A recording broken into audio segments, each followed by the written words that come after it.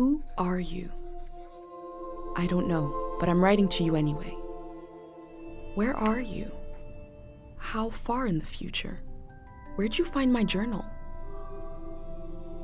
I may never know, but you can know me from what I put down on these pages. I come from a little village in the mountains. No one has left here since before I was born. But our lives changed overnight, just a few days ago when my best friend had a prophetic dream. A vision that the elder said means this season is going to end soon. The world is about to enter a new era. A great change is coming. Everyone was afraid. I was surrounded by questions and I began to feel how little I know. What is this season that is about to end, and why is it ending? What exactly is out there that could turn the world inside out? If there are still voices singing and laughing in the wilderness, I could record them before they're gone. I also thought of my dad, who always wanted to see the outside world but never did. So, I asked if I could leave. The elder had one condition for letting me go: that I take what I collect to the museum vault, a palace of art and memory at the edge of the earth. She says it's the only place safe from the turmoil of a changing season.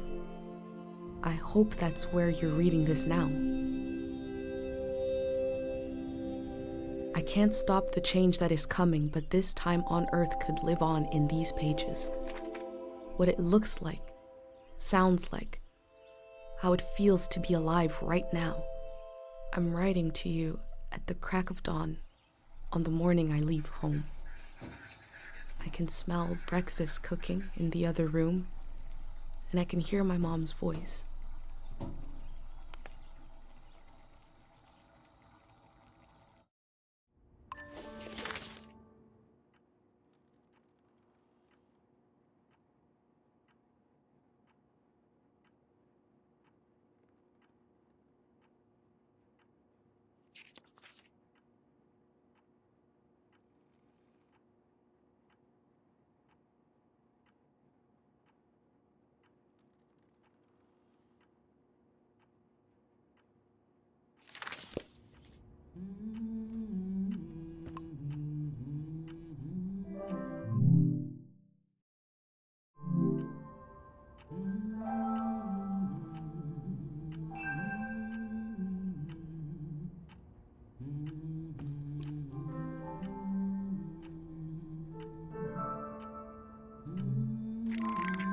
Three, two, one. Hooray! Mr. Lotto's here.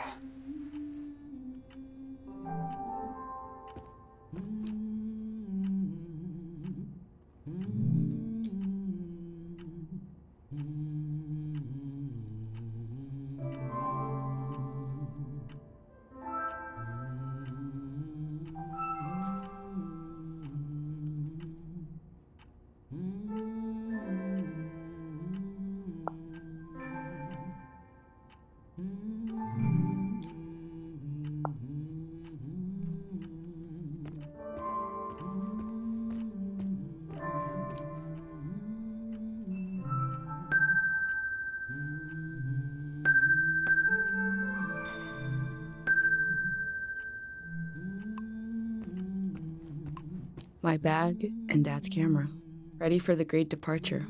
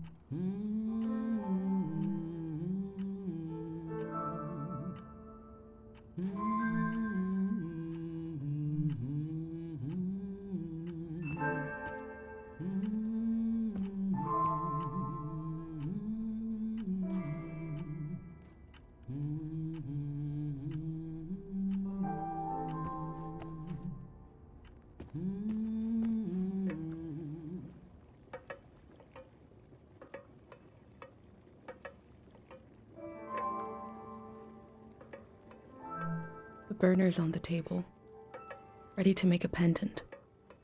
Mom is cooking sweet bark soup. She got out some old tapes.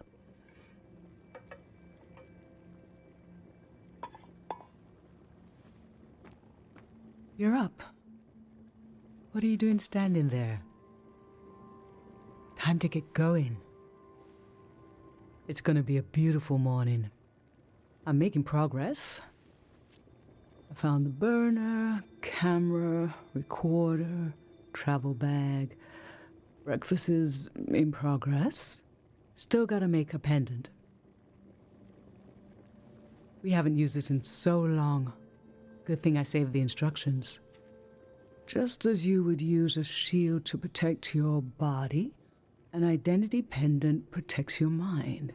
Your thoughts, memories, everything that makes you, you. We don't wear them here in the village anymore. But if you're going into the outside world, I'll feel better when you've got a pendant shielding you. Diseases of the mind, like the dream sickness.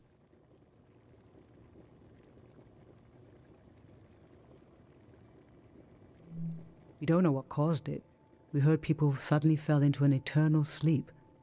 These were years of wild rumors, and half of them turned out to be true. In times of war, a pendant can be used to identify a body. Let's skip that part. Objects have two layers, the physical and the mental. The pendant needs to absorb both. 1. Collect a sentimental object for each sense: sound, smell, feel, sight, taste. 2.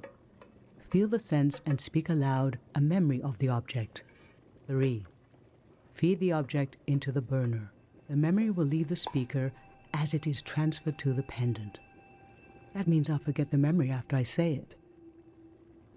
It's supposed to be painless, at least.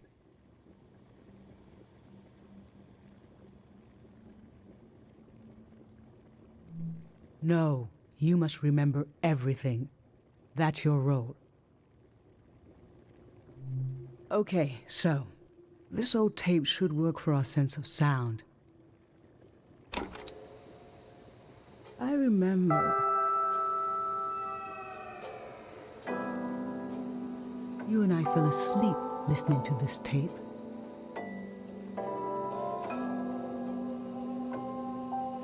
Your dad came home. We all rested together until it got dark.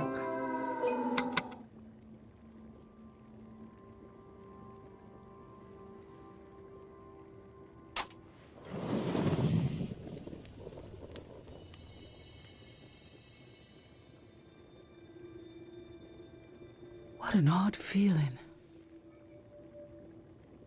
Like an absence, disappearing.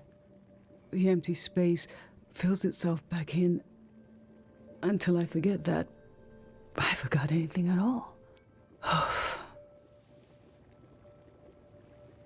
I'm glad I'm only losing a few memories. If I lost too many, I wouldn't even know who you are. You should pick the rest of the objects. I'll lose the memories, but you'll have them in a pendant forever. So they should be important to you. They should be parts of your identity you want to be sure to protect. So think about what these items and what the memories would preserve about you. Let's do smell next. Find an object with a strong odor and that holds a piece of you.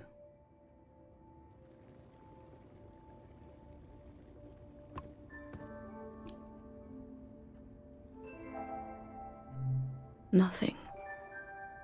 I used to see souls everywhere.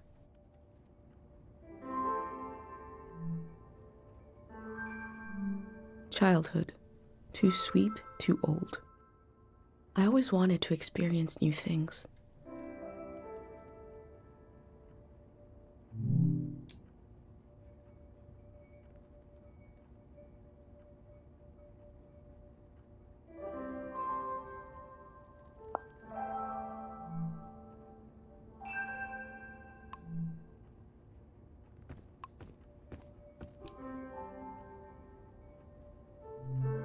Sweet wax honey. How I've tried to save things.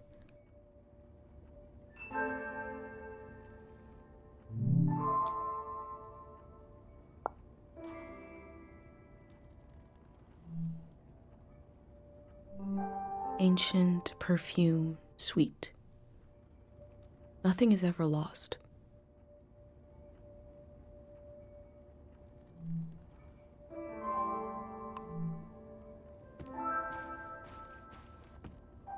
Honey, wax, baby, waves. I was loved by people I have no memory of.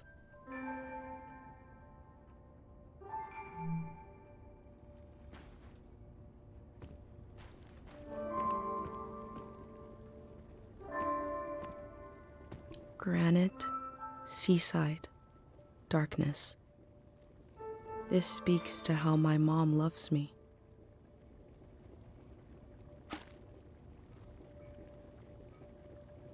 What did you choose for smell?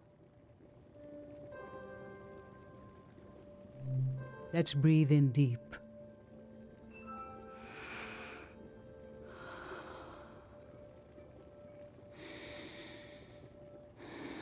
Oh, I remember it so well. It's not as bad now, but in the old days, not many children lived long enough to grow up. We believed if a child could make it to the age of 9, they'd be all right. This print was made of your hand when you turned 9. Your father and I couldn't believe we really had a healthy girl. An old deep fear inside of me finally went away. And we saw you would just keep growing and growing. That everything was going to be okay.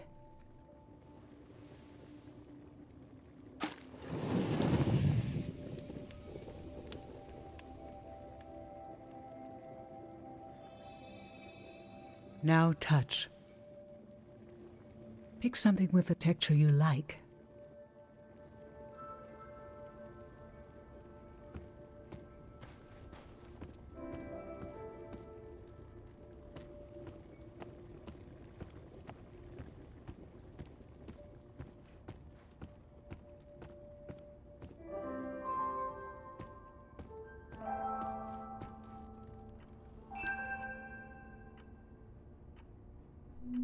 Creased paper lines.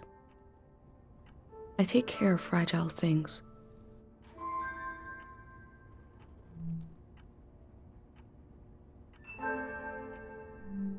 Cool, scratchy palm grains. A friend gave me this a long time ago.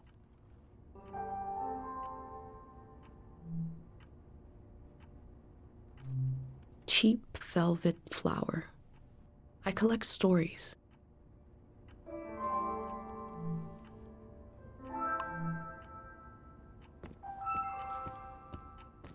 Fabric, skin, plush, limbs. This speaks to how my dad loved me.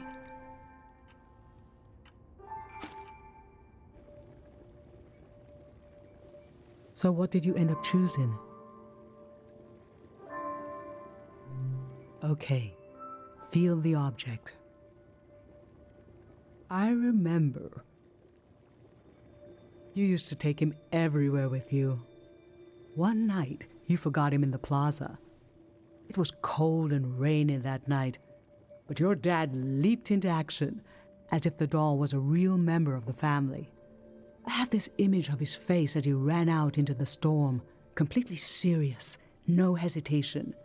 And when your dad returned with the doll, I forgot for a moment that he's just fabric, stitched into the form of an animal. It felt as if he had a soul, because you'd projected one into him.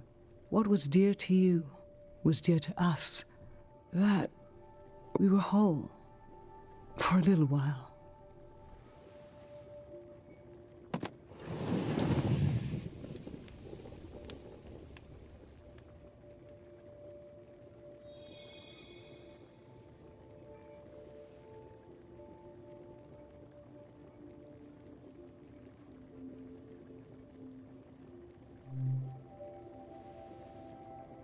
I'm fine.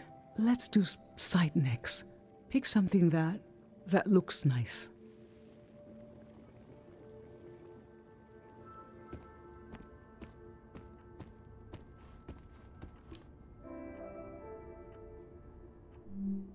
mom and dad before I was born. I was born in the glow of my parents' love.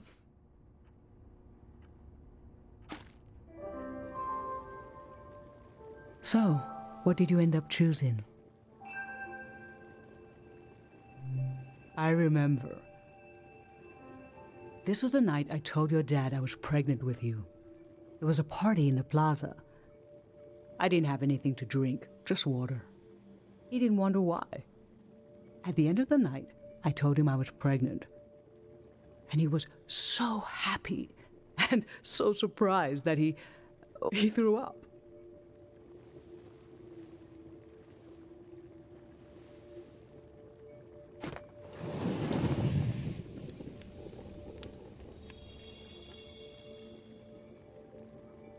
For taste, we can eat breakfast and feed some to the burner.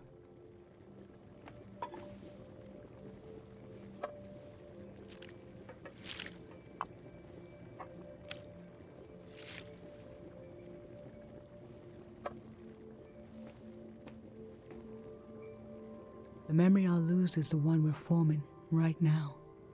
I want you to have it forever.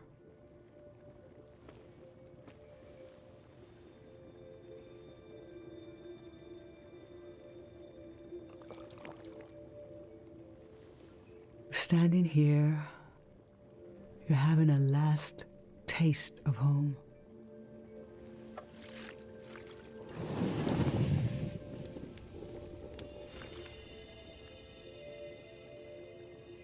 Now you're protected by lost memories. A gem of home around your neck. This is my only condition for letting you go. You must promise me never to take the pendant off. And never tamper with it. Okay? Then I'm okay with you leaving. I think your camera and bag are still in your room. It's time to gather them up.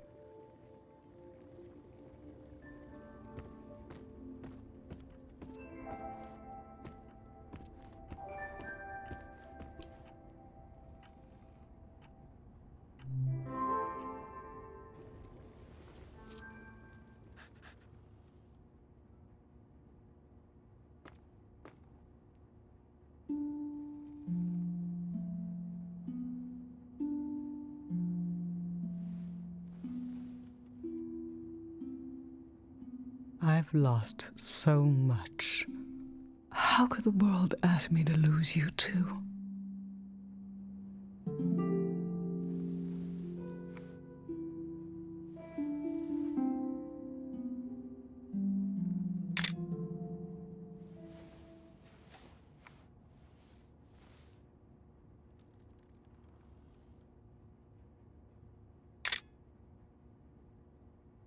Look at us. There we are. There we were. We'll always be right here on this beautiful morning.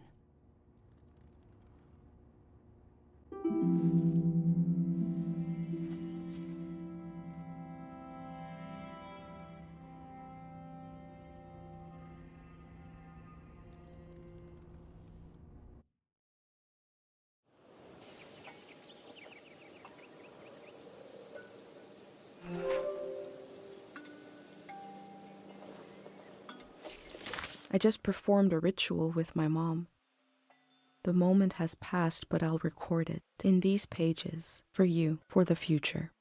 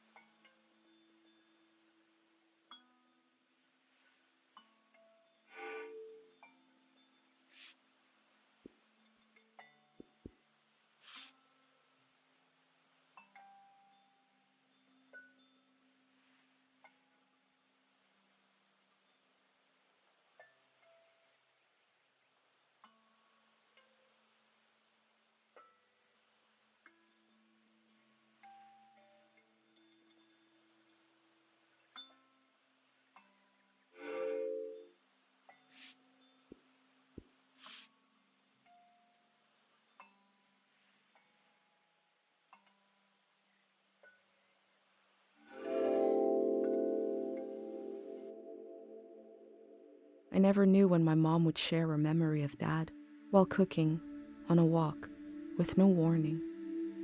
It knocked the wind out of me. Rituals take this grief and give it a shape and a story. Filling in this journal is a ritual too, but for a loss that hasn't hit us yet.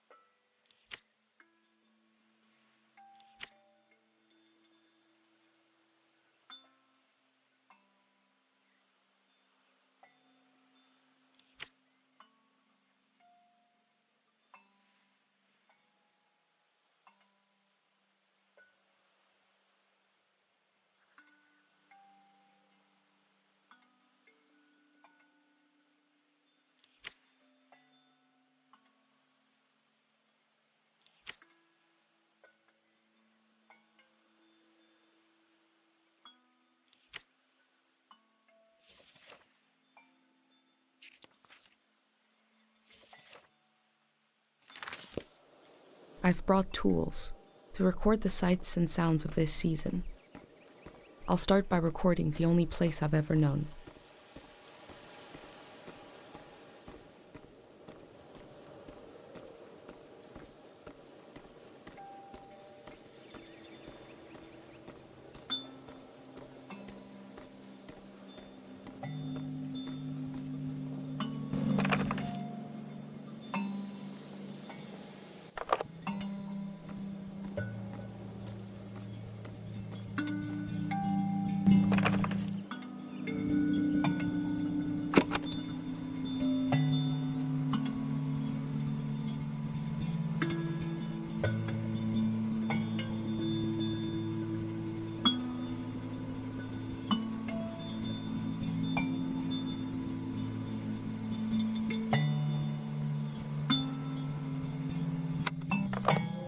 Public sleep music is a tradition of ours here. When the music ends, the village will begin to wake up.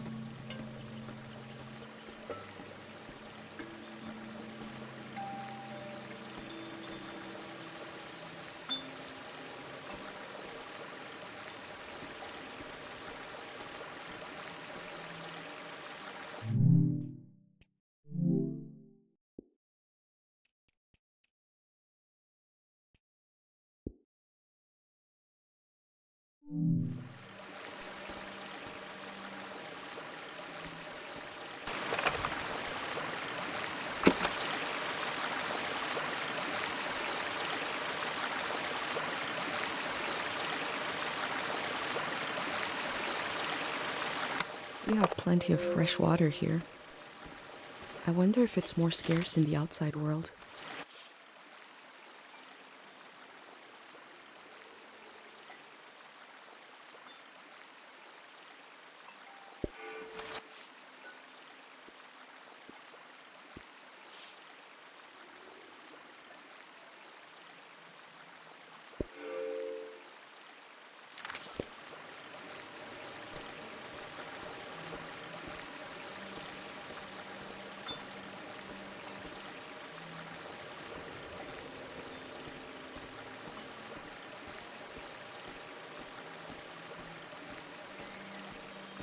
Last night there was a goodbye party here in the plaza.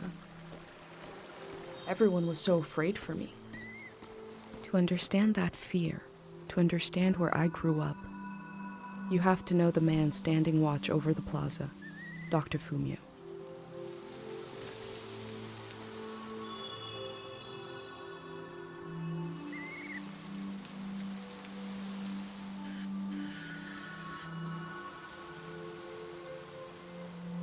This is Dr. Fumio and his son.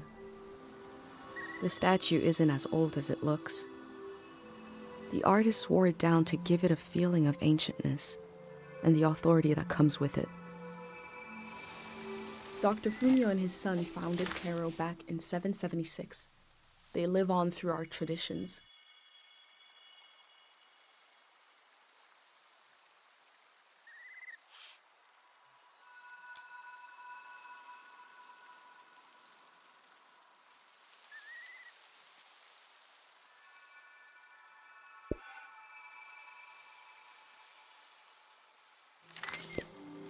There are 3 murals celebrating Dr. Fumio's work.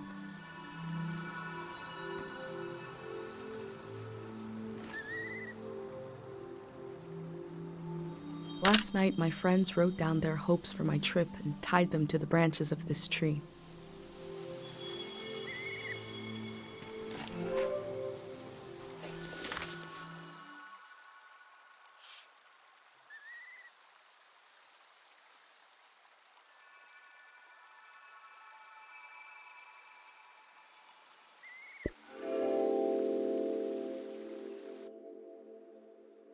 A village that was created as a place to heal. Is that where my instinct to try to help comes from? It's so strange to imagine I'll be shaped by places and people I haven't met yet. So strange to imagine that I might feel at home somewhere else.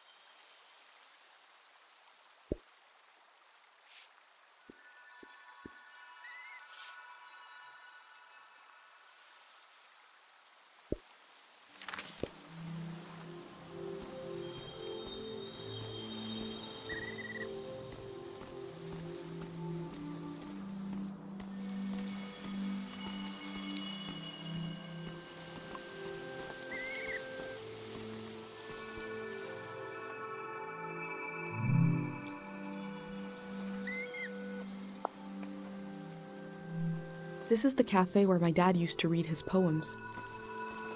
He wrote one for me. Maybe he wrote it for you too.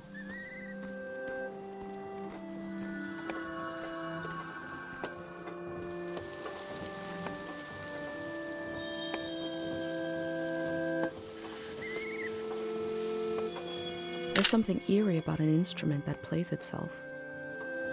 But wind chimes aren't eerie. I think the self-playing instrument needs to imply the presence of a person who isn't there, like this one does, to be properly eerie.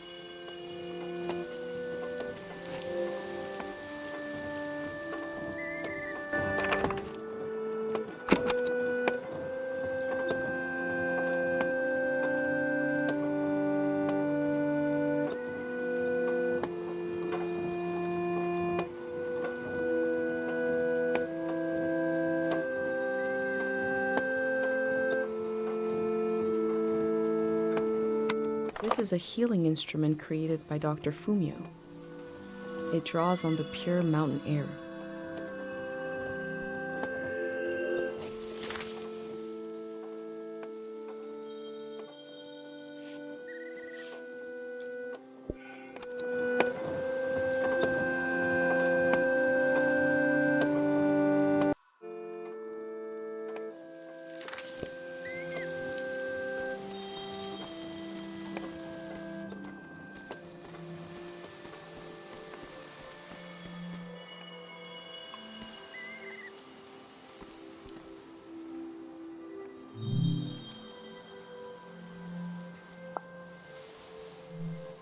Pate's little daydream of leaving this place, of seeing something weird.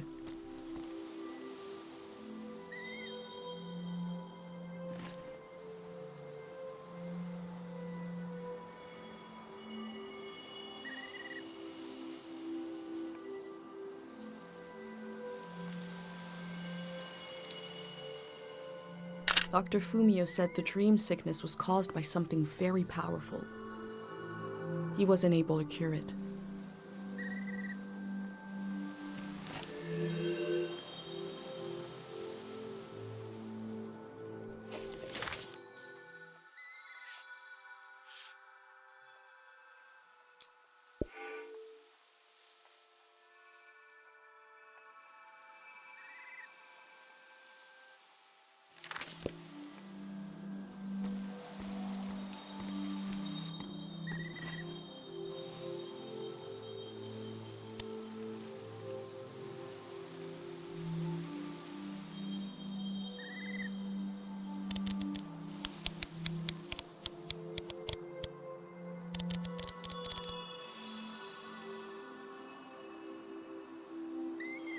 Caro Village is nice if you're a child or an old person. But for those of us in between, I need to leave.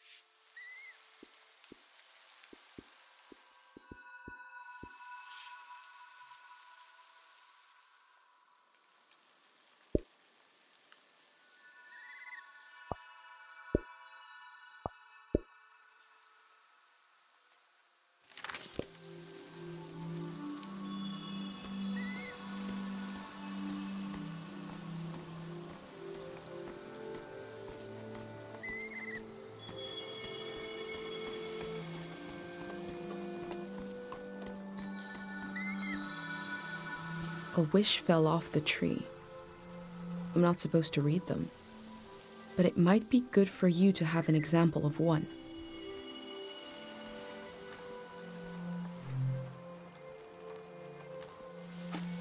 I can go against tradition a little for posterity.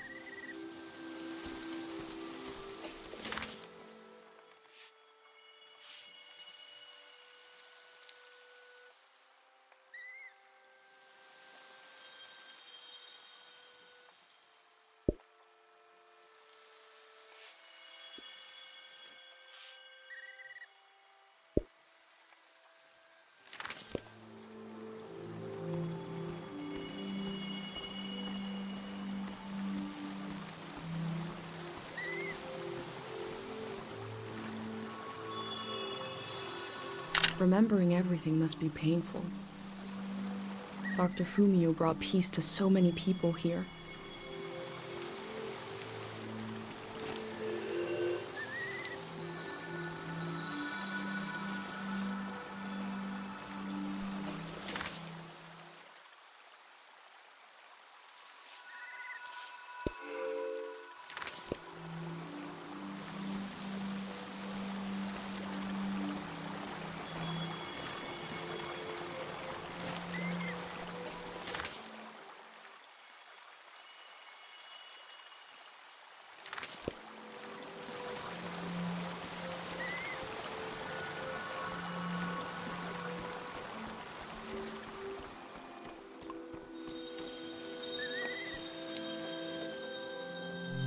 Smells like an old man's toes dipped in cinnamon.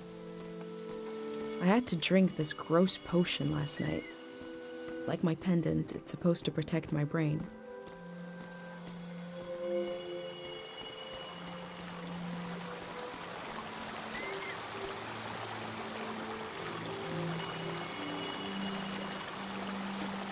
Pate loves fish, even though nobody here has ever seen one.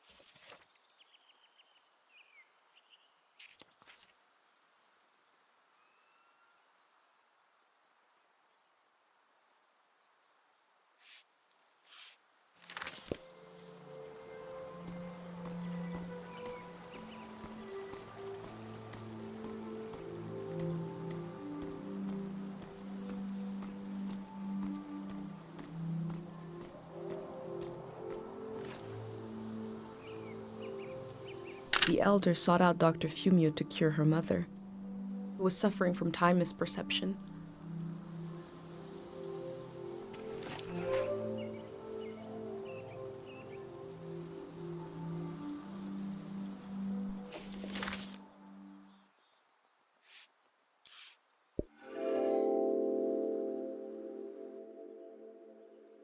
Dr. Fumio was an important person, but we also just have a need to put a human face on events that are beyond our control. He may have felt just as scared and helpless as everyone else.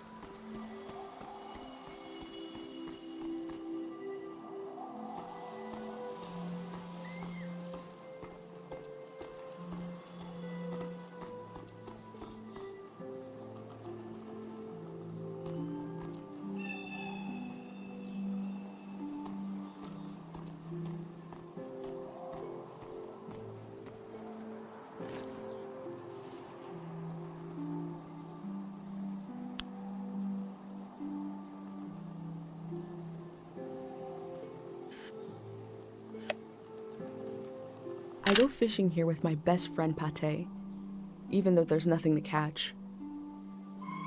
We both appreciate the silence.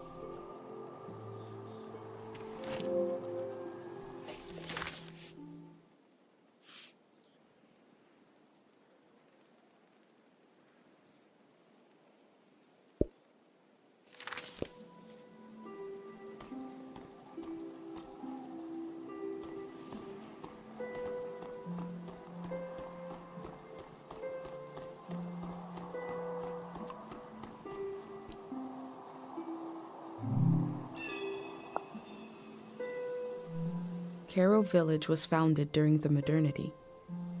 Much later, Dr. Fumio arrived and remade it in his image.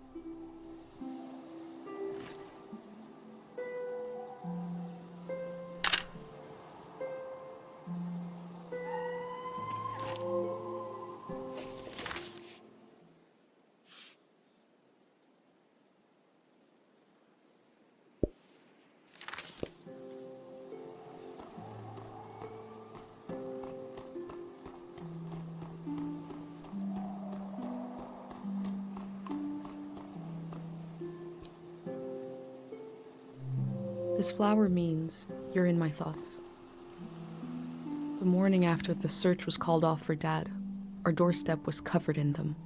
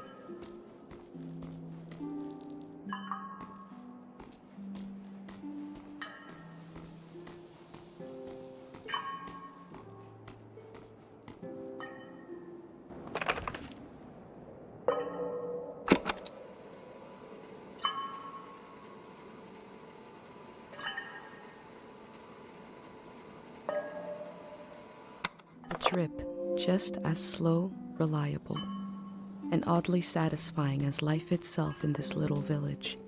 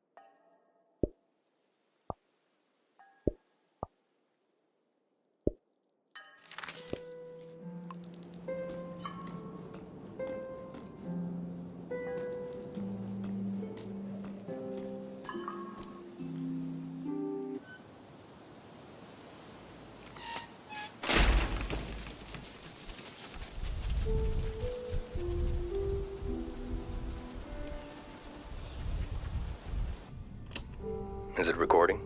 Yes. Okay. How to leave home for my daughter. Find a sacred square of earth. Lay down so you have the dirt at your back.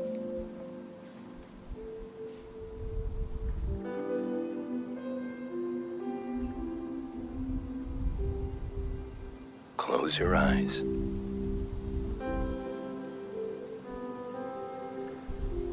Close everything. Do you see for yourself? You see for the dead, for the unborn.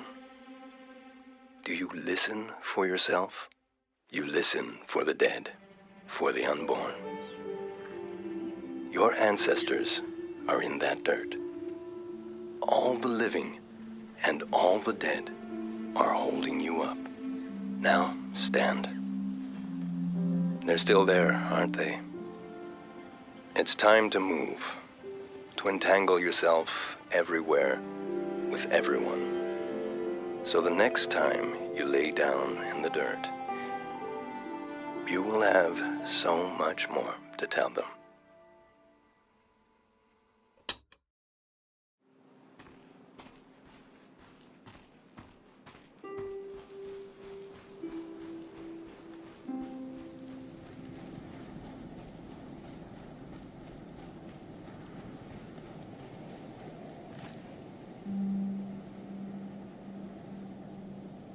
I've always wondered what's on the other side of this gate. Today, I'll find out.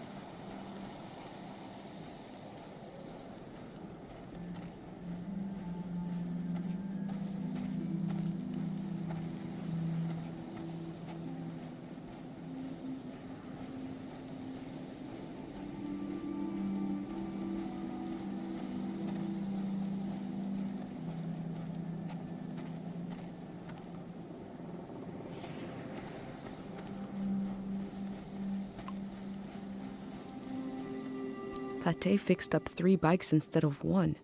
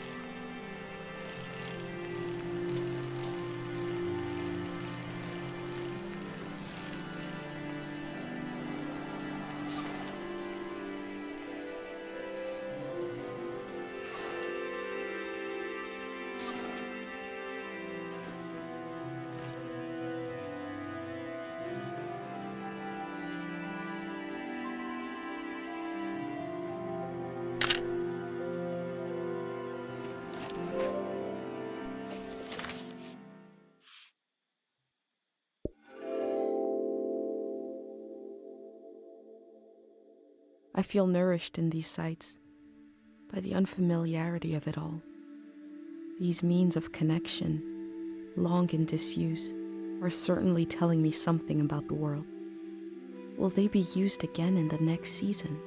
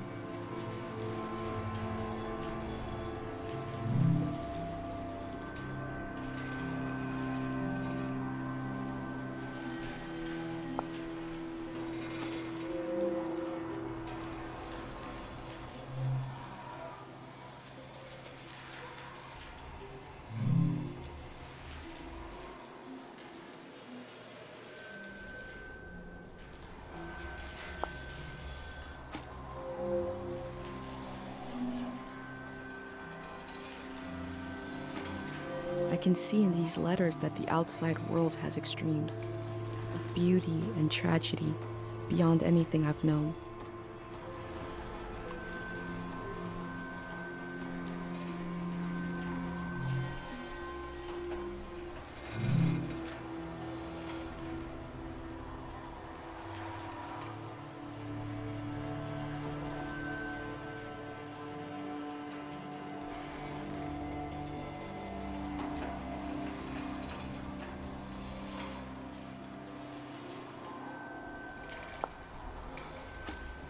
They were right.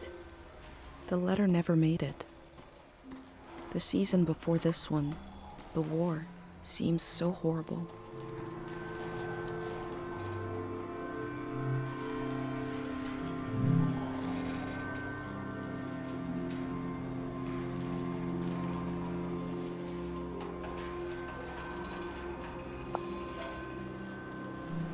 That poor baby.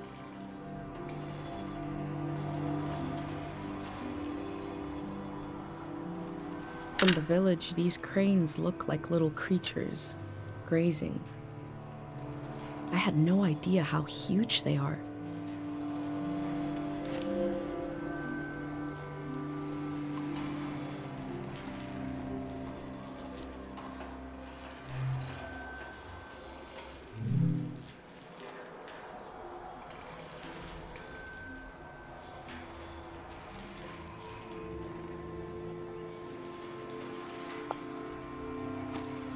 Before setting up in Kero village, Dr. Fumio roamed the land curing people.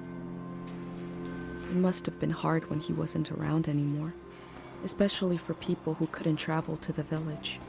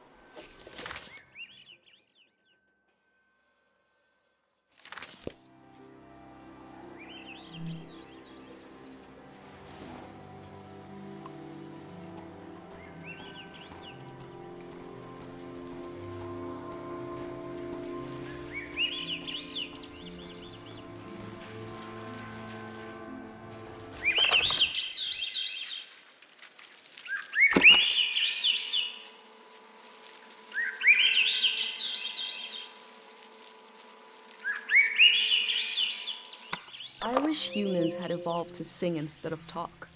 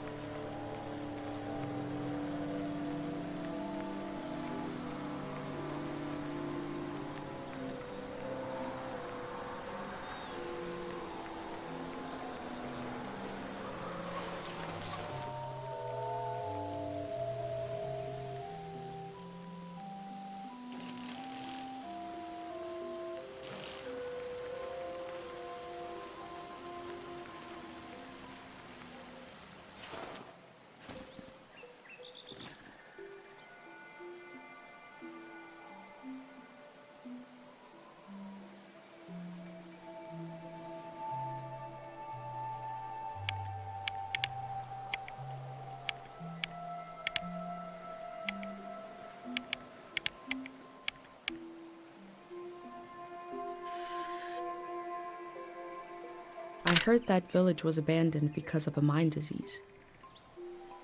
Not every community had someone like Dr. Fumio to perform cures.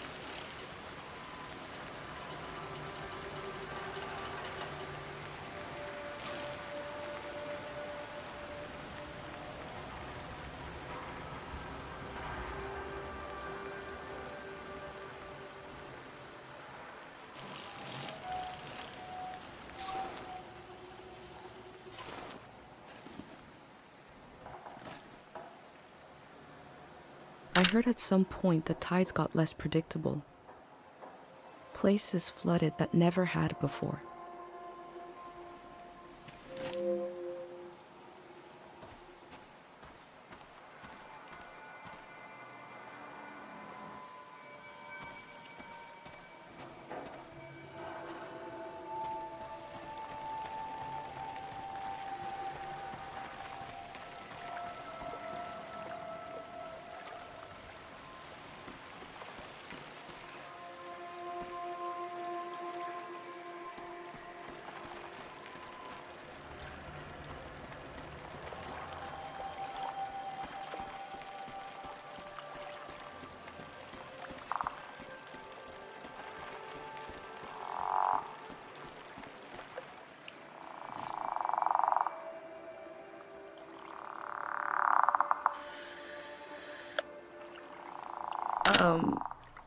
I forgot what I was going to say.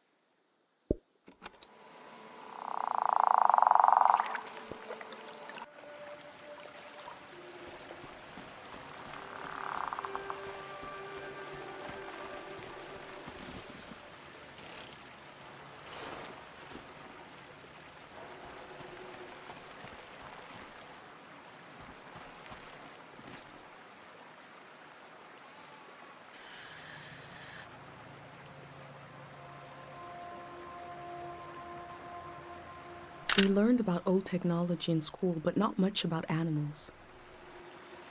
What are these strange goat-like creatures? Are they simply goats?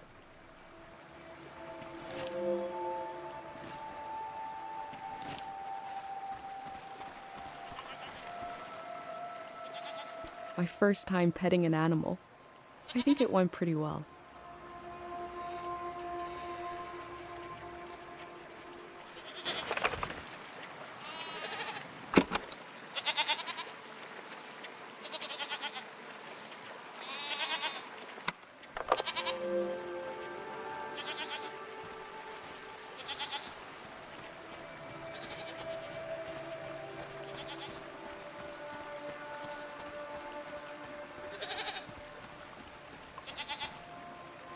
That time it felt off.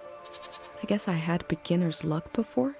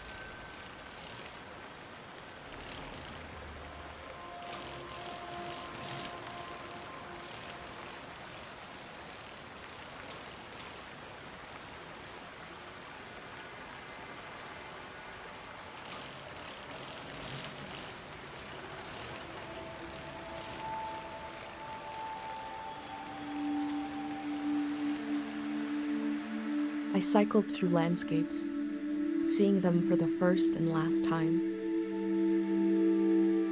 I had no idea when I left my home how the season would end, or more importantly, how soon.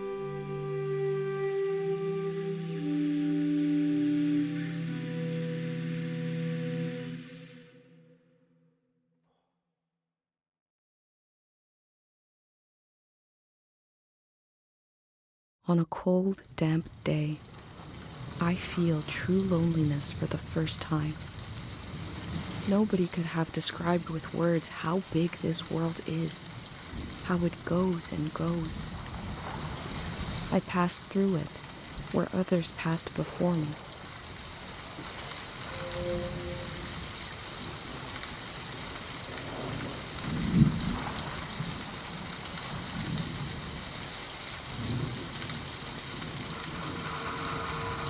The blades turn, but I bet they don't generate any power. Probably just swirling the air around.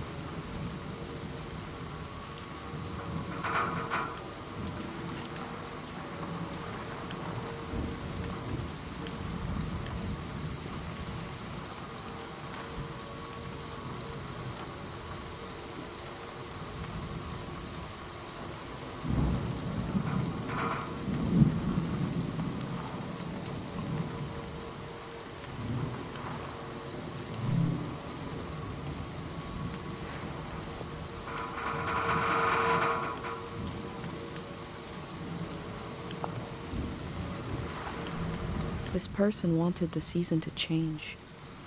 Why?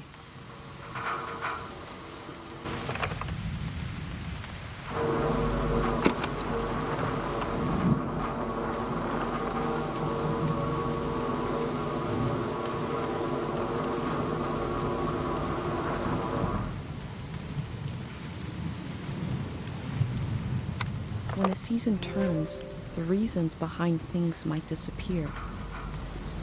But the engine may survive. The power is not lost.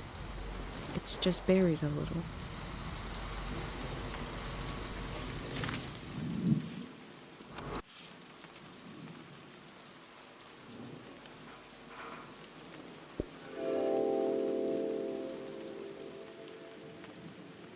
Time seems to pass differently around here. I feel so heavy and so light at the same time. I'm not really alone. I'm with myself. I'm with the earth.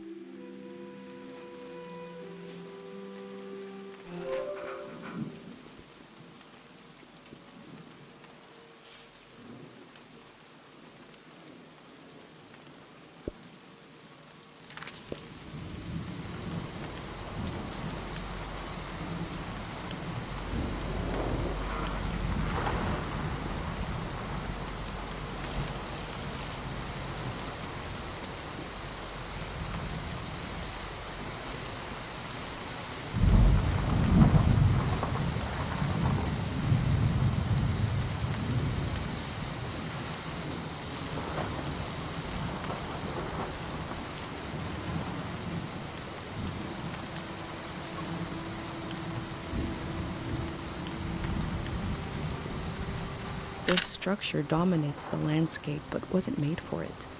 It's for passing through, for moving elsewhere.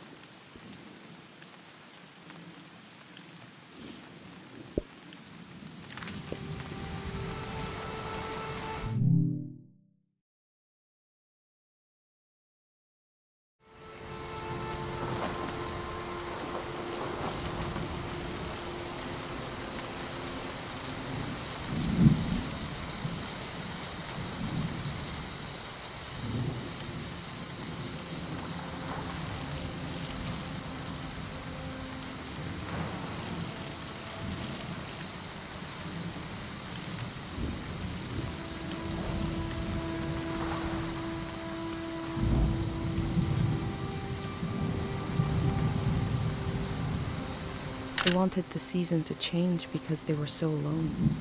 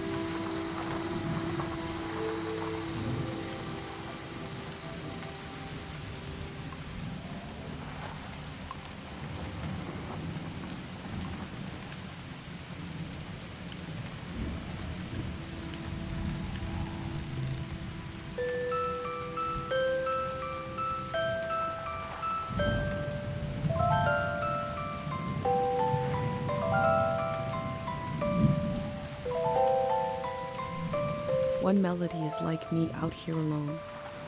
I can't really live like this.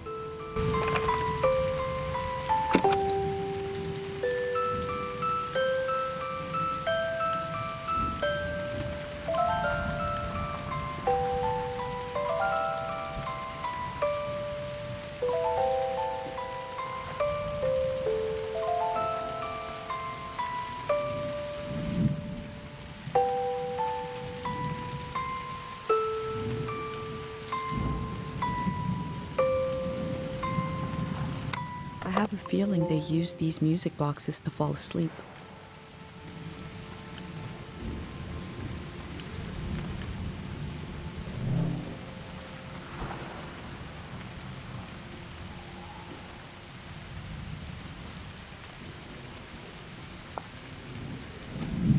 They kept themselves company with music.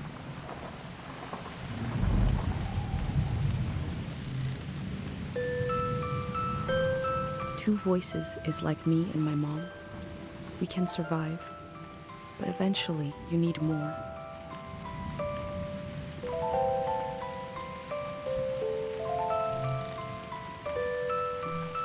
Three voices is complex as life is supposed to be.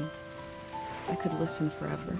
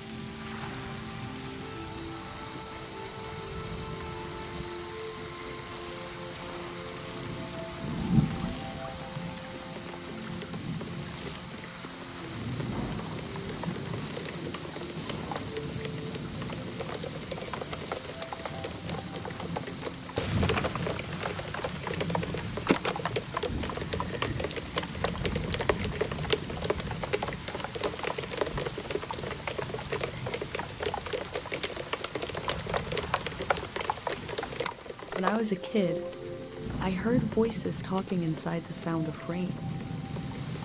I still listen for it, even though I know it's not there.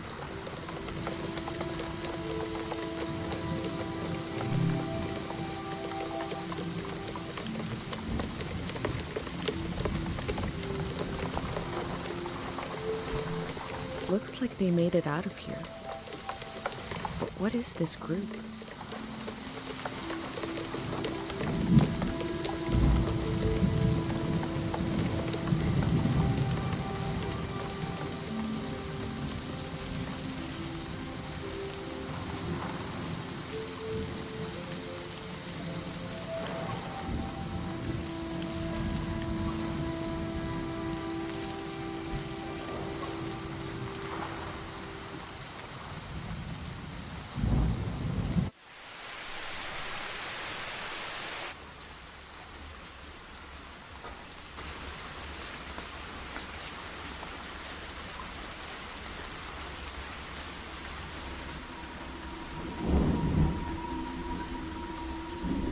In the empty places, I found companionship in the tapes I recorded before leaving home.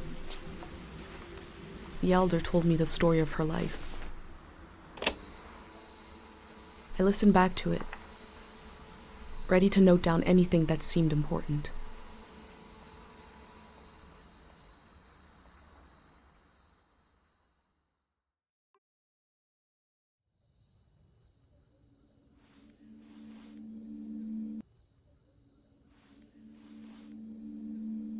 Let's set the scene for the listener, whoever that might be. This is the elder speaking. We're sitting in the plaza, saying goodbye to a dear soul. We're here to see if there's anything useful in my mind that could help you on your trip. A century's worth of memories, dreams, fantasies, visions. Like a big, old, haunted library. When I die, this library will burn down. But which book should we check out first? I don't have all the answers, but I do feel the story of my life could help you understand what kind of world is out there. It's okay not to understand everything right away. The moment may pass before you've gotten a firm hold on it. But as long as you're there to witness it, to take it down in your journal, you and others to come will someday take the time to make sense of it all.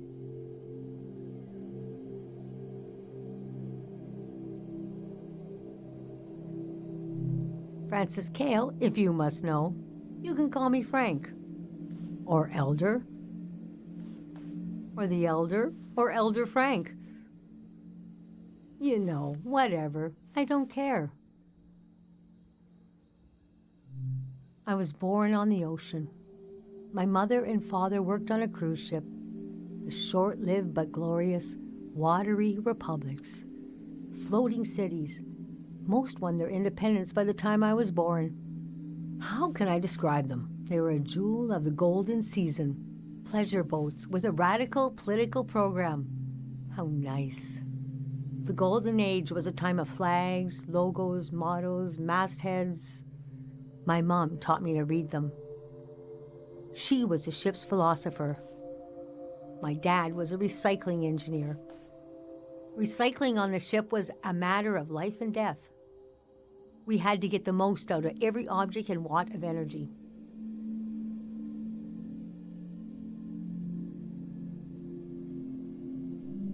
My grandparents played with the past. They changed it like we change our wardrobe. So it was a different answer every time. But they often said we were exiles of some kind. Exiled royalty from a secret lineage. Blood that glows in the dark. Or we're exiled from the mouth of some great leviathan. When they were older, they just said, we're from here. We're from right now. I loved the way the ship would tilt and roll with the waves, especially as I fell asleep. It was so comforting.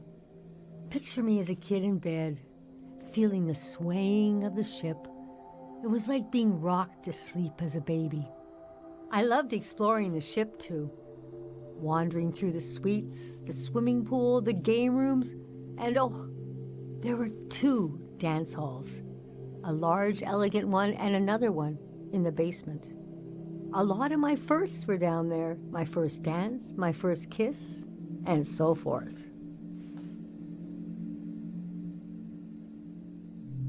Our ship was taken over in the early days of the war. That was the end of the watery republics. I heard the dance hall in the basement became a weapons cache. It took me half my life to say goodbye to the world I knew in my youth. Imagine me and my parents and everyone I knew being escorted off the ship by a company of soldiers. And I'm thinking, I hope they don't make a mess of my room. I was embarrassed by the younger kids who were crying their eyes out. But they knew, I guess.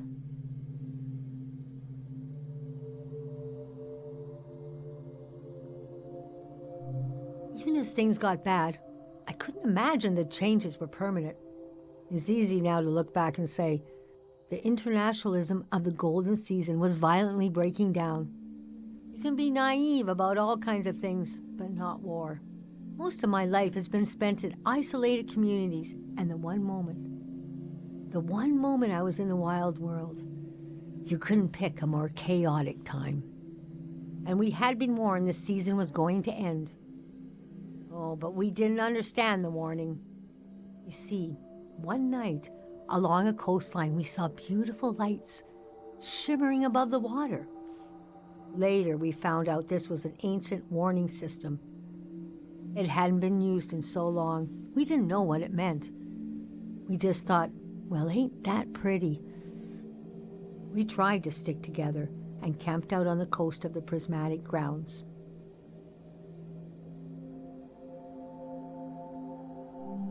A kingdom of art and science, They got rich during the golden season. Everything that made them beloved before the wealth came. Passionate, uncompromising, self-obsessed. Made them unbearable once they had power. Artists make terrible kings. Are you sure you want me to keep going? The story gets darker from here on. Okay, so conditions in the camp were getting worse. My mom got lost in thought for long periods of time. She'd be completely still for hours, days even. We realized she caught, well, now we call it time misperception disorder. It's when you lose your ability to tell how much time is passing. A minute can feel like an hour. A day can pass in 10 seconds.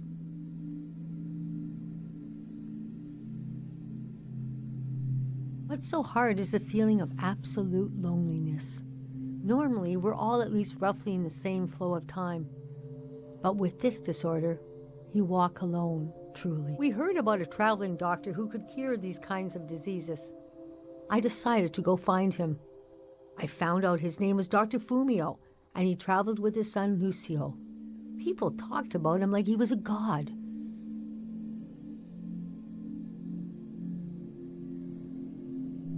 The prismatic grounds had roped almost everyone into their system until they reached the far wastes and heard no for the first time. Nobody reacted well. It got to the point of, neighborhood against neighborhood. Grievances had been buried so deeply we forgot they were there. It felt like things changed overnight. I'd pass through a city and hear later that they'd torn each other apart. I could not imagine it. I described my mom's condition to Dr. Fumio. He said there was no cure yet, but there was a village high in the mountains. He thought it was high enough he'd have a better chance at treatment. Lower places are more dangerous. Valleys are the worst. He invited me to join them in going to the village, but I wanted to go back and get my parents and bring them with me. I packed my things and got ready to leave the next morning. At night, my mom came to me in a dream. She was standing in a field of flowers. I'd grown since I last saw her.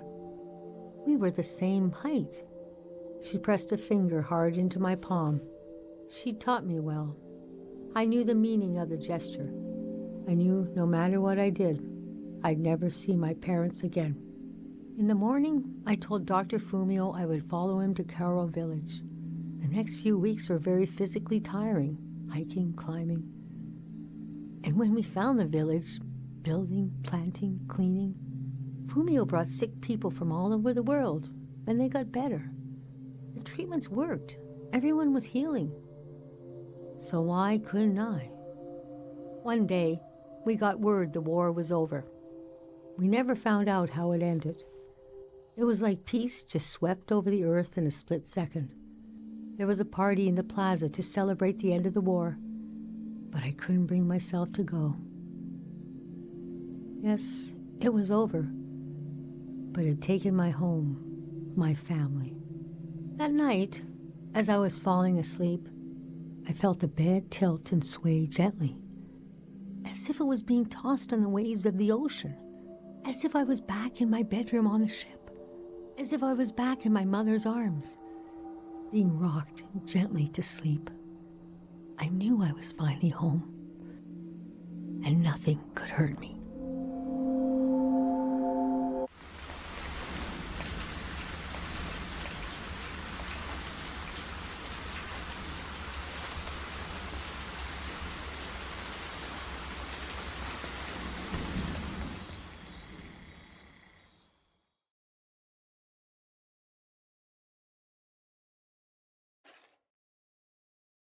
I imagined coming upon a place as hidden and singular as my own village. Eventually, I found myself circling a valley, looking for a way in.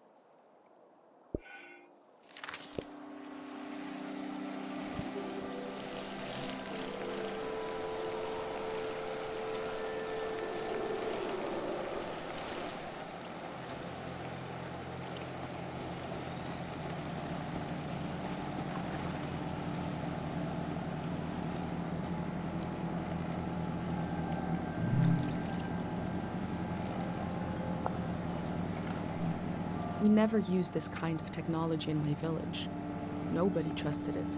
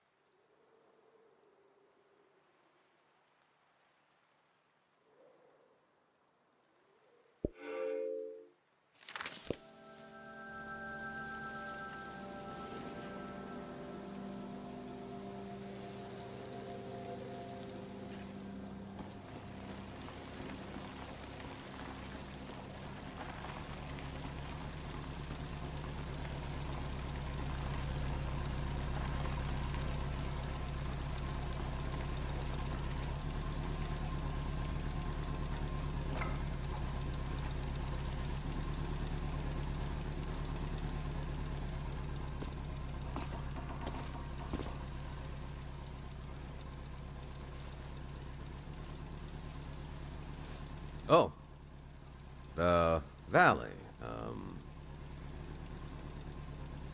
1 second.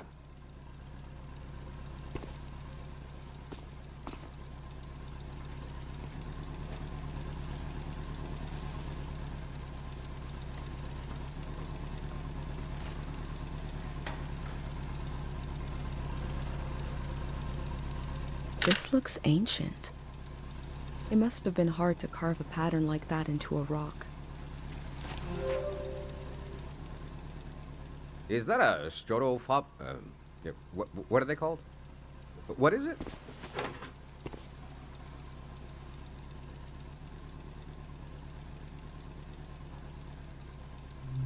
I love old gear like that.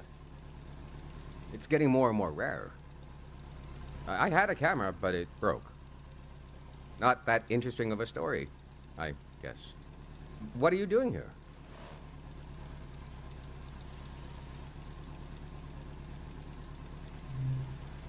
The whole thing, huh?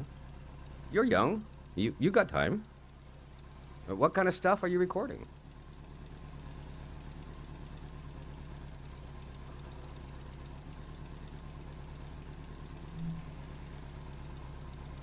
That's the way to do it, if you ask me. If anyone asked me, I mean. The valley would be a good place to use those tools.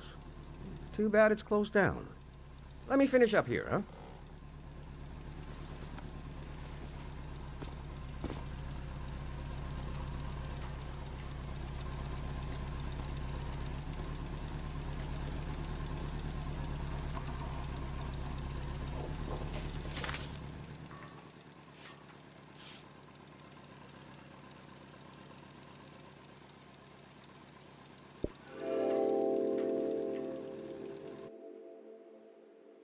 The elder warned me about valleys. She said they were dangerous.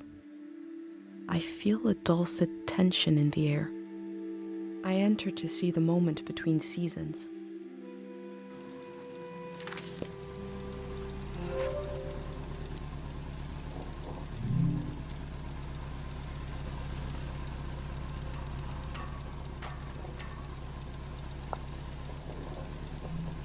I'm not the first to do this, just the first in a long time. Hey.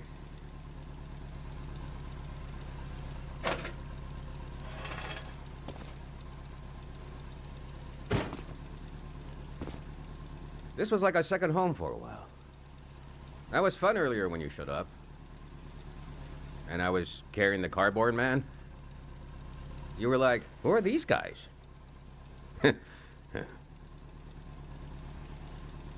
I've been pretty bored here. You know, the valley's gonna be flooded soon. That's why nobody can go in there. The dam is falling apart.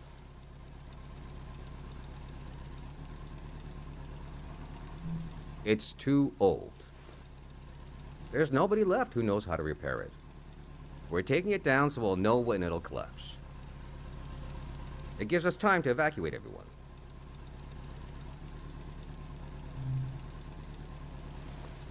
Greyhounds. We're a community organization. We do all kinds of fun stuff. Health clinics, minesweeping, daycare, evacuations, weddings. We're new.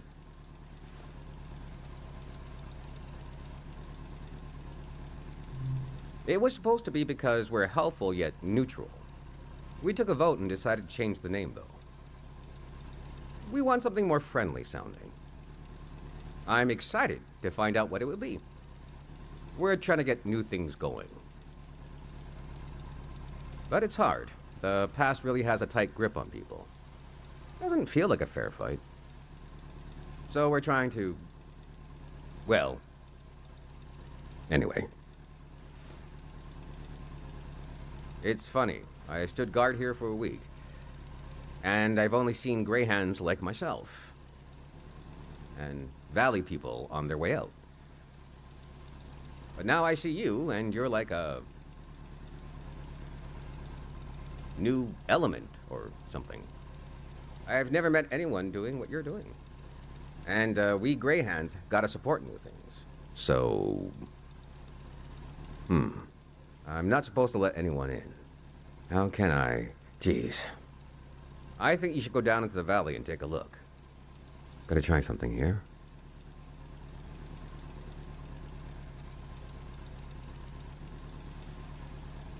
Dang it. I was trying to wink. Well, you get the idea. Go on and put that old gear to use. You can take my map of the valley, too. I don't need it anymore. I'll be down to pick everyone up around midnight. See you then.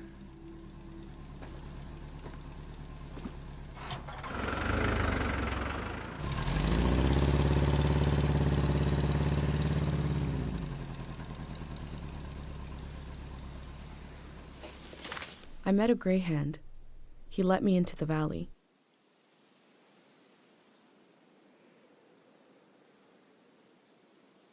I think he wanted me to record what the greyhounds were up to. And he gave me a map.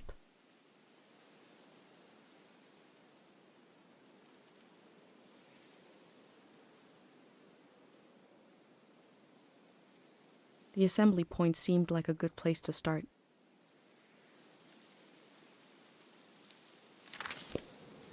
I wonder what he expects me to discover in the valley.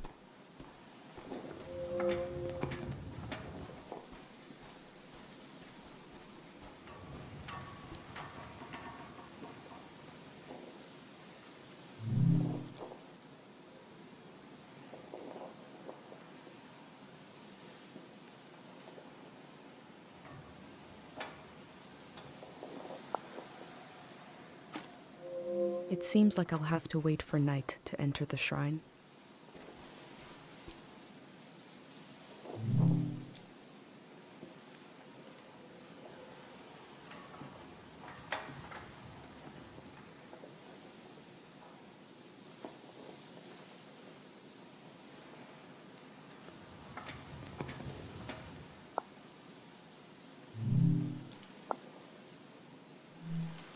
I'll think about what kind of visitor I want to be.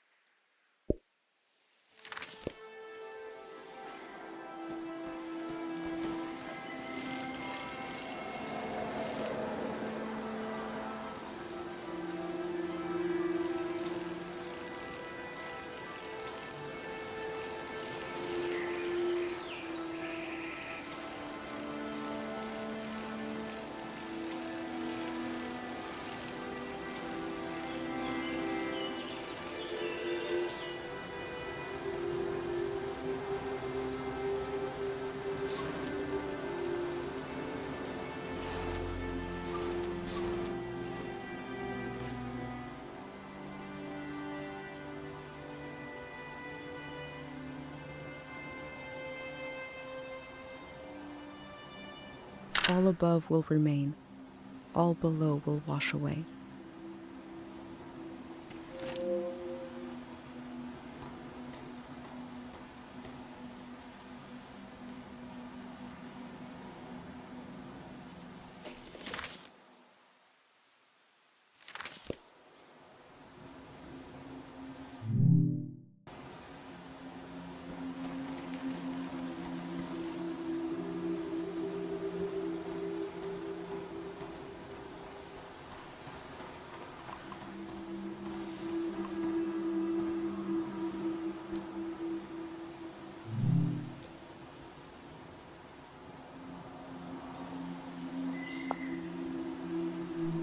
I am probably the last person that will ever be welcomed here by this sign.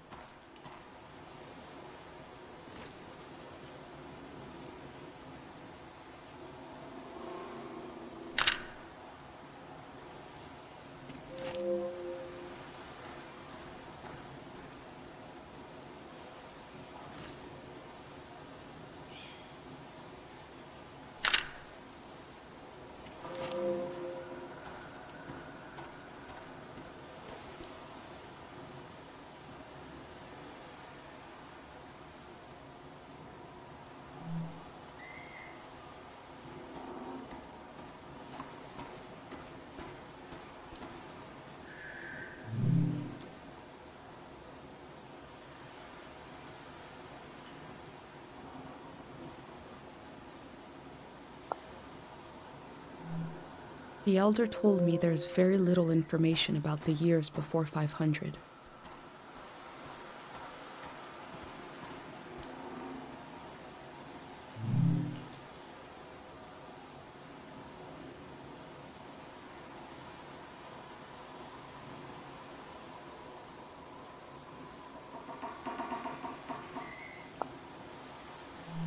I have wondered about the lives beneath unkept graves.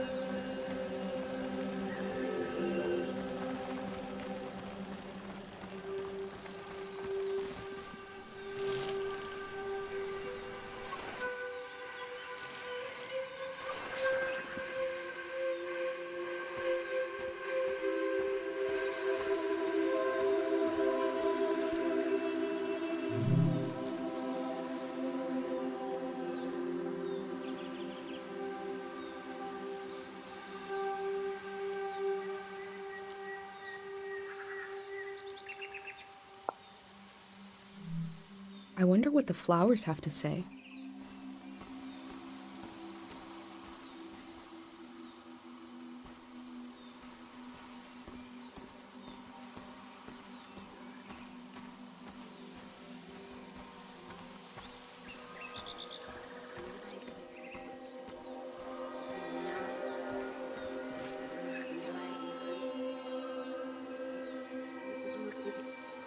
She must have been important to have such an elaborate solitary tomb.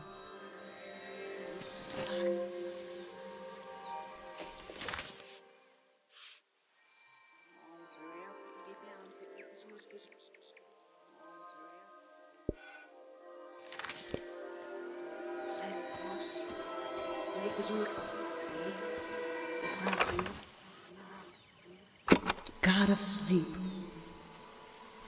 I've been gathering harpic, and I've been gathering courage. If my big prayer is wrong, if it goes against divine will, please spare the people of this valley. We're so desperate for peace. A memory told over and over again.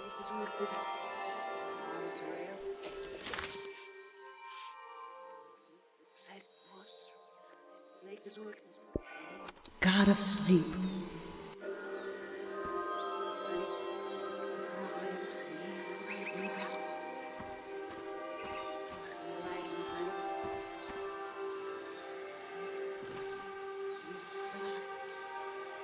these metal animals are looking up, expectantly.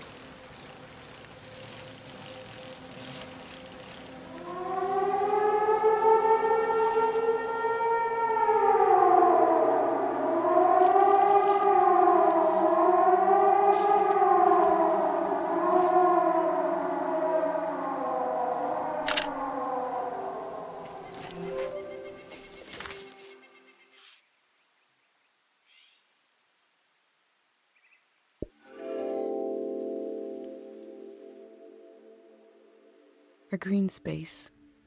I feel memory in the air like pollen.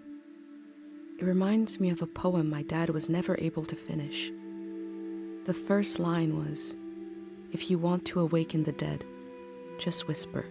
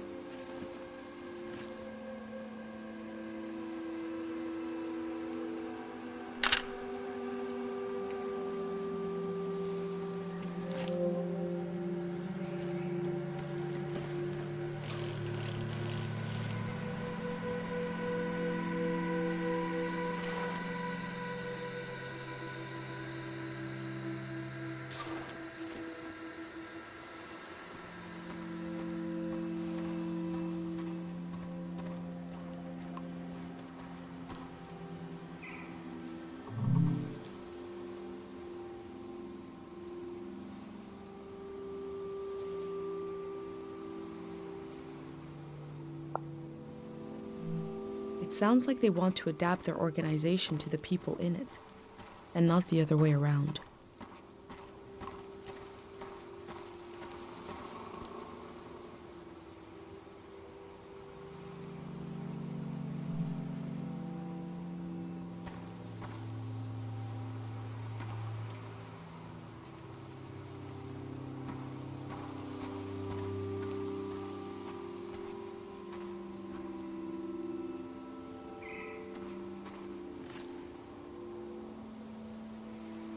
I never learned about this technology in school. Could it be emergency rations from the war? I will leave it alone.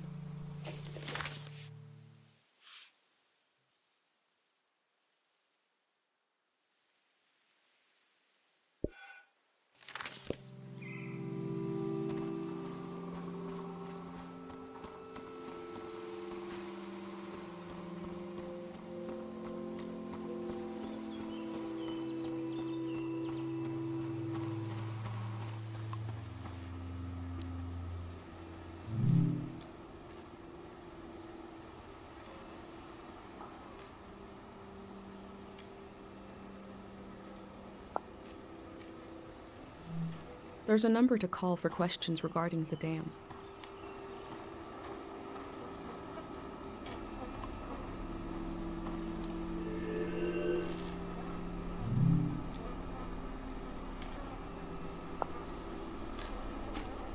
There must be a lot of people going to the city if they need to keep track of them with cards.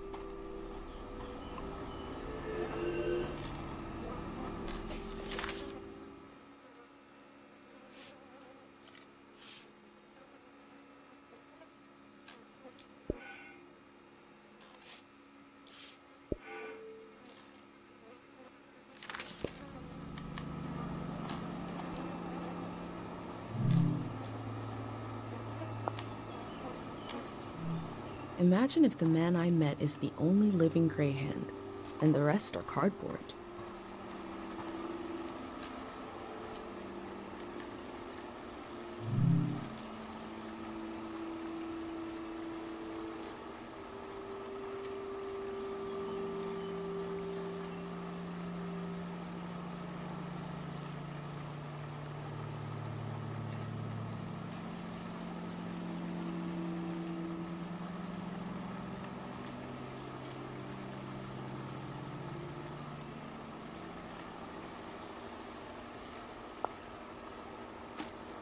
The Grey Hands want to end this season.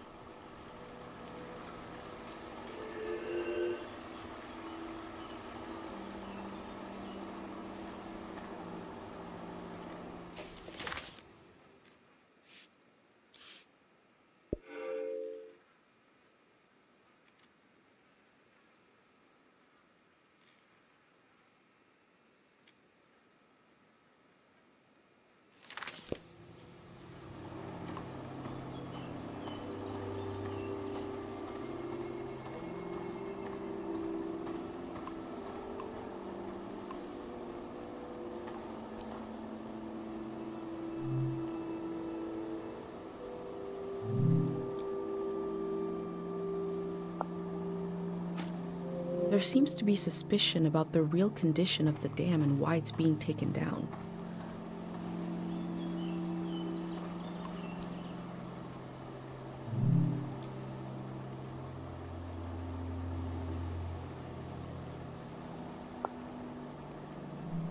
It's hard to imagine something new, a new way of living, but they're trying.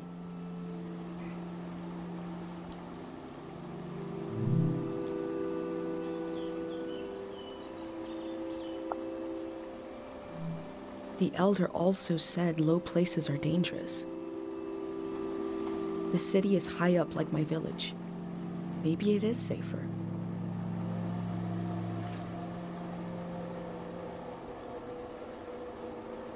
A flimsy blank wall to project images onto.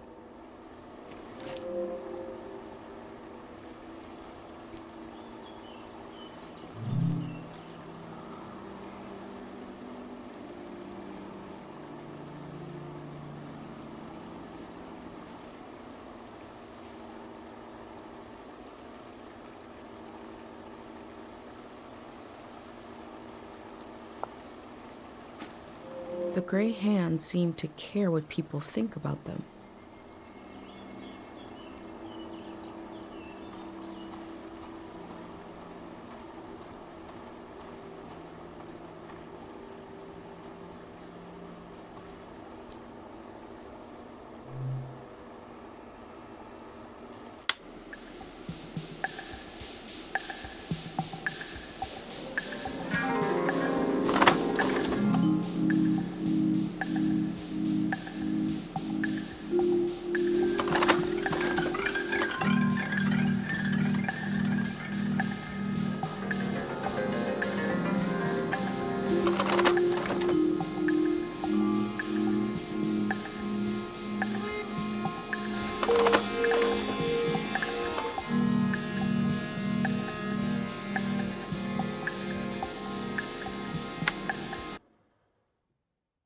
They say they're going to build the next season.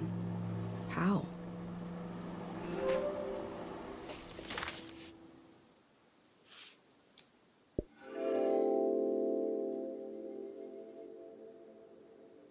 The gray hands are the future in all its uncertainty, the good and the bad, the hope and fear of progress.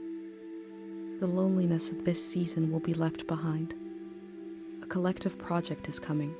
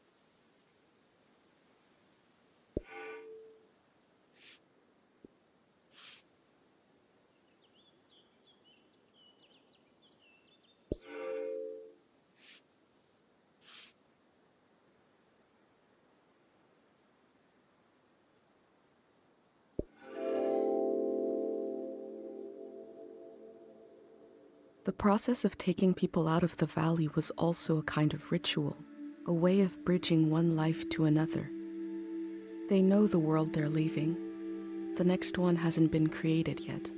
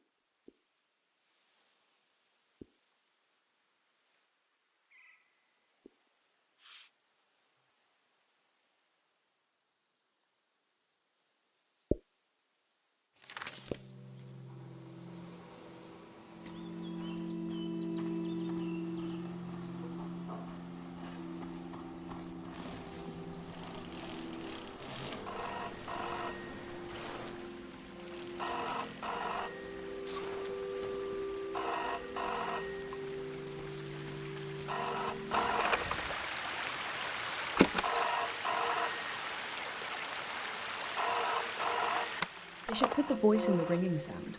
Then you wouldn't need to pick up.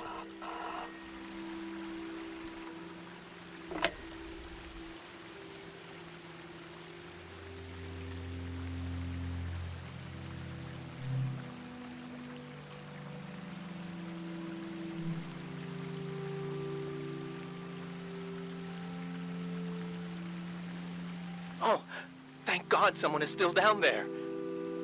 I've been trying to get a hold of someone for hours. Ah, thank you. I forgot the day zero materials. You know, the visual literature, the warm bath of ideas? I left it at the dig site. It should be sitting on a barrel with a fruit sticker on it. Oh, wait! Hold on. I forgot to do the secret password. I don't even know who you are. Is it too late now, you think? Okay. What day is the day after tomorrow?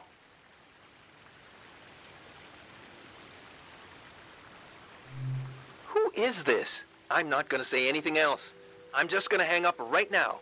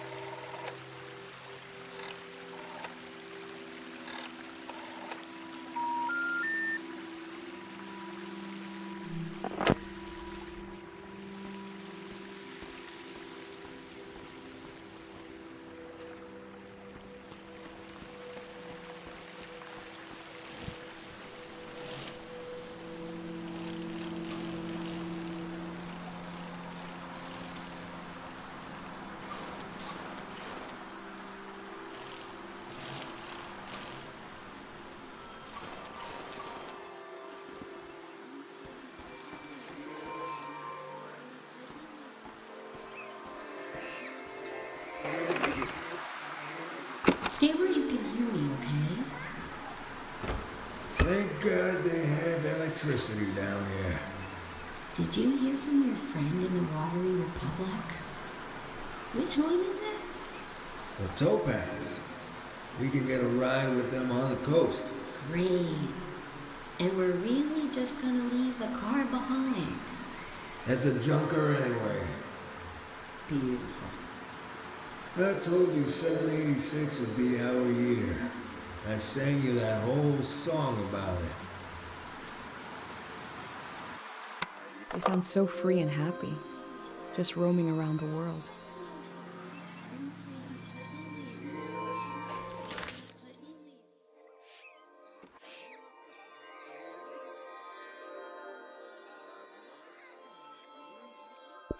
Stay where you can hear me, okay?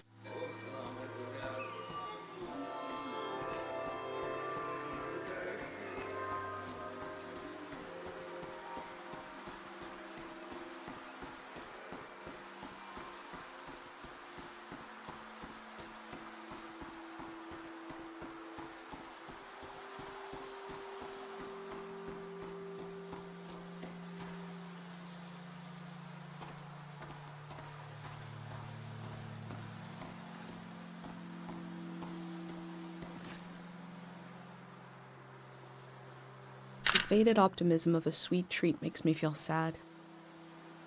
The golden season must have been full of such little pleasures.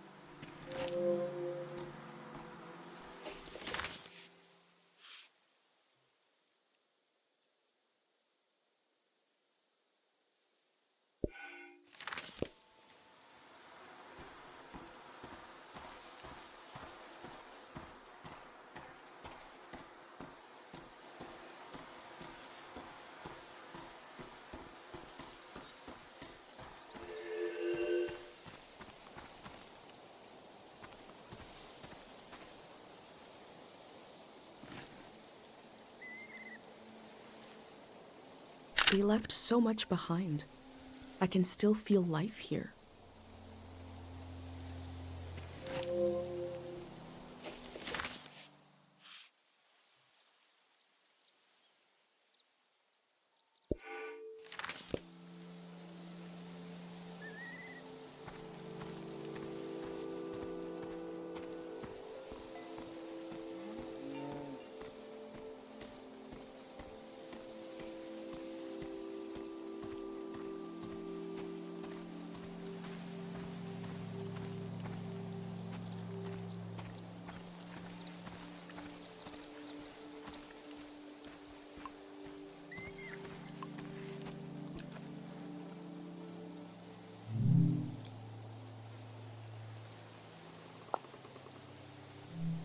I've never drank cow's milk, let alone some kind of frozen version.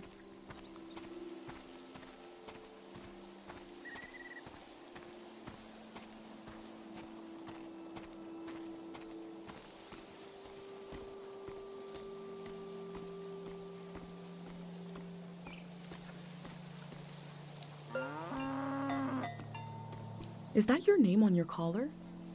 Let's see, you are Madrigal.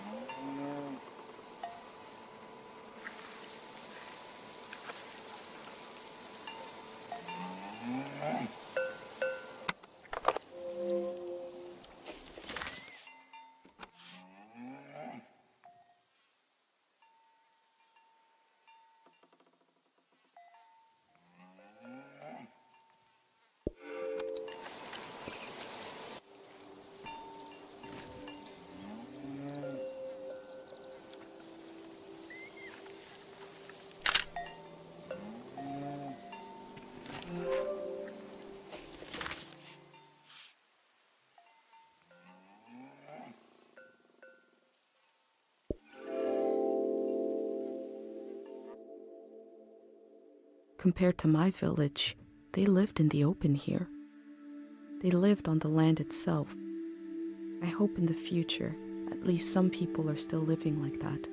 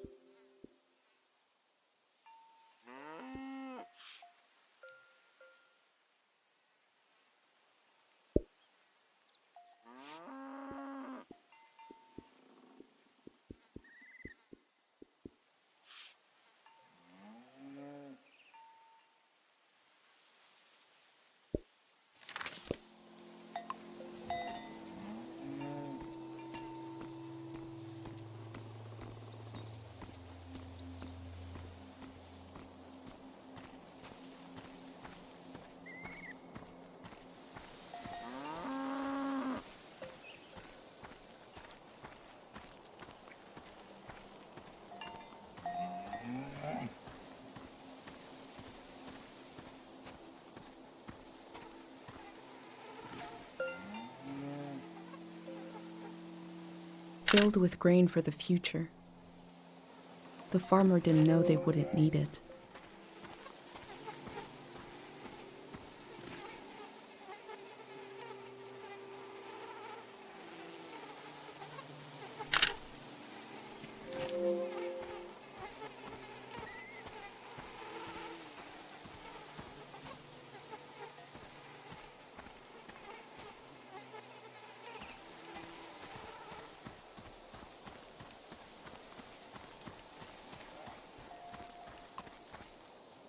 And you are Mata.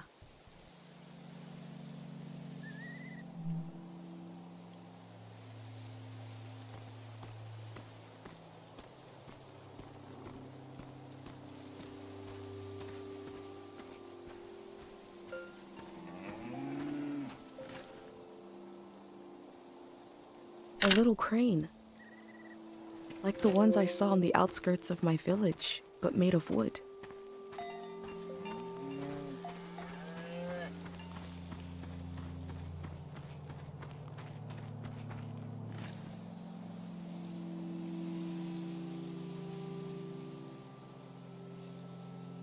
This machine looks powerful.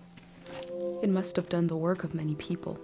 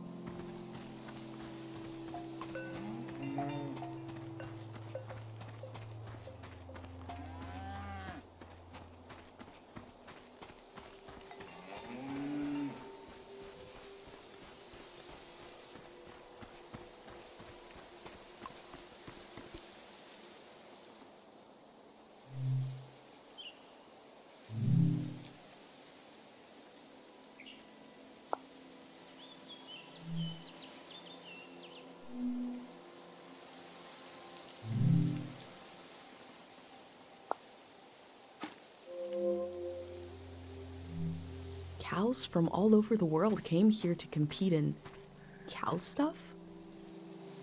The golden season seems like such a different world.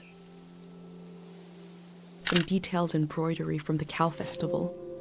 It'd be nice to learn more about this.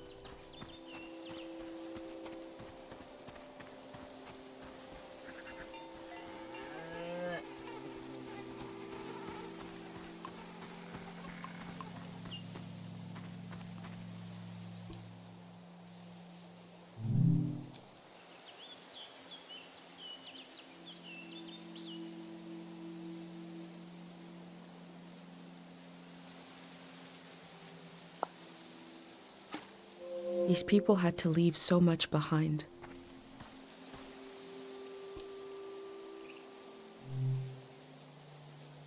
Ooh, we got a big show today. Huge show. Breaking news. The Greyhands have died. We're being reborn, baby. And we're taking suggestions for our new name. Live on the air suggestions from the rank and file. You don't even need to be a Greyhand to suggest a name. True, true. The number to call is 0019. That is 0019. First caller, hit us with a name. Hi, yeah. I was thinking the bricklayers. Okay. Bricklayers. Laying some bricks. Well, yeah, thanks for the suggestion. We'll We'll be taking them all afternoon, so keep them coming. That number again is 0019. You're listening to Greyhand Radio. We are broadcasting live from Greyhand HQ. And we're gonna take a little break. If the Greyhands are changing their name, you'd know them as something else.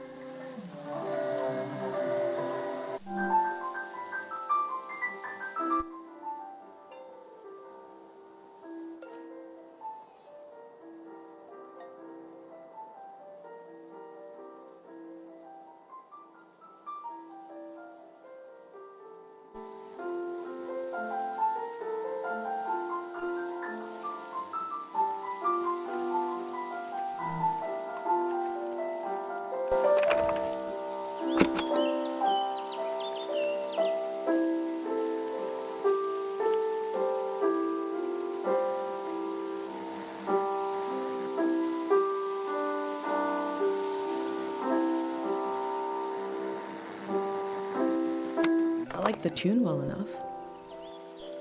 I wonder why it appeals to our bovine brethren.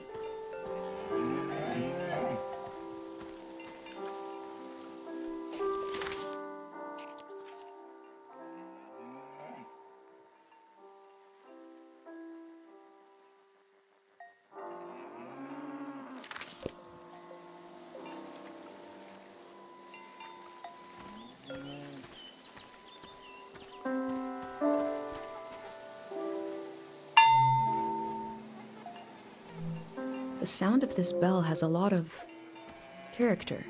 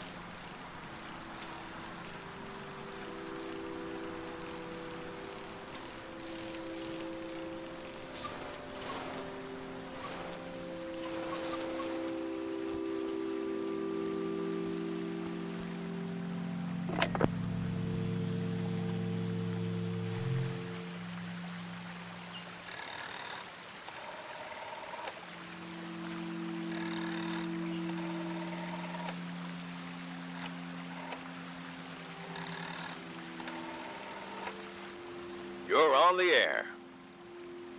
What's your name idea, please?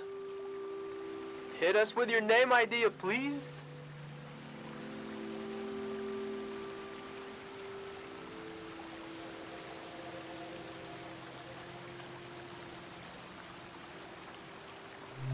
Oh, not bad.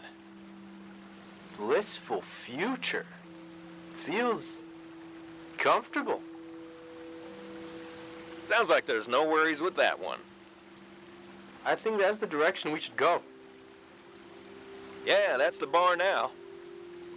Thanks for the inspiration.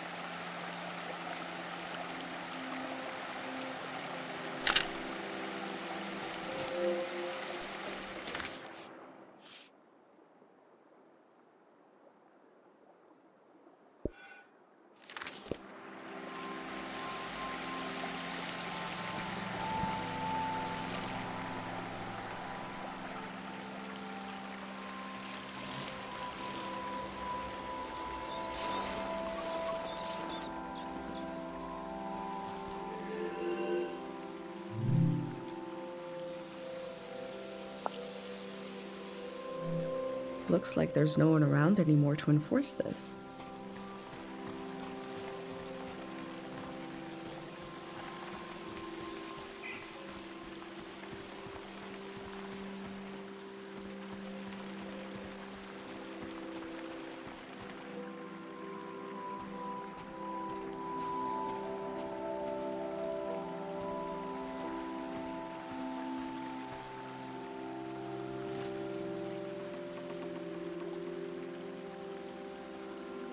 For every working truck or bicycle, there is always a pile of broken ones, rated to scrape together just enough parts to get one working.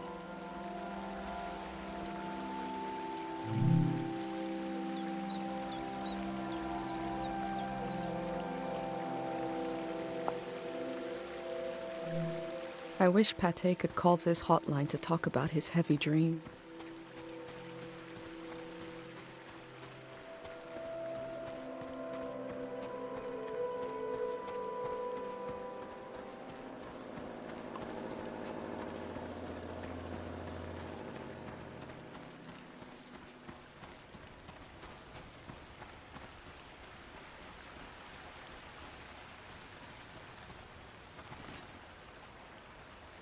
The artist has depicted the Greyhands as a child. They don't have faith in their capabilities, but see them as innocent?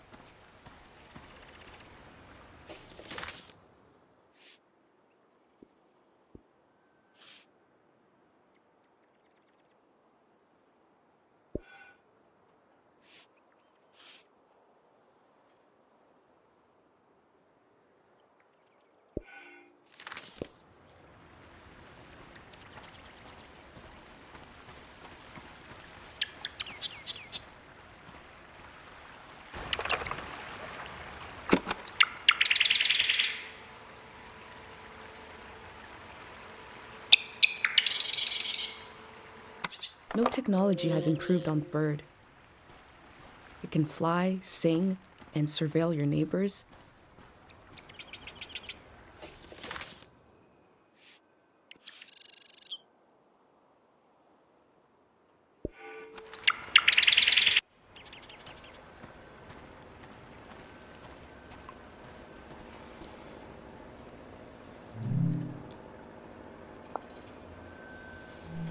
These signs are so demanding. I can't imagine them in my village.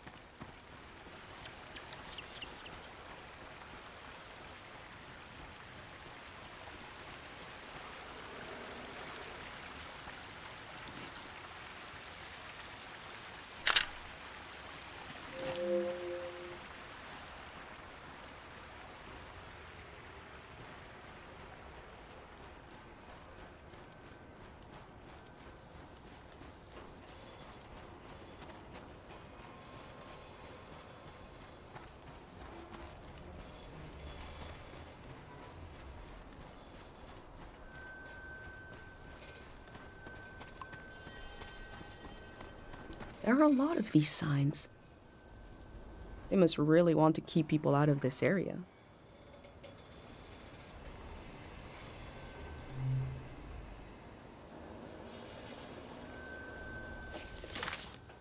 I found a dig site that is fenced off from view.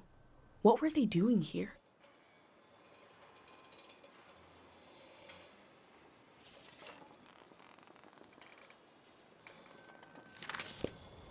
A Greyhand said he left his materials behind. It should be somewhere around here.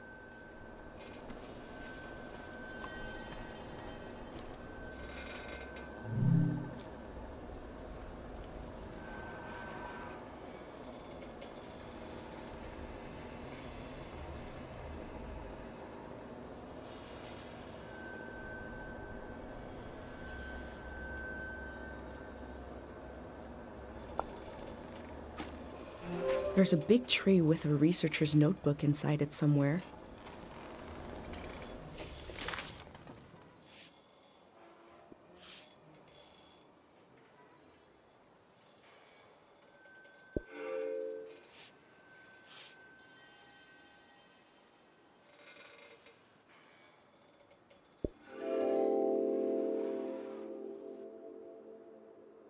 What we do to the land eventually makes its way into our blood and our brains.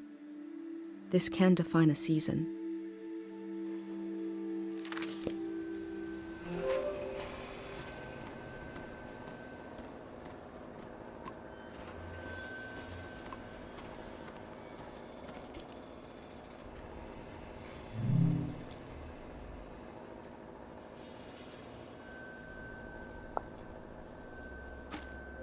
They look relieved to have finished their work.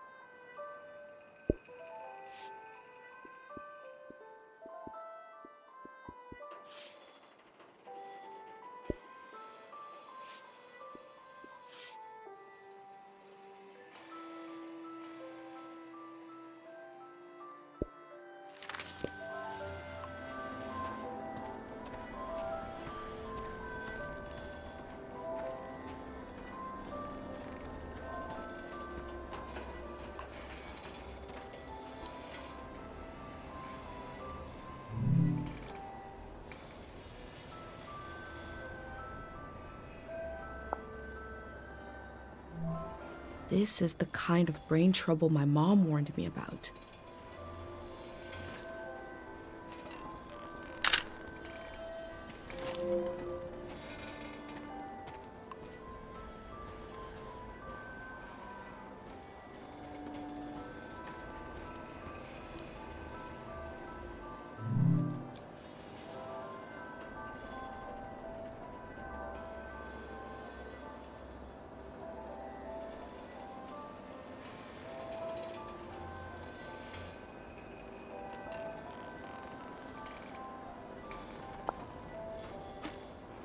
The work at the dig site has something to do with Day Zero.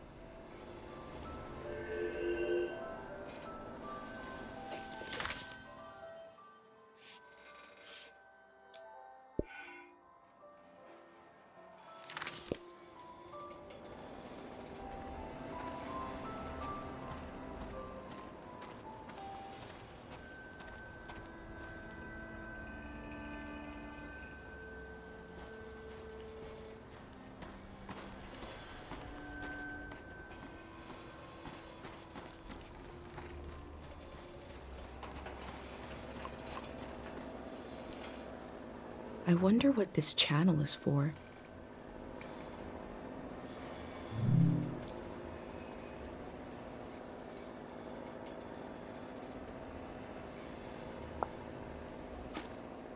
They must have already shipped out all the harpic they need.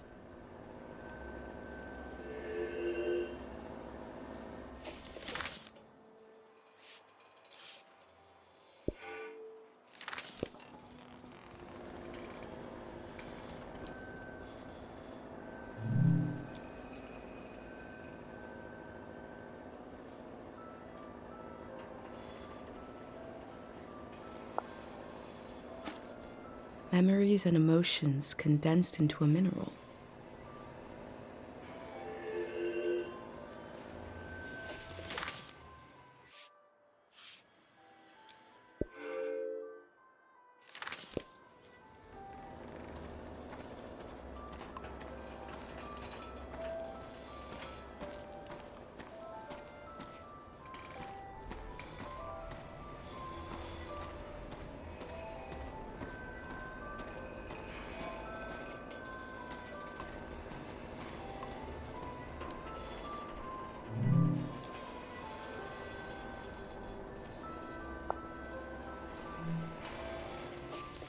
They dug up all that harpic in order to conduct some sort of prayer on Day Zero.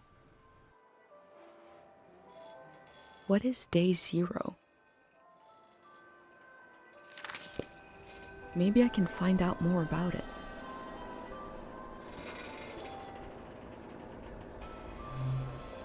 I've recreated the same setup as the prayer statues right here in my workshop. I set up a singing bowl so I can verify the pattern that will form in the water. And some harpic, of course. Each god seems to correspond to a resonating frequency. And when this vibration acts on the harpic, we get the psychoactive response. Going to give it a try here.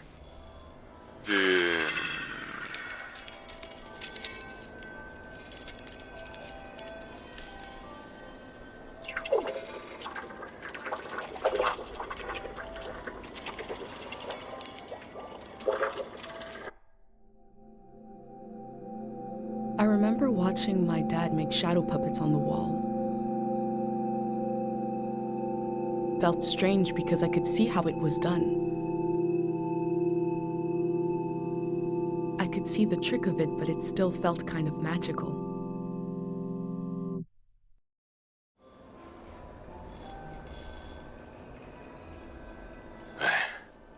It worked.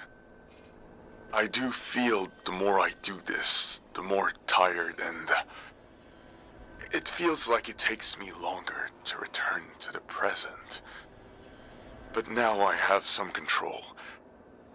I face the question of how this mineral affects the soil.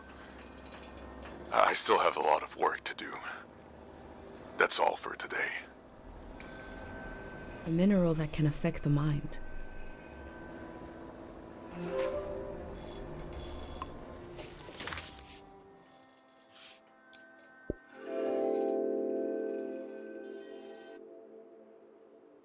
The Grey Hands present one side to the public, and another is hidden behind metal fences. There is no one to oppose them. There is only my record of what they did here.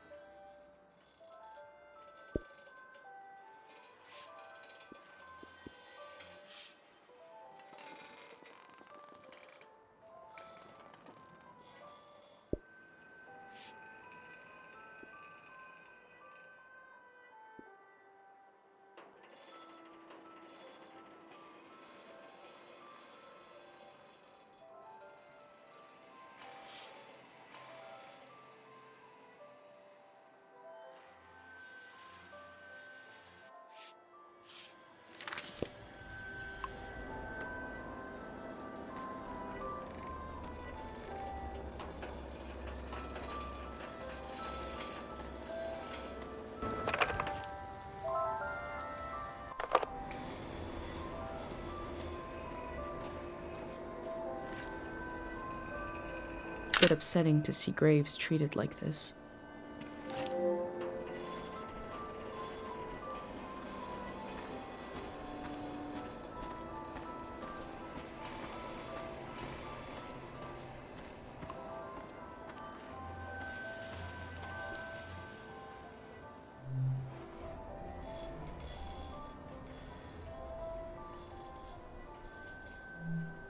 The memories of the owner now turned into a beautiful mineral.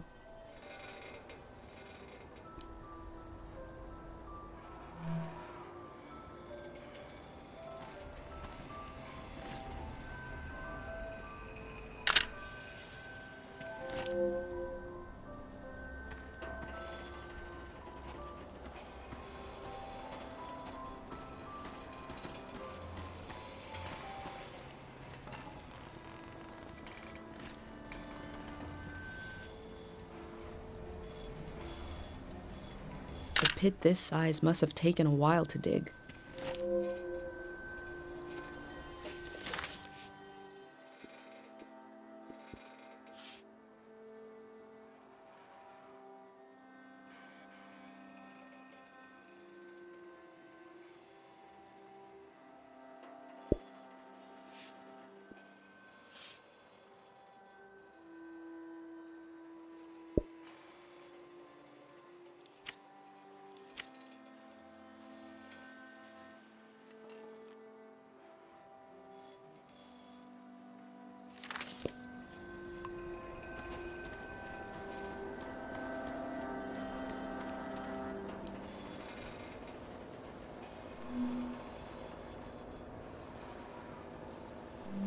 The necessity of day zero is not just psychological, it's ecological.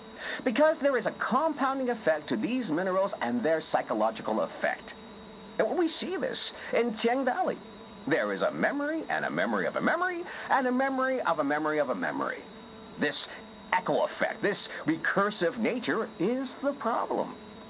As this cycles through the ecosystem, it creates points of pressure where things bleed, and soil and human minds are contaminated. Some will say, what's a few daytime visions? But it is an increasing risk, an increasing danger. Left alone, the haunted quality of this season will only get worse.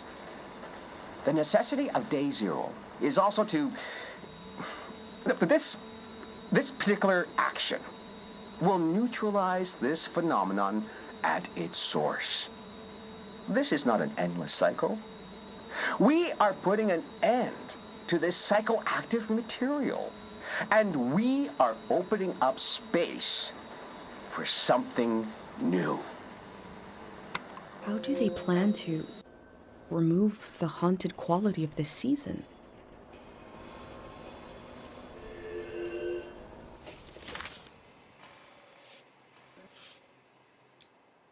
The necessity of day zero is not just psychological, it's ecological. Because there is a compounding effect to these minerals.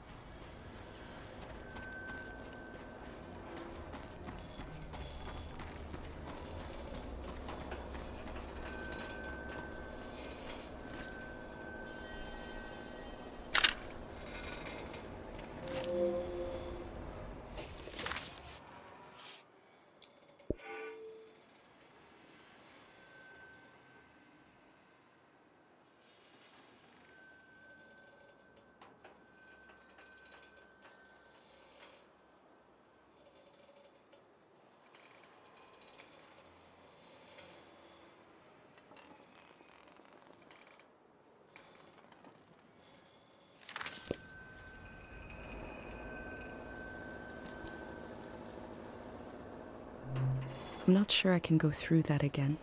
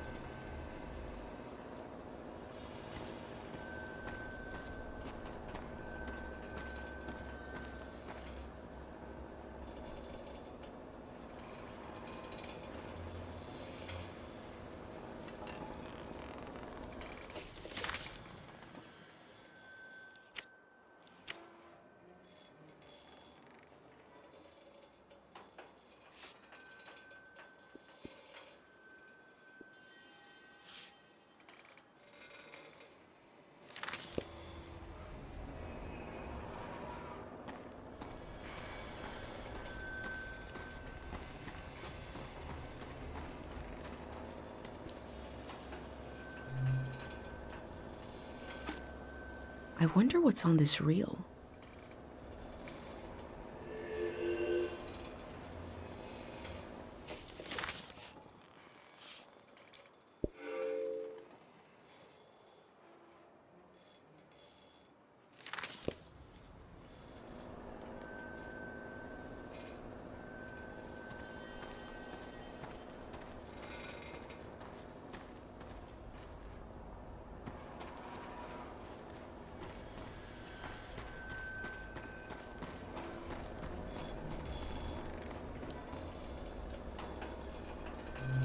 I'm not sure I can go through that again.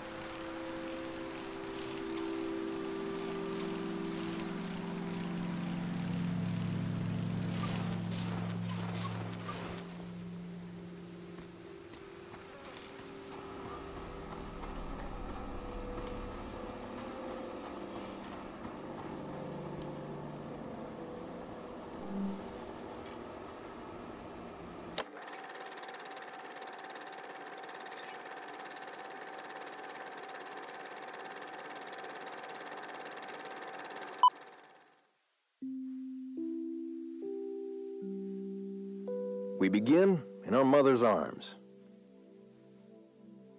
We open our eyes, but she's not there. We breathe in. Where is she?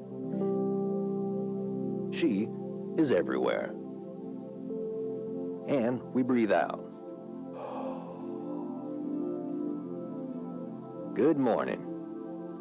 Welcome. Congratulations. You have just stepped into a new season. You may feel as if you're seeing the world for the first time. You may have noticed that colors are more vibrant.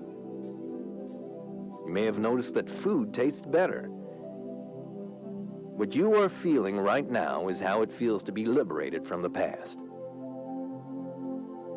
There once was a season that was beautiful, but everyone you met, their eyes were clouded, and their necks were turned backwards. They were weighed down by loss, haunted by the nightmares of another era. Now you may feel as if a great weight has been lifted. In certain cases, you may feel an unexpendable well of energy rising up inside you, because you know there is so much to do, that the world is ours, and it can be anything we want. With your help, we're going to do it right this time. You won't be alone. There will always be a hand and a voice beside you. There will always be a song to sing. Tear down the ruin in your mind, the wound you kept inside, can you let it go? Share now the season in your eyes, the people that you find will forget what's yours and mine in the world to come. Tear down the ruin in your mind, the wound you've kept inside, can you let it go? Share now the season in your eyes, the people that you find will forget what's yours and mine in the world to come.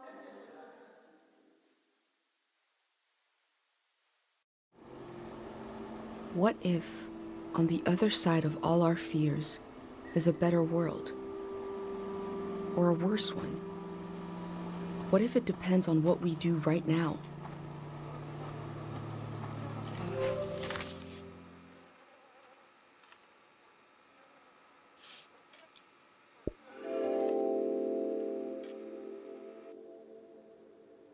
Day 0 will be the day between one season and the next.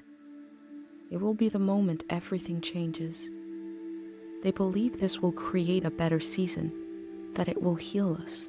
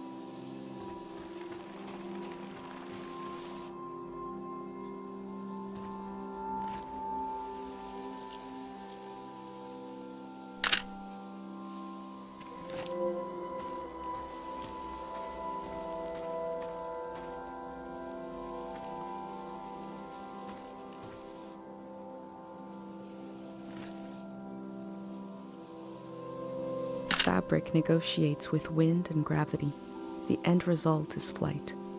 When I cobble together my own religion, this will be a god.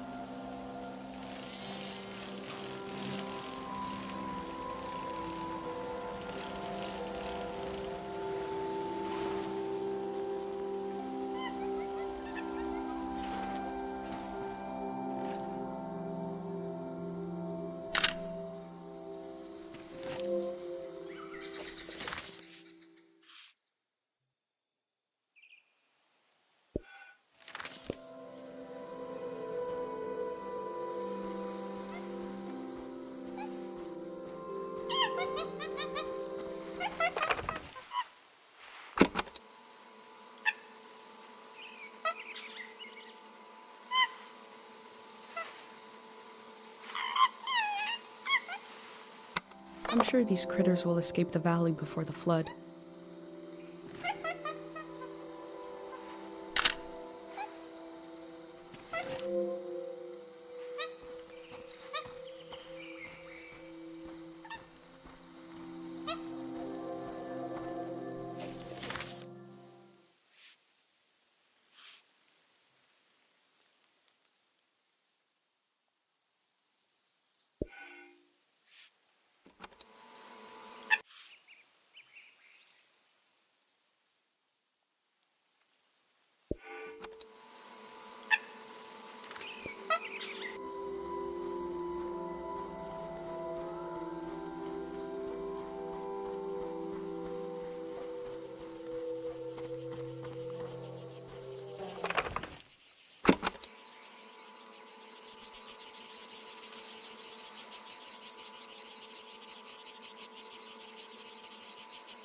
Sometimes recording, I feel like a vulture, feasting on a melancholic corpse.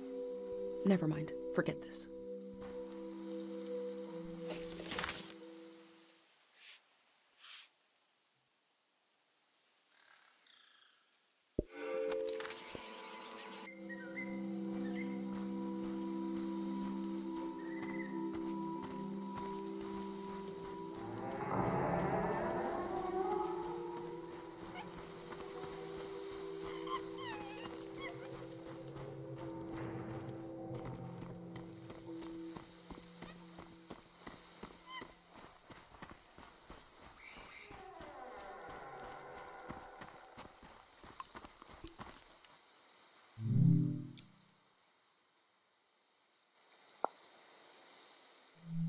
The info sign earlier said they are dangerous in large numbers. I have a pendant though.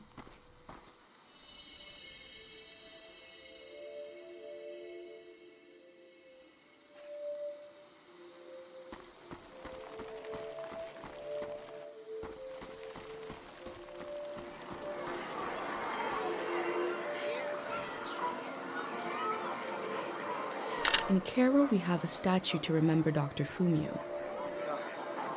But this statue is meant to be worshipped.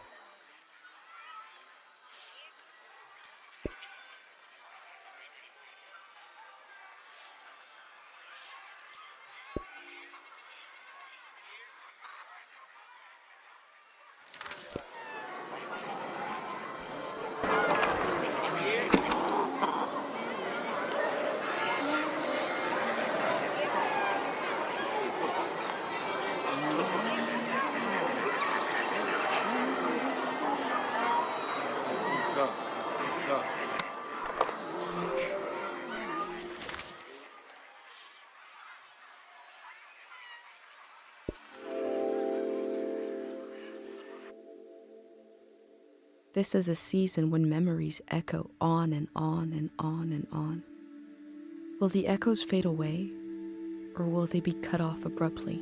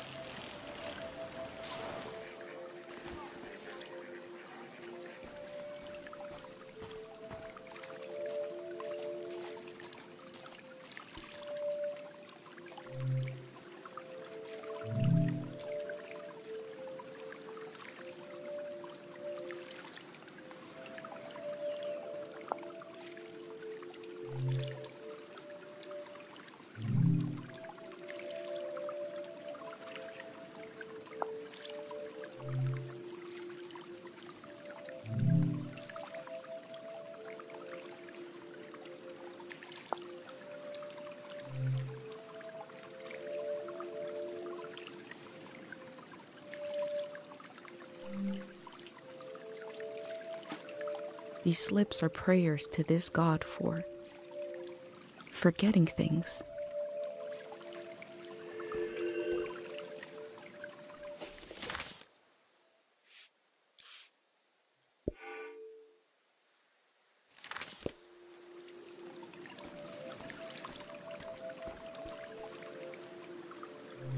People prayed here. Who did they pray to?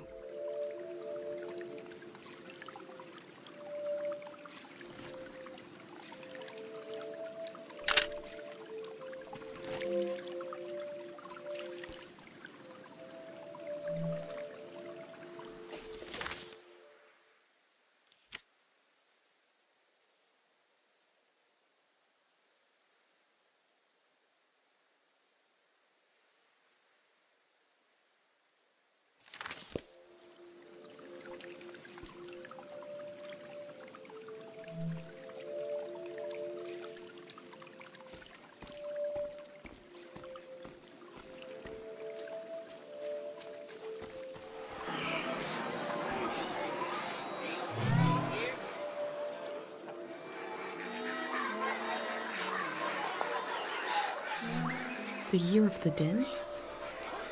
Was that how they recorded years in the olden days?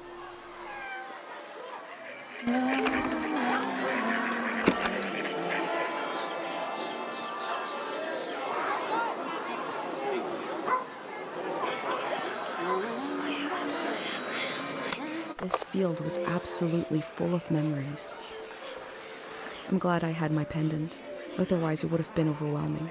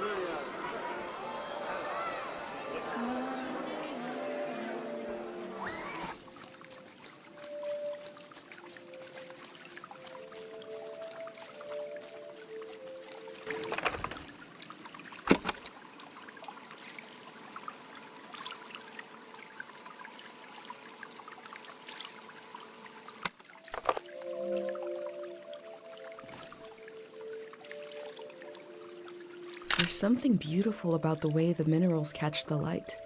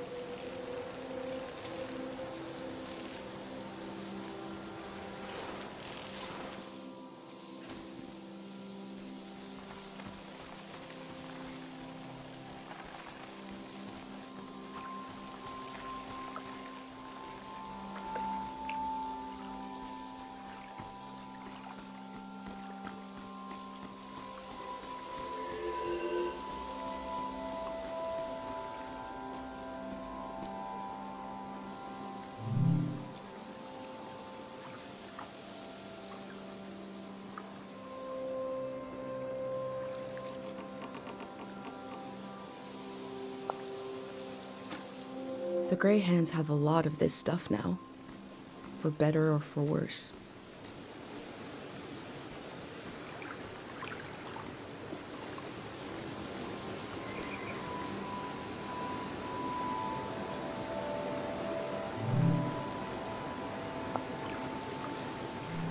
The bird stole a small trinket. I left the bird its prize, but maybe I can learn more about the locket.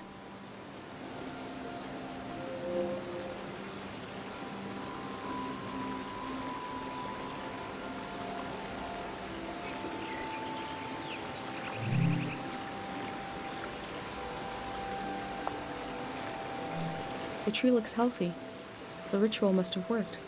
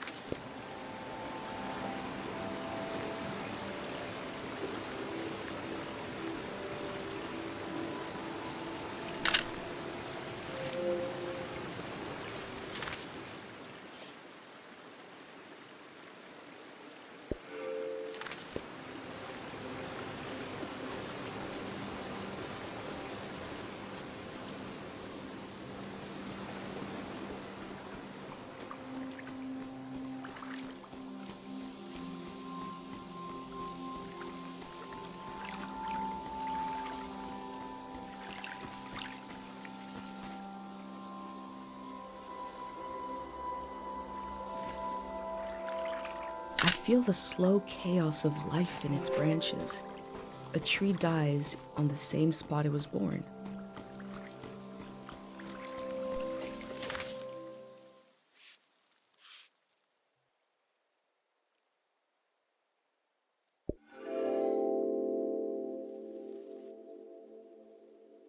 This valley is so different than my village, but both places have an enormous tree watching over them. This tree will pass in the flood. What will be the end of the tree in Cairo?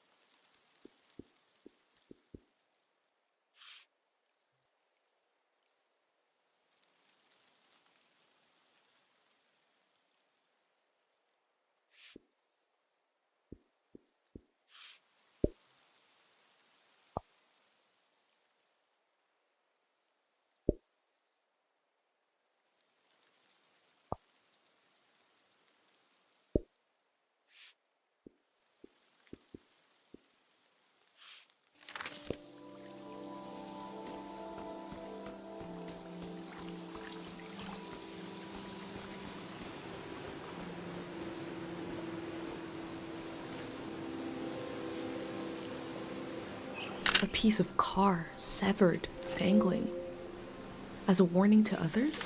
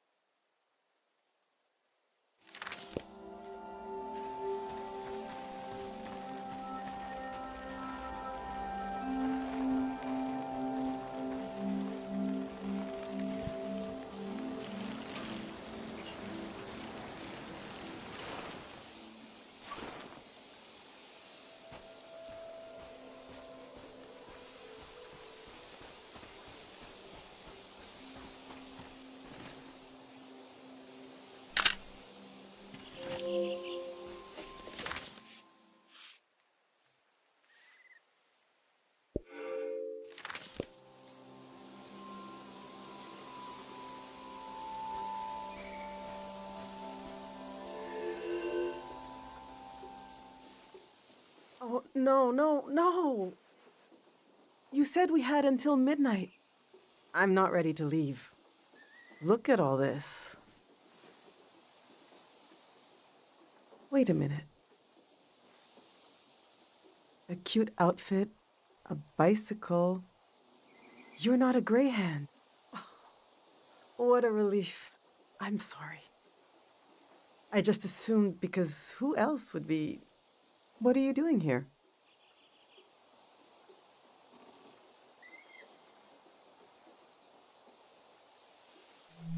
You're really cutting it close. I guess I'm doing research here on the lawn. I'm studying my own life. Welcome to Tiang Valley. You should have been here a week ago when the evacuation started. Almost everyone is gone now. You noticed, I hope, that the valley is going to be flooded. The Greyhands are taking us to live in the Radiant City. Look!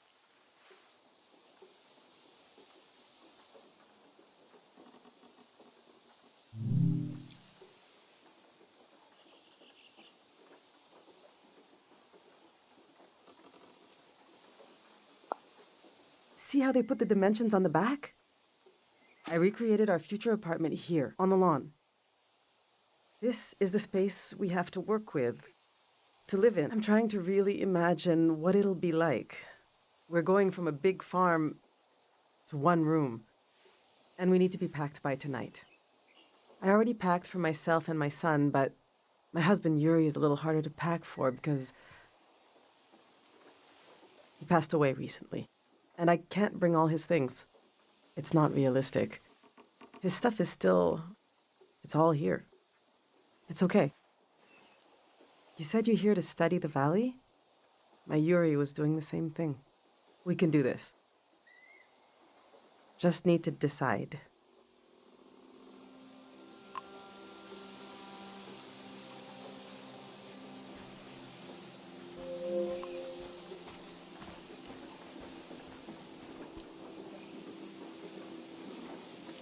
Yuri learned to paint from our neighbor, Matiora. He painted all 3 of these. This is a self-portrait he did.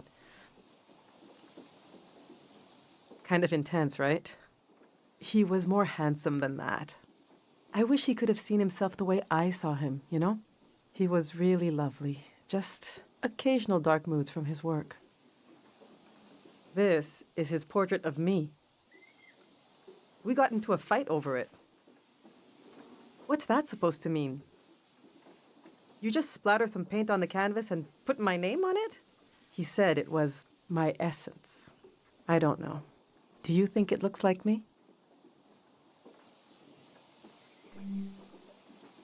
He painted this for Kochi. Some kind of private joke between the 2 of them. I don't get it. They were both interested in the war and how it ended. I'm not. I just pray nothing like that will ever happen again. Which painting should I take with me?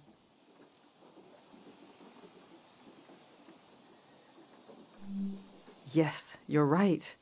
For better or worse, this is how he saw me, deep in his mind. Maybe someday I'll understand it. Maybe someday I will look at this painting and see him seeing me.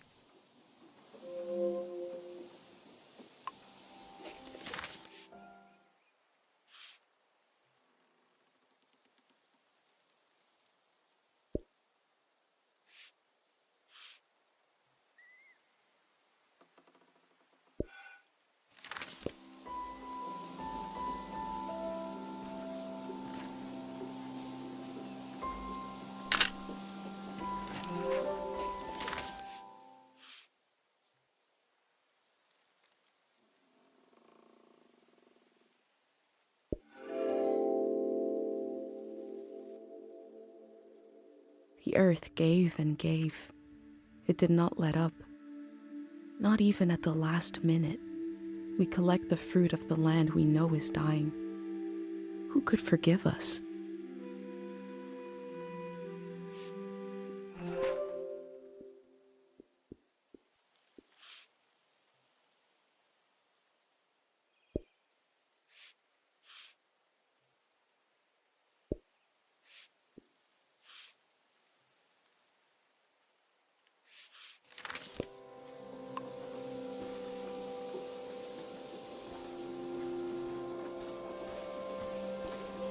I've packed my essential clothes.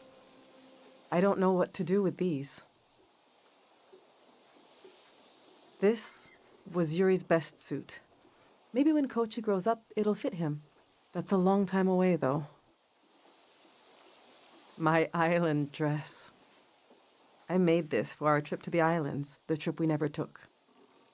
It was based on a photo of a seaside Azan dance. The hours I spent on this.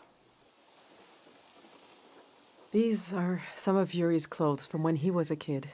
I thought Kochi could wear them, but he says they're itchy. So what's the use? But to throw them away, he was a little boy. He would put these clothes and go to school. He grew up. Oh, God, this hurts a little. Okay. Yes, of course we'll bring this. I should bring anything that helps Kochi remember his dad. All right, this is going well. But I feel like I'm forgetting something. Or someone. The demon of shame and mourning. How could I have forgotten? Now, where did I put him?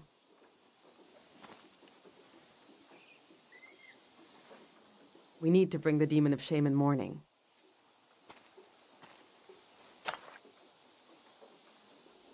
When someone dies and you're in mourning, you're supposed to keep the demon in sight at all times. He's supposed to remind you of your regrets. It's a religious thing.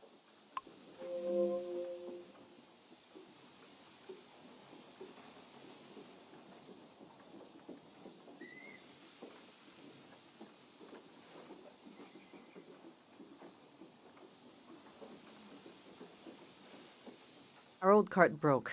I overloaded it. So I had to use the wheels of his bicycle. Now he's so mad he won't say a word.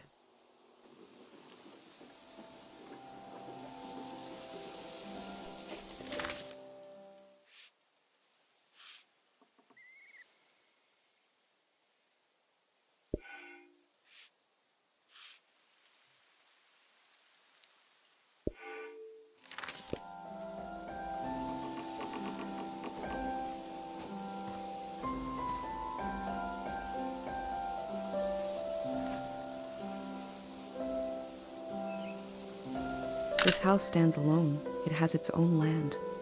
This is unthinkable in our village.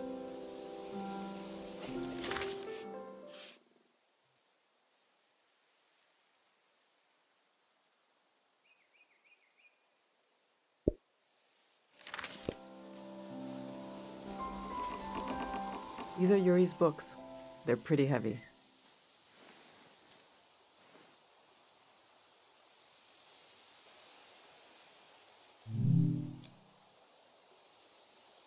This is an old religious book, The Prism of Yesterday. He didn't like to talk about his faith. I haven't read it much. Maybe there's a part of him in these pages. A part I never understood, that I could still glimpse. Maybe he would want me to keep this one. But I don't know. It just doesn't mean much to me. Yuri found this old tourist guide to the valley before we moved here. He was so excited. But this guide is really out of date. It's from way before the war. There's something optimistic about the colors they used.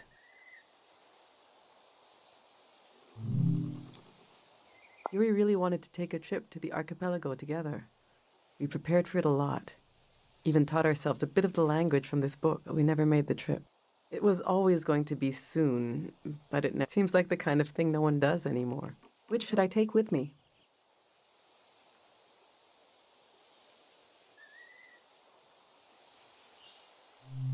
Yes, that seems right. Maybe I'll even read it one day. I suppose I'll be leaving the other two behind. I know they're heavy, but would you want to take one with you?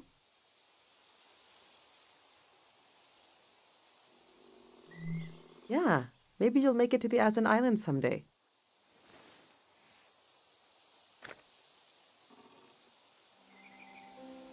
Let's see how this is going so far. This book will help me remember Yuri's quiet, spiritual side. Kochi will be so proud to wear this suit someday. I'll remember the way Yuri saw my essence. I think we're almost there. Let's just look a little more.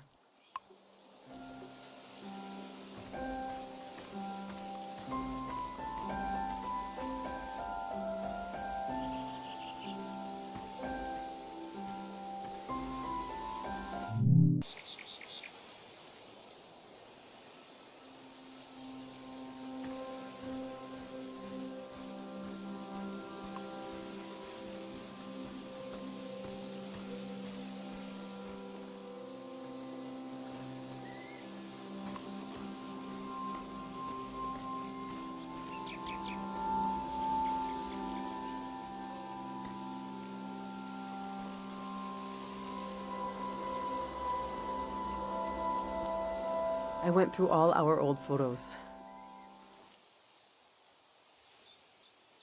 trying to see what I might be forgetting. I love that view. Have you been up there, by the entrance to the shrine? You really should go see it when it opens. It's just across the river and up the hill. The doors to the shrine open when the sun goes down. The monk is still in there. I hope he'll evacuate. That's Matiora. She lives east of here, out in the woods by the river. She said she'll evacuate, but she's still here. It makes me nervous, but I can't complain. We're still here too.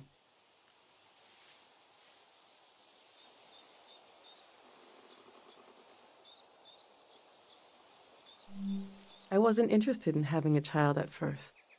There are just so few these days. The thing all three of us had in common as a family was that we were pretty silly. We used to be, when we were all together. The past is such a heavy dream, and I never remember my dreams. But when I wake up, there's a cloud of feelings the dream left behind. Then the day begins, I move around, and that trace disappears. I wonder if our memories of the valley will drift away like that.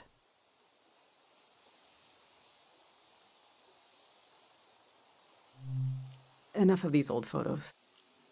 We still have work to do.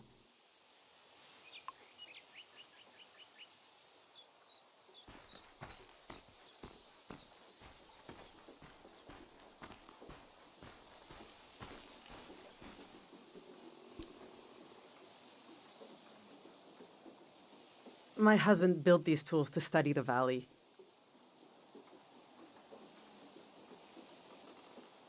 They were his life's work, and they took his life away, too. So what do I do with them? You can't buy tools like these. He made them. My husband didn't insult God, but maybe he stepped on his toe. And his life went out of him. There's the skin of our body that keeps us together, but there's also the skin of our minds. The skin of your mind can pop like a bubble, and everything that makes you yourself will come pouring out, and the earth will devour it eagerly, the way wind fills a vacuum. They might be incredibly valuable to a scientist on the other side of the world. I don't know. I also hate them. I get you're a curious soul, but I forbid you from using them. I don't care, but he did. He gave his life trying to understand this world. I can't keep these tools, and I can't throw them away. There's even more of them, bigger ones, out at his work shed. Okay, I'm gonna turn away now. I want you to take them or throw them away. I don't want to know.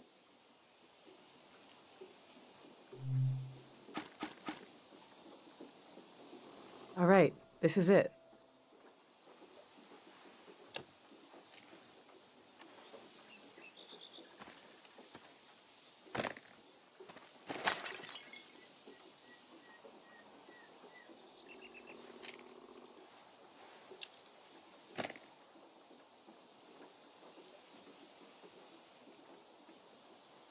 Oh.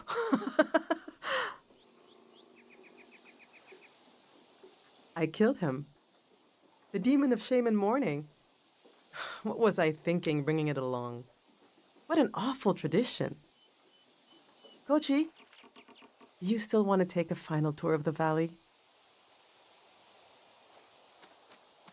Let's get those wheels back where they belong.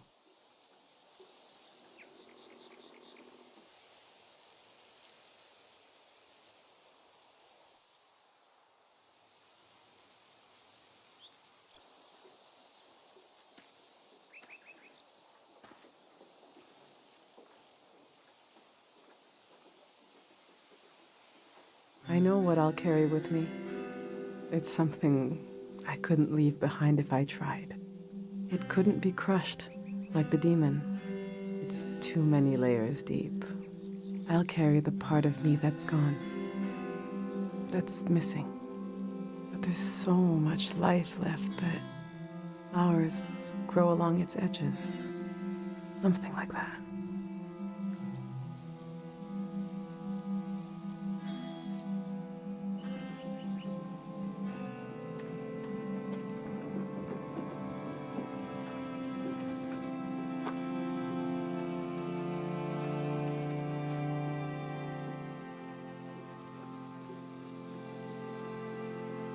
I'm glad you came to Tiang Valley today.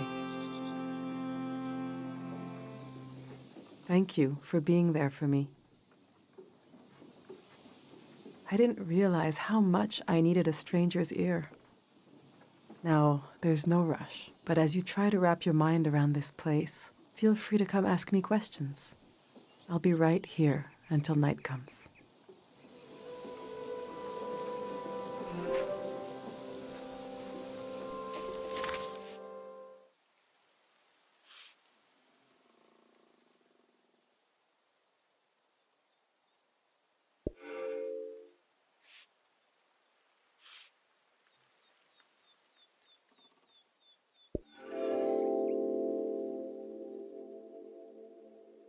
We build our lives out of what we leave behind as much as from what we carry with us.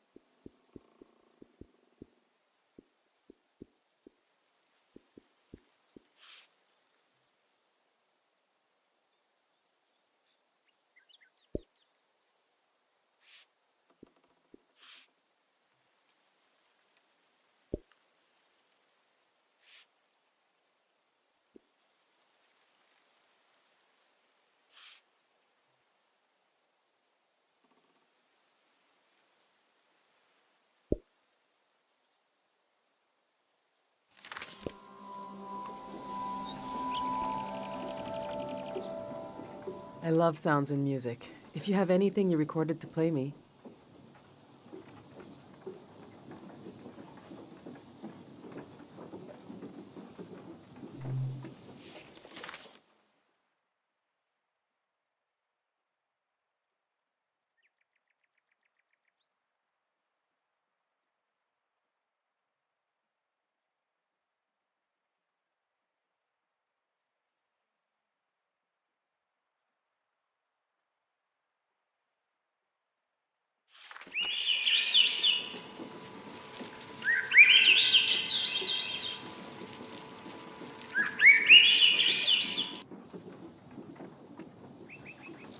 birds around here are thieves. I don't know why. They steal everything, especially shiny things. One time, a bird landed on a cake I made for Kochi's birthday. Just landed straight in it. Didn't even eat any.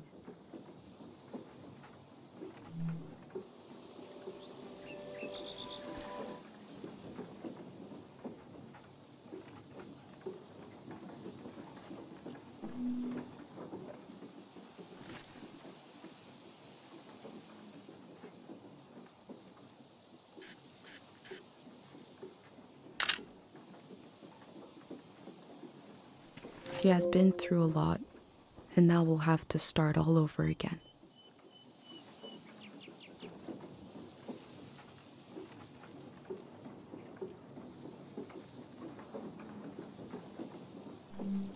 think Matiora is still around. She's an old artist who lives out in the woods. You could pay her a visit.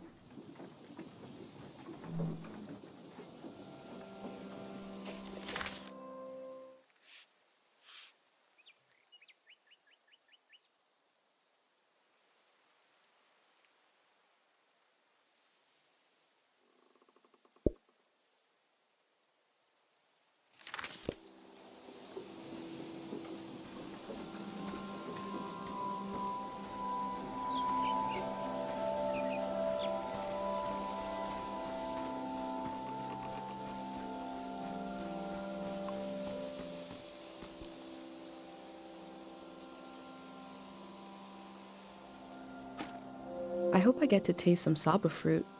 If it merits a sticker, must be pretty good.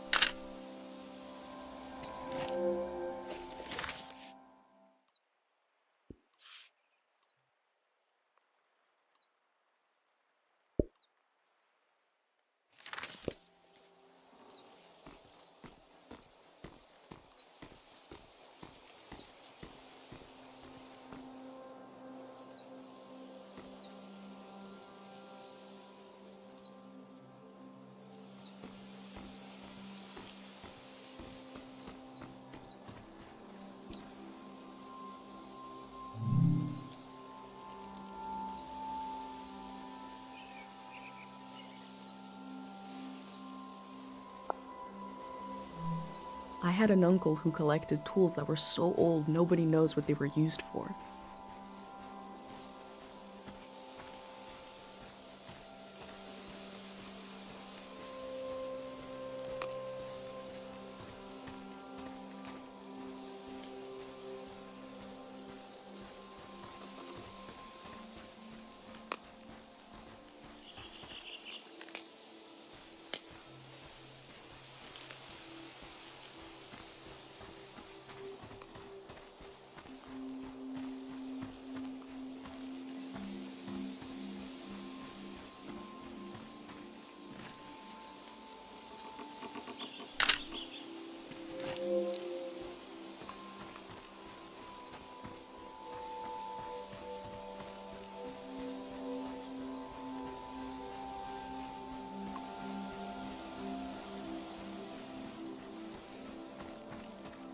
Do you want to go on a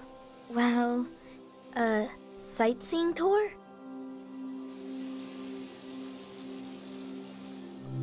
The next tour leaves in, now basically. Saying goodbye is like when you empty your pockets before going to bed.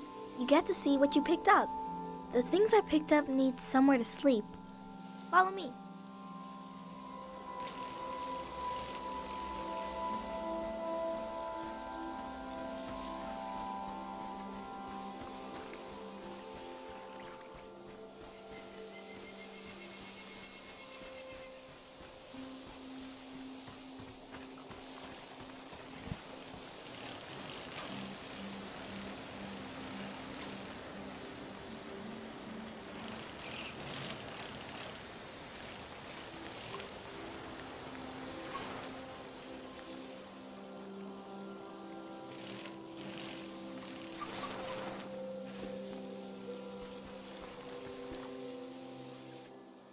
This is my tree. Since we can't bring it to the city, I don't care what we bring. I love the tree, and Dad cured it. That's what he did. All this purple stuff in the valley that makes you feel funny.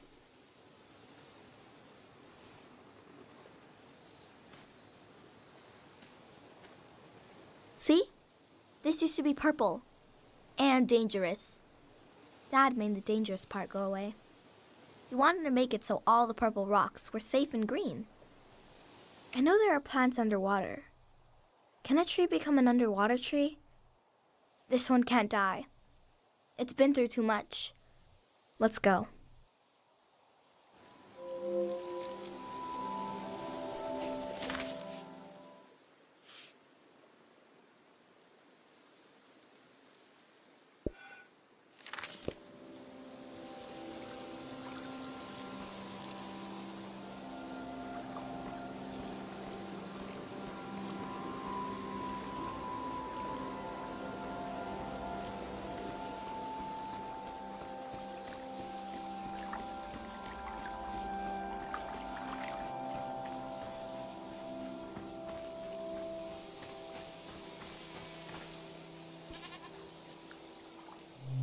Let's go.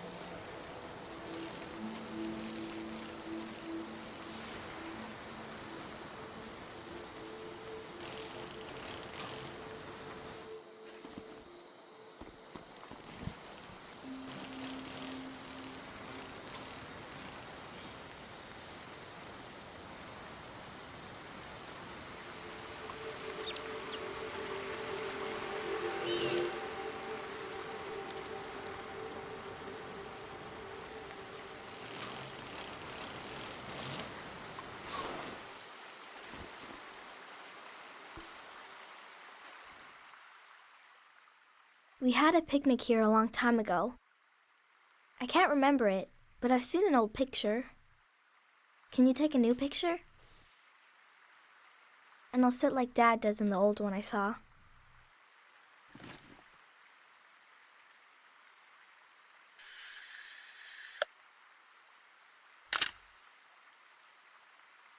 He is a great kid.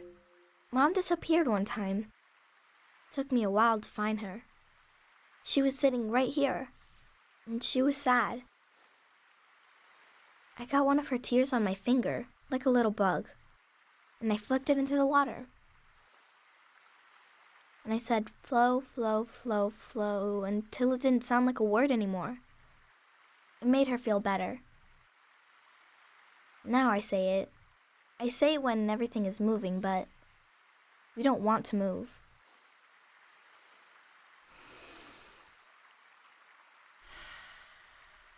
Come on.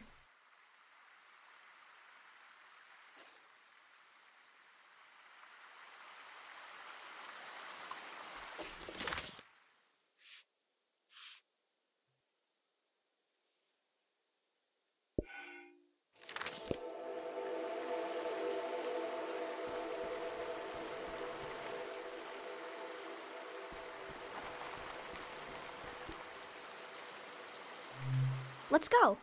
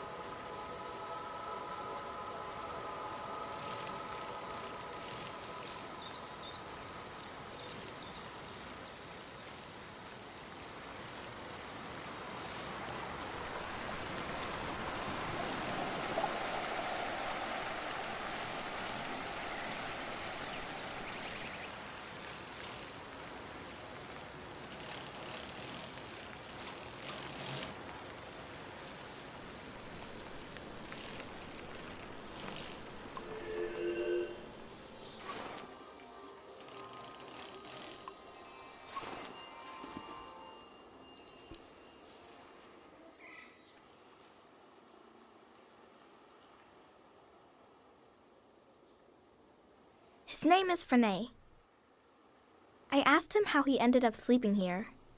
Frenay said they were in the valley because they were so hungry. And then there was light everywhere. And they fell asleep forever. They should be old men now. But they couldn't get older if they tried. One time, I saw the monk out here cleaning them. It was so funny. He looked like he hated doing it.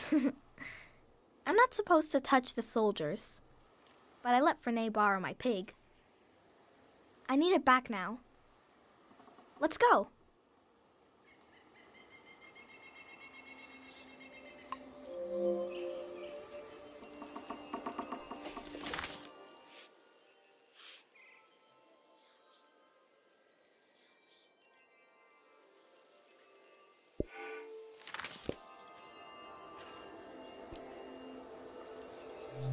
Let's go.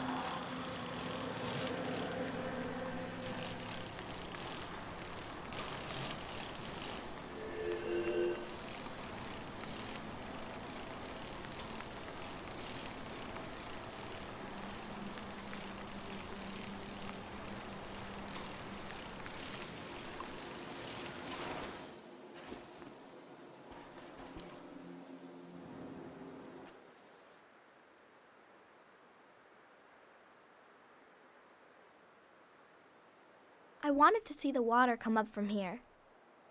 To see it crash.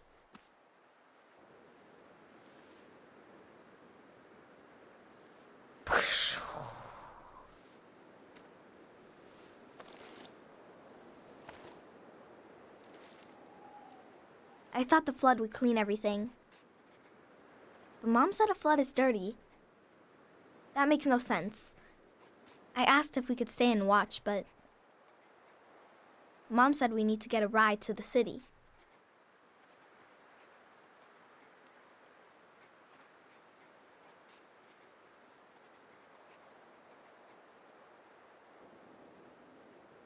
That's our house. You're good.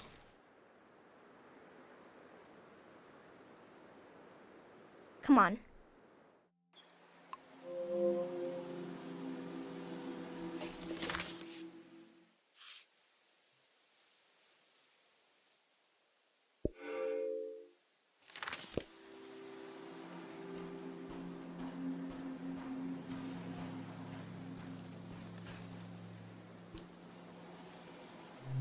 Let's go.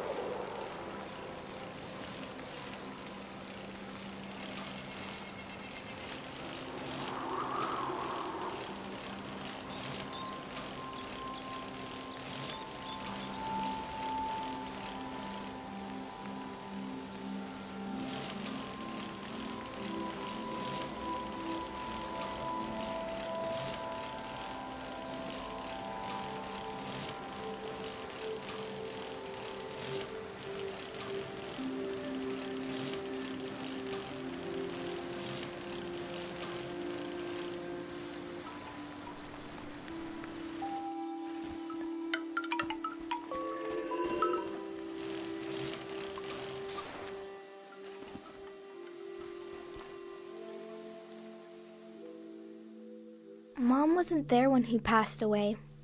I was there. Dad had his eyes closed, but he was making a face, like he could see something. So I asked him what he was looking at. He said he was looking at me, and I was all grown up. He saw me climbing up a hill in the sun.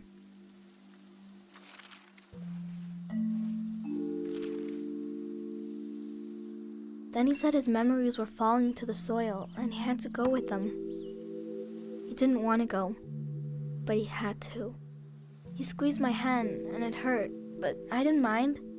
Can we wait here a while? Just to see if something will happen?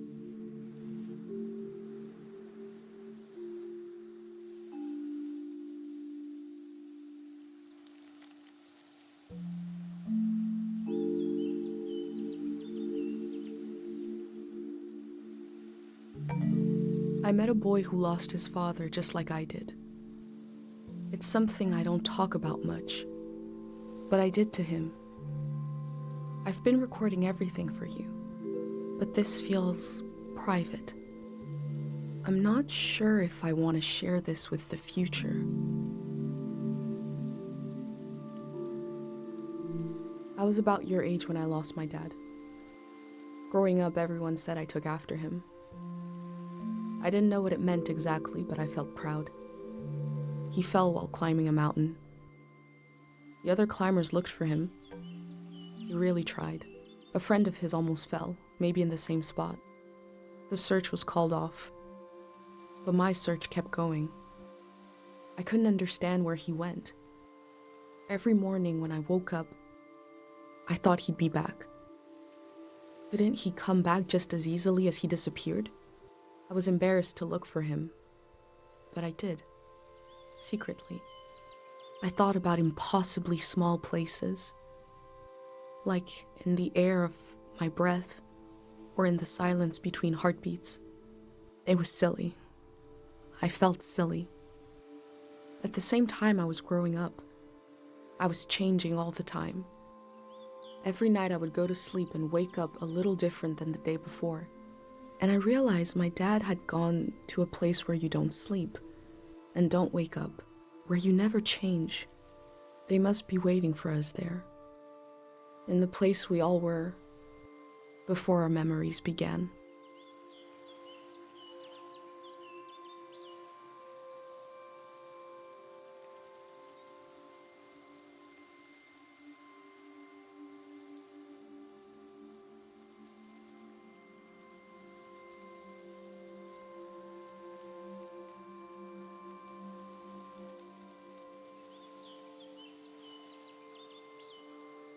You're still here.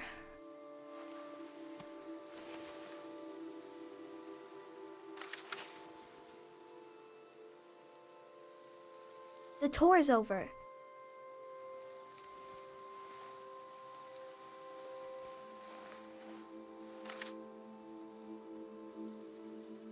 That's your prize, okay? I have to go home now. I'll see you someday later today.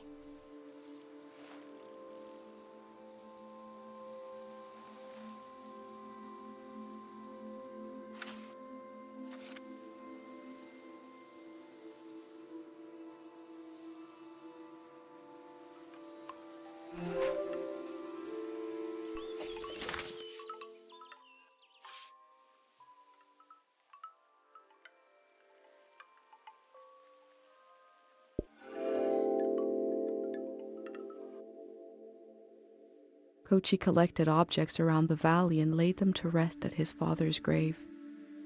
I've collected memories. Where will they be laid to rest? The museum vault?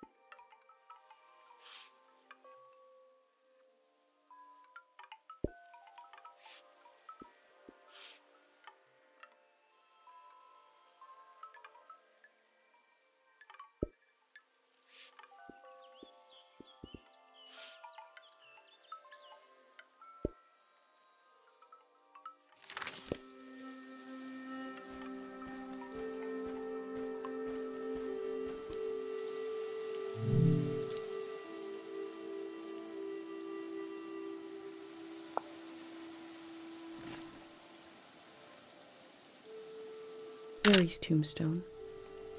He'll stay behind in the valley.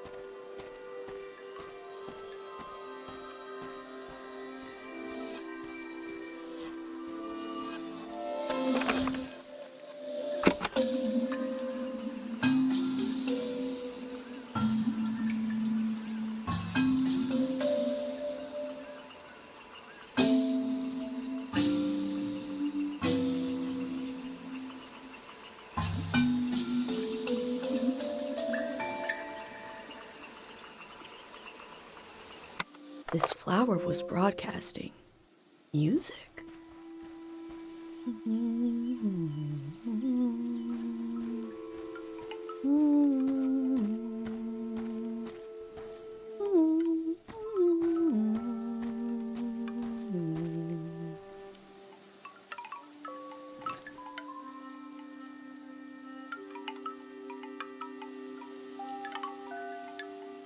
They're keeping the memory of the dead alive in a way I've never seen before.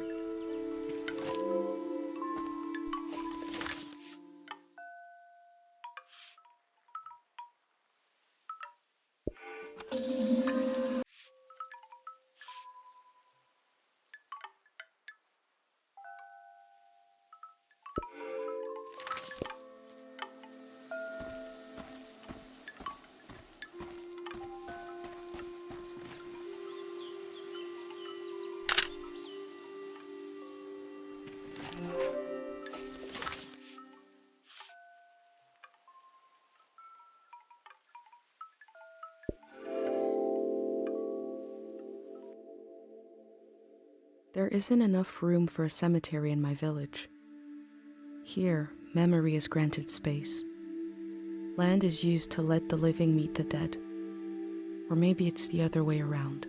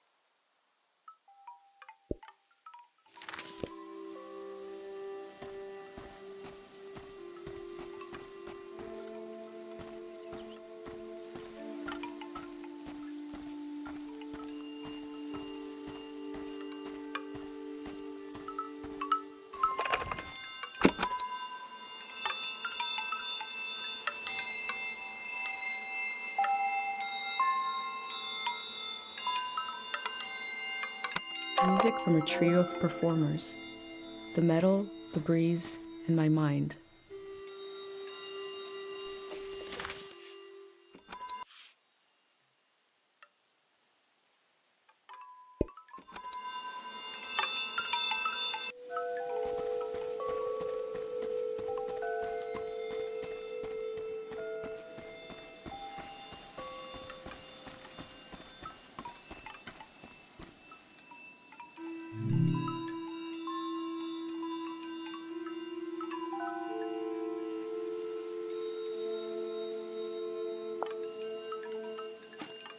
I can still walk through the streets of my village, down the corridors of memory.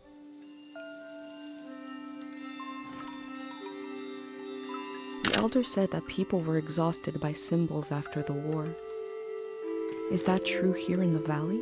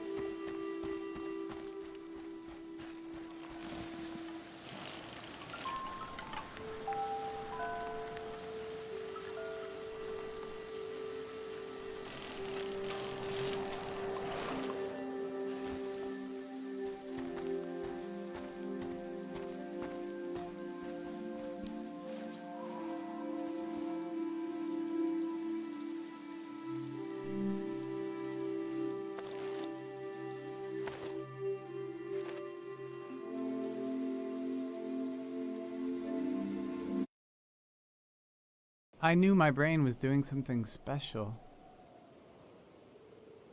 I thought I'd wake up with an idea for a new shape or color. Everybody would love my new shape or color. But instead, my brain gave me a dream which made people afraid, which is making you leave.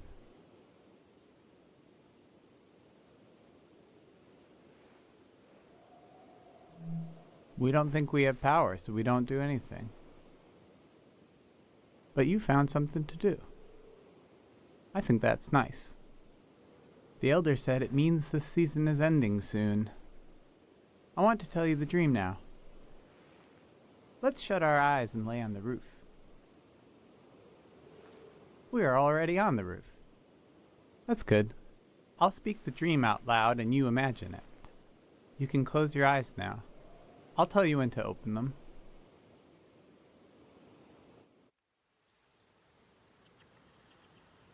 I am in the forest.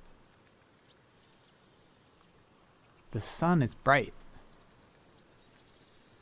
My stomach rumbles. I'm hungry. I look for something to eat.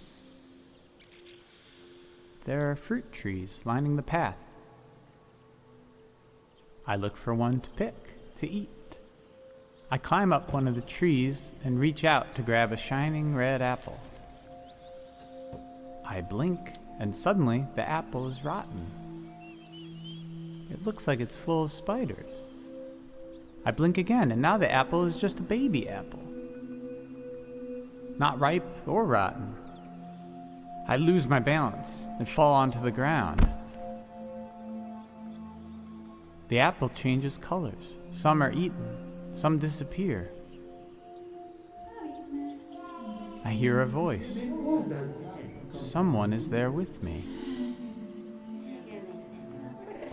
I try to recognize who they are, but their face keeps changing. They're kind of everywhere. I tell them I'm hungry. I want what the earth is trying to give me. They say, these aren't apples. They're memories of every apple I've ever seen. There's something wrong with my eyes, and there's something wrong with the soil. They say I need to look into the sun to clear out my vision. They say we're going to look together, and that when we do, they'll melt away. They want to. Then behind them I see you, watching from the shadows. You've been taking notes on everything. This makes me feel better. I turn my head and I let the light in.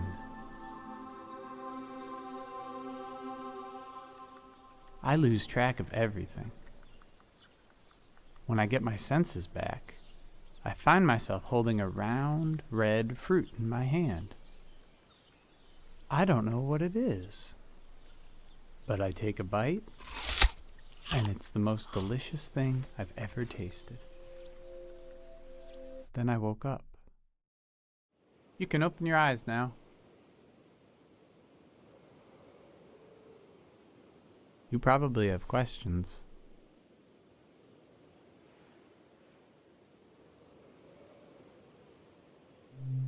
I was seeing old apples, new apples, everything. I couldn't see the right now part of everything. I had to forget a little.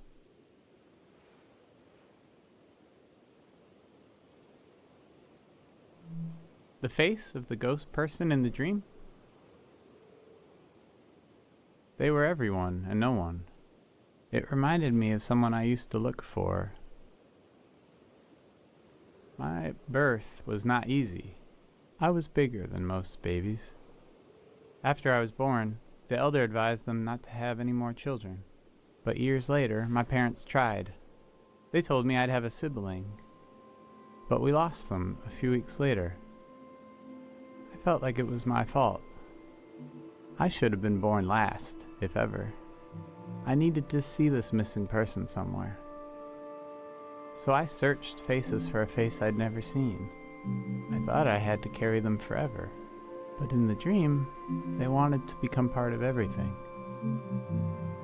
I had to let them go.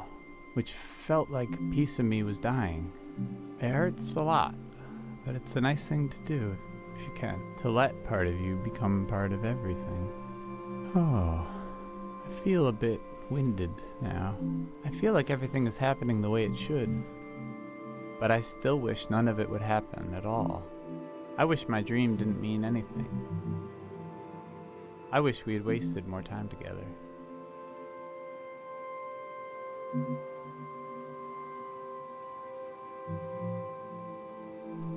I know. Thank you for reminding me. We'll go down this roof together, and you'll keep going down and down, down into the heart of the world. Thank you for listening to my dream.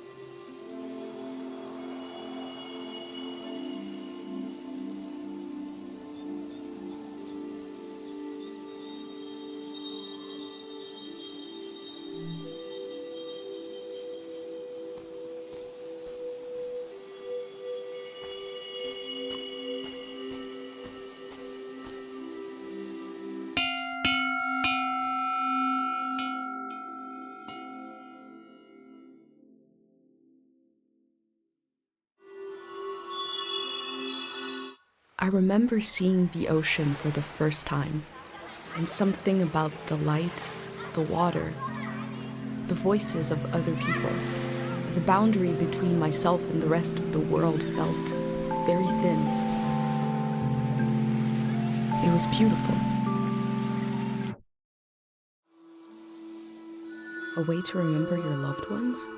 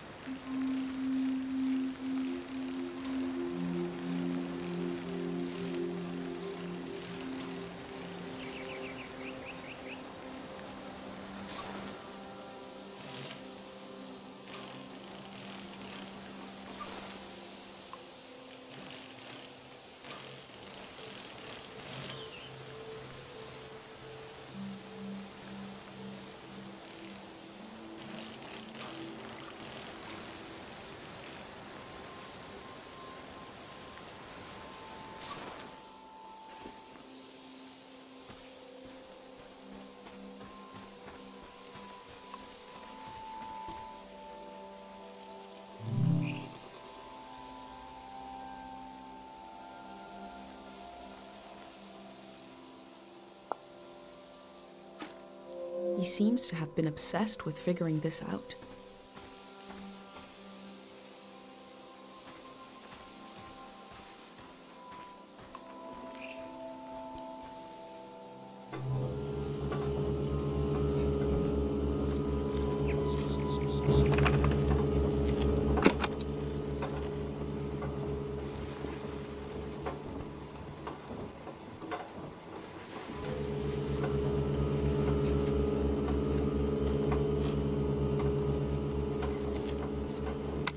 reminds me of Dr. Fumio's musical inventions. I wonder if it's also supposed to heal with sound.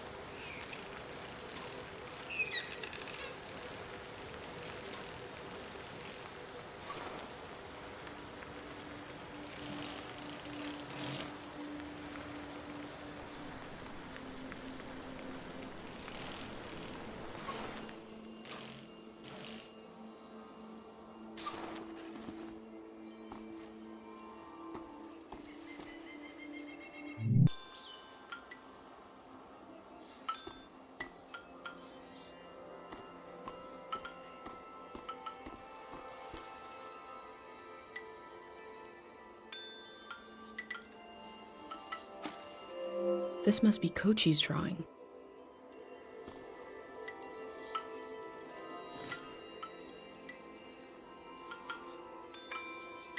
I wonder what they dream about. All my life I've heard solemn references to the war. It never reached our village, but it touched the lives of our grandparents.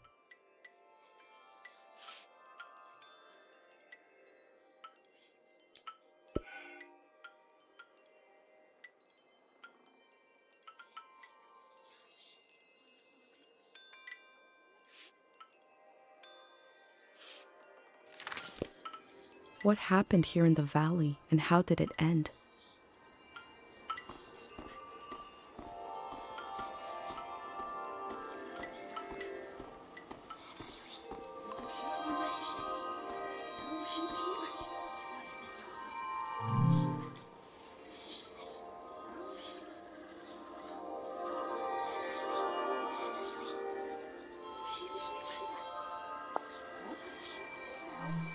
They believe a prayer put the soldiers to sleep. Is that possible?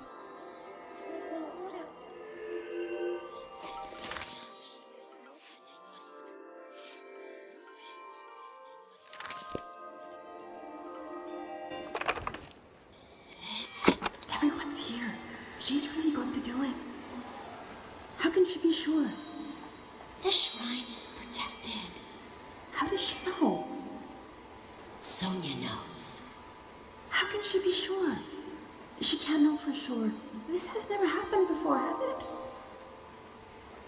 I don't want this. We need to leave. Let's just run. Wait. Do you hear that?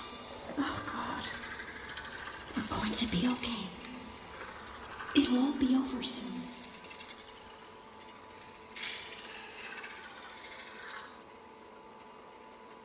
Who is Sonia? What did she do to protect the people of the valley?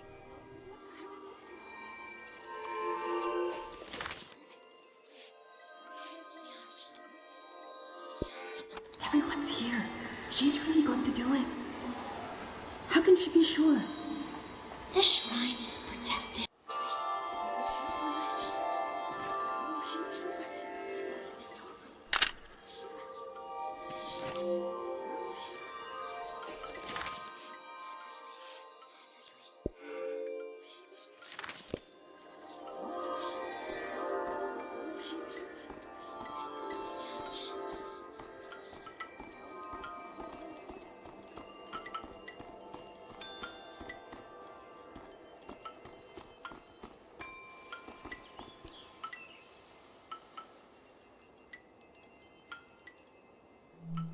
The elder showed me this symbol.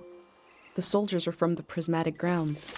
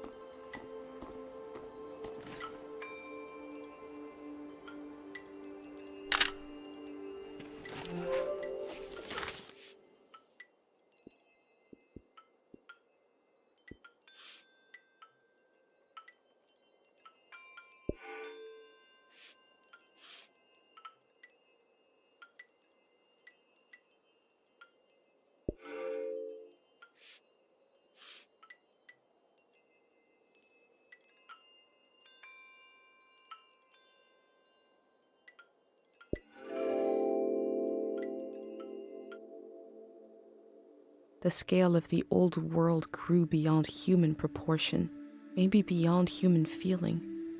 The parking lot will never die.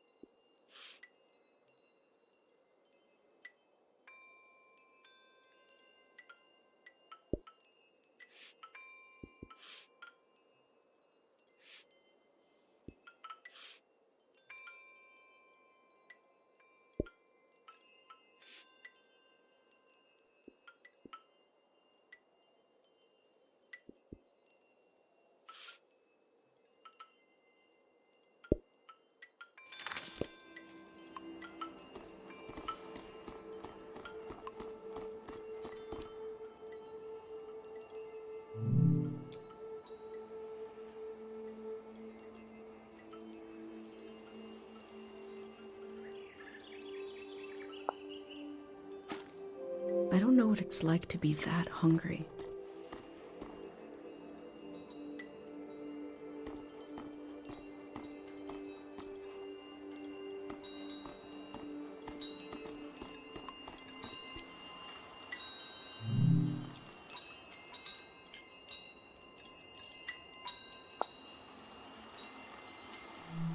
That last line is kind of disconcerting.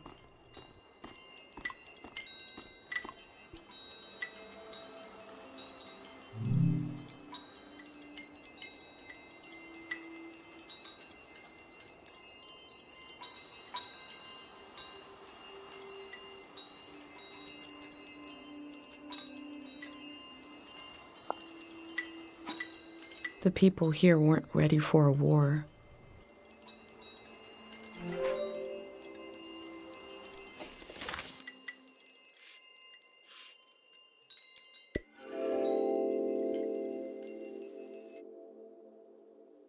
The war was its own season, but the trauma of it echoed on into this season, haunting it.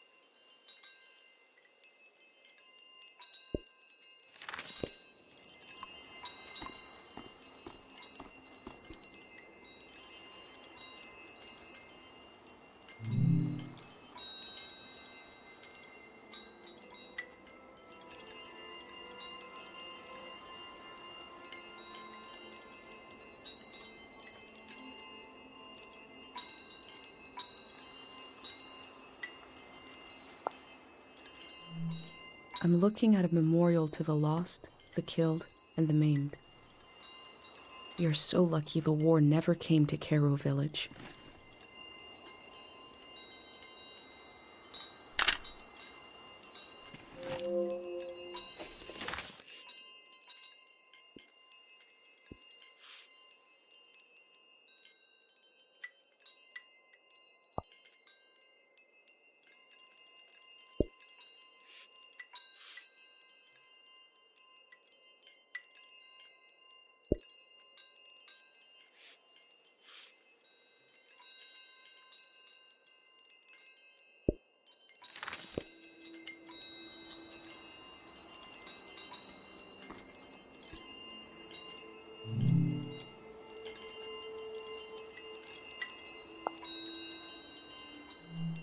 This machine fueled countless tourists motoring into the valley.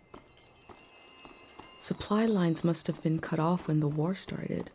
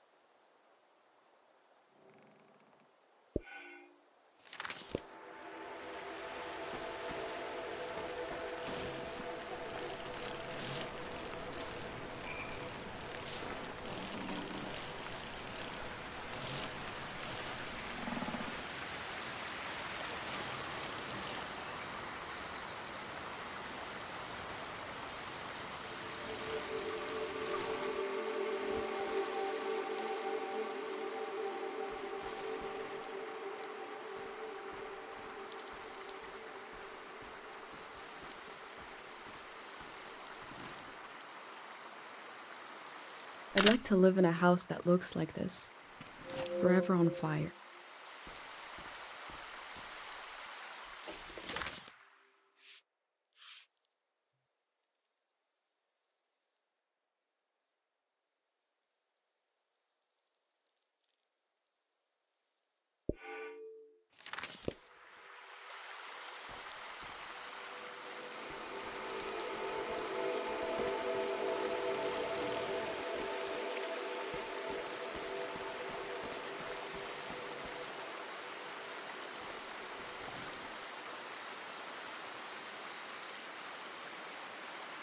This house has such a palpable personality.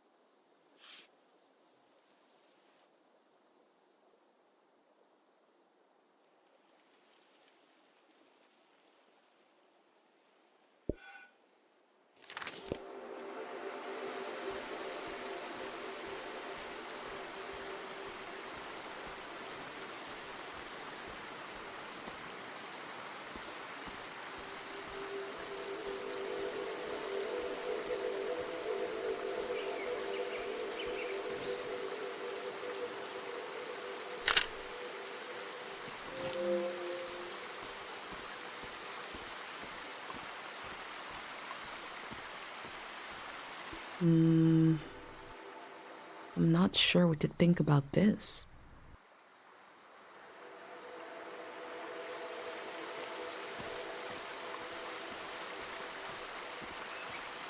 Within the piles of junk, I found a metal cutout of a symbol.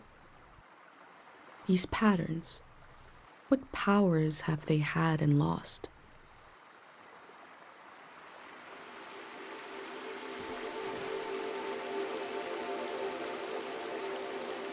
What is a symbol but a word without a sound?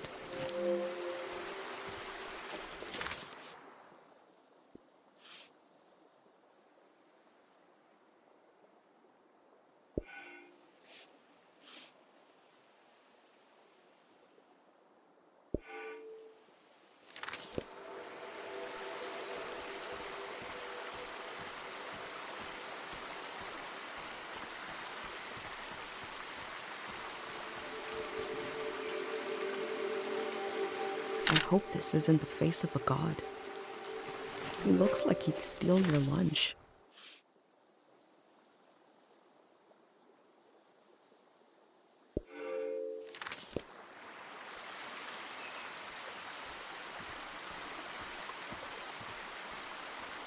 What a cheap-looking contraption. I'm not sure what to think about this.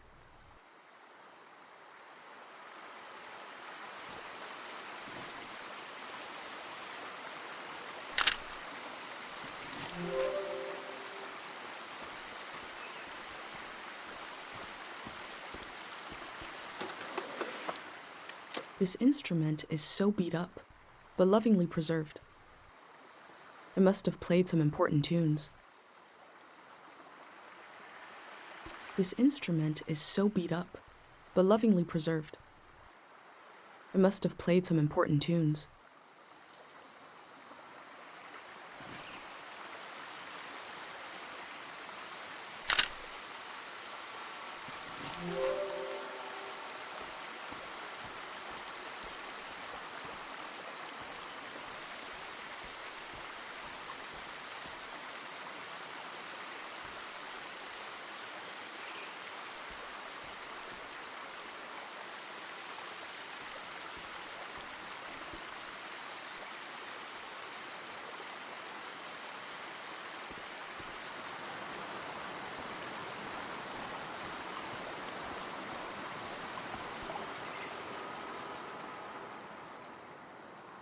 I'm looking at a gun. Before coming to the valley, I'd never seen a weapon before. Is the war the origin of this haunted feeling?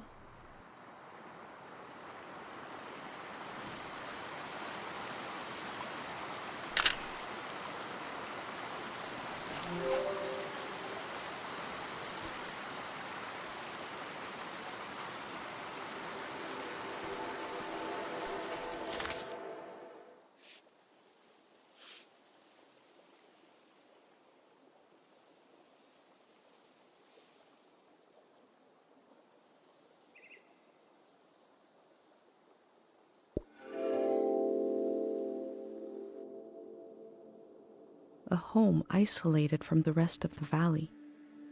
I've had my first experience of loneliness on this trip. I can't imagine a lifetime's worth.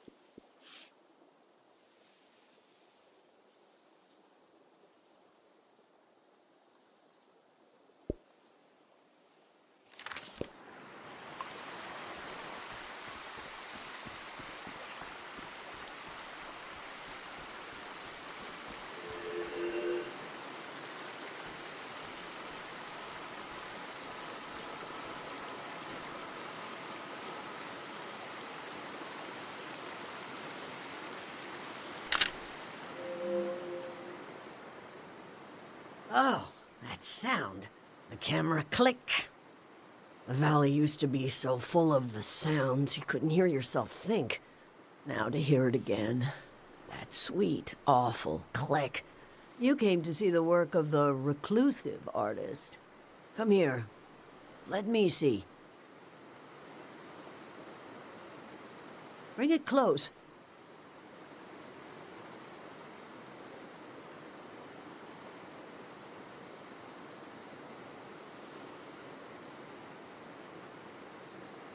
My eyes.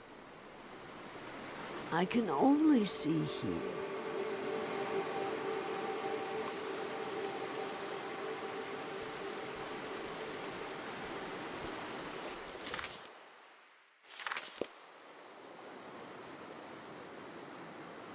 Awful. Form, color, subject. Simply awful. That was me trying to play to the crowd, to be charming. A crazy woman made this junk. An artist. I buried her a long time ago. I'm surrounded by it. I spent my life trying to make something beautiful and true. I failed. Can you bring me photos of my art? I'd like to see my work one more time. I want to see how I wasted my life.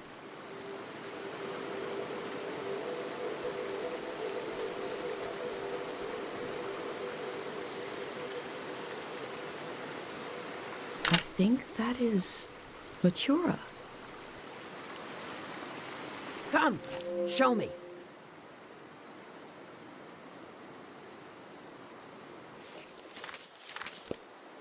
What do you think of it?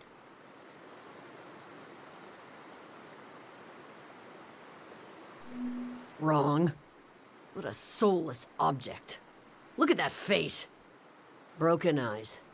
Nothing graceful about it. I should have grown ivy over them. At least the flood will take it all away. Was I never truly inspired?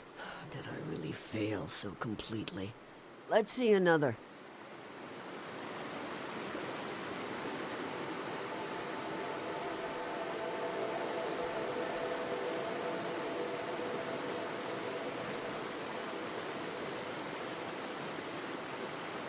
They look like they passed out.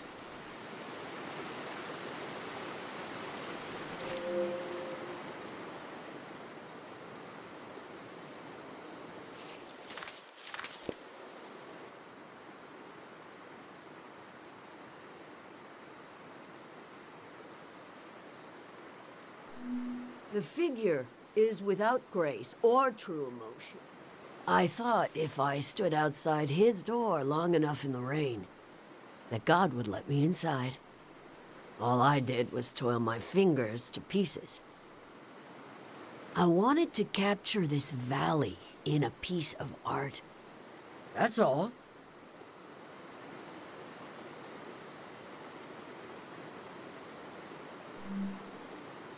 It's just junk. Enough about my... Let me see what else you've got in that journal. My trash all on a page together, like a real art exhibit. One day, you could add my name to it. Mitsiora. They might as well know who to blame. The museum vault. Every artist dreams of their work hanging on its walls. Oh my God. You'll try to go there? It's so far. It'll drain your life away trying to reach it.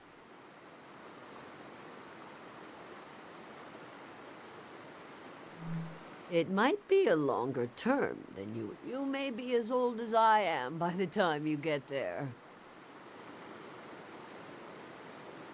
Your journal might end up in the vault, which means my artwork might end up there. Oh, that would redeem everything. Every wasted hour. When a dream crawls back out of your throat, it hurts. But I can do better than those little statues. I can, if you help me.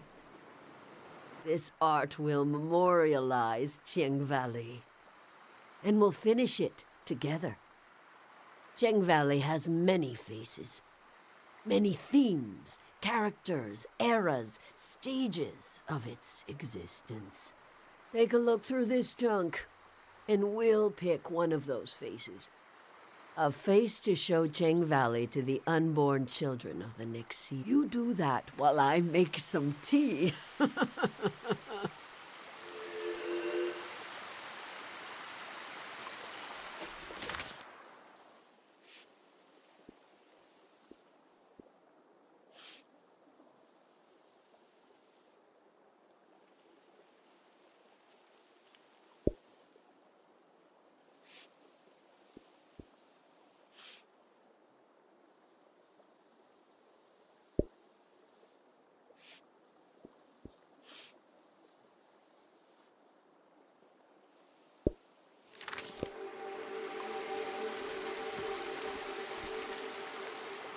You seem lost. We're here to choose a theme for our artwork. You can see through the clutter. I have looked at all this for far too long to see it. There are no mistakes, only wayward inspiration. Just pick the face, facet of Cheng Valley that calls out to you.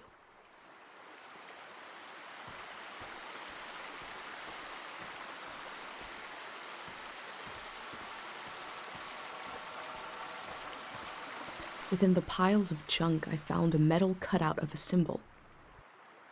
These patterns, what powers have they had and lost?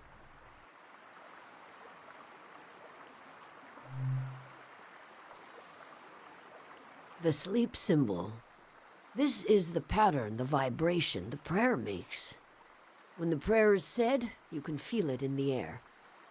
But you can see it in the water. If you ever see this pattern in motion, prepare to sleep. There are two others. Remember and forget. But this one is my favorite. This is the pattern that ended the war. Sonia, the monk, used this prayer to end the war. A prayer to end a season. God of sleep listened. Power was greater and deeper than anyone knew. That was how the last season ended. Do you want this to be our theme? Very good. And the tea is ready. In the past, I tried to control everything. My work was dead. This time, let's follow our intuition, gather some pieces, and see what happens.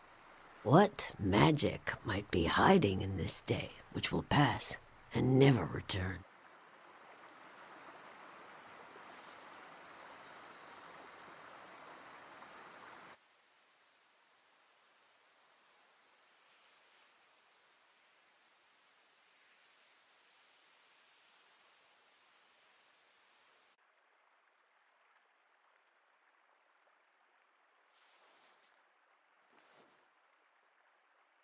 This tea is good for the throat.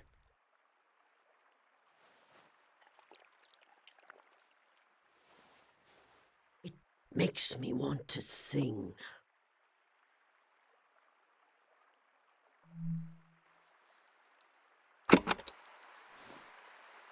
Chubaleni husanota,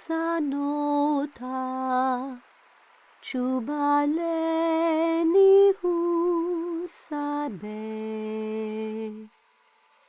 Chubaleni husanota, Krimosanahi.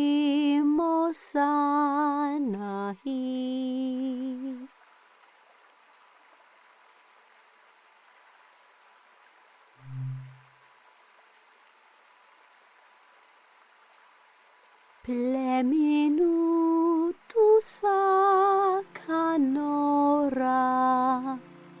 Pleminu sapetu, Eminu no kaserota, Manano mase. Dudua ui anota, Dudua uni ano, Dudua uni anota, Enimunahi.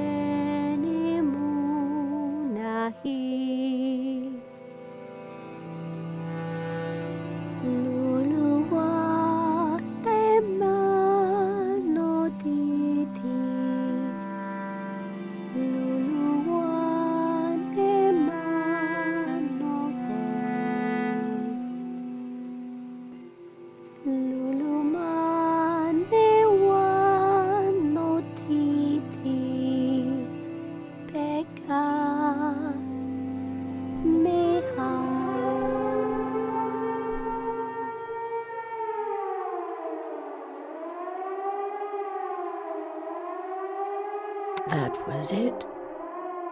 That was Cheng Valley. I thought we would capture Ching Valley in a piece of art, but we captured it in a moment instead. A moment can never hang on the wall of a museum, but you will still carry it with you. You were the co-author of this moment. I would never have found it without you.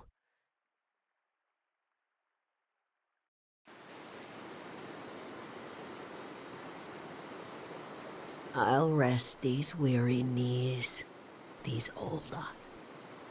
But you're welcome to bring me images of this valley, as long as you bring them close enough for me to see. I'll tell you what I know.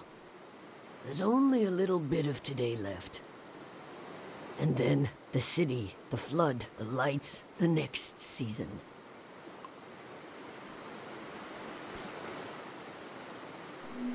Oh, you'd never believe it. That locket was a gift from a famous singer. But you won't get me, an old lady, reminiscing about a dalliance? Ugh. No. Next question, please.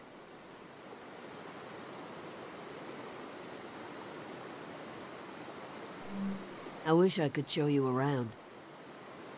But maybe you can bring the valley to me. You could show me photographs you've taken here, and I'll rummage around in my mind for any gems.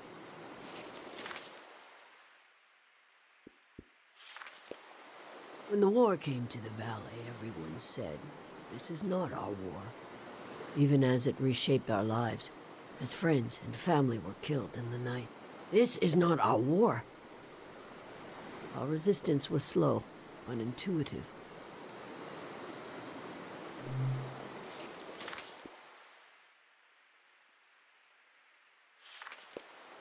They haven't aged a day since the prayer put them to sleep. But every time I see the soldiers, they look younger and younger to me. Almost like children now. Do I sound like I forgive them? It is the two worst thoughts to try to hold together in your mind. They were just boys, and they killed my family.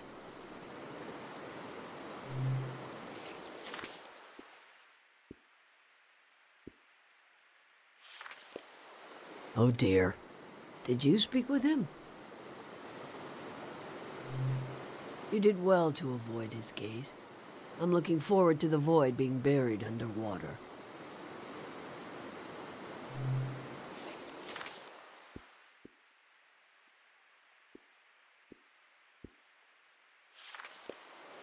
Dear widow, haunted child, departed soul, they've been through too much. And when I wander their fields at night, tasting the fruit, it was the only place in the valley with life up until the end. The boy brings me a look. I read his palm again and again.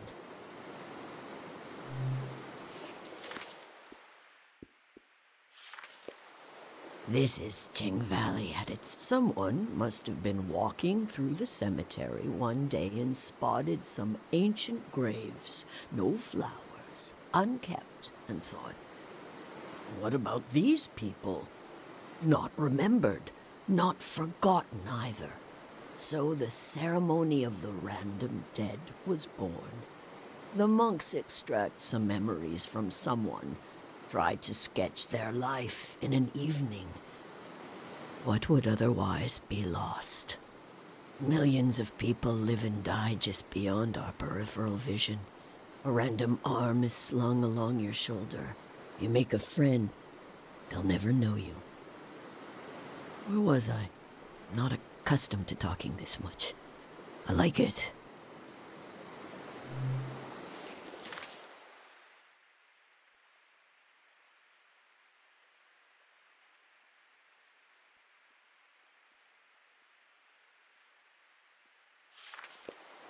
Every season is either a season of burying or digging up. What about this one? Digging up so we may bury, I think.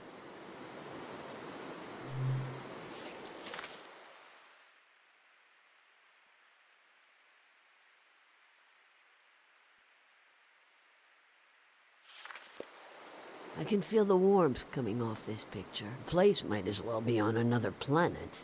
This is your home. You just wait until I get my own pair of wheels, my own army, my electric legs. I'll be over for tea. I'll meet your darling mother. You won't be able to get rid of me.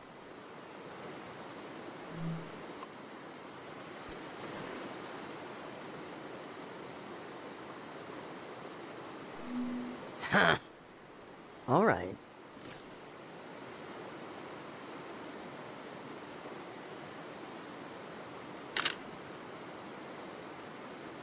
Latiora is a true artist.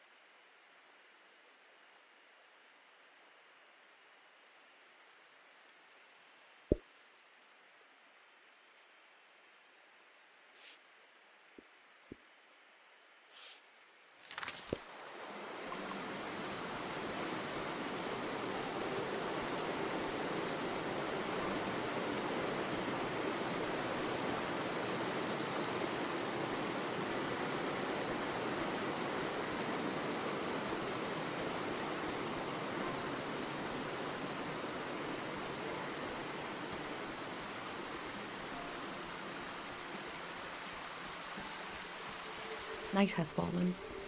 The doors to the shrine must be open now.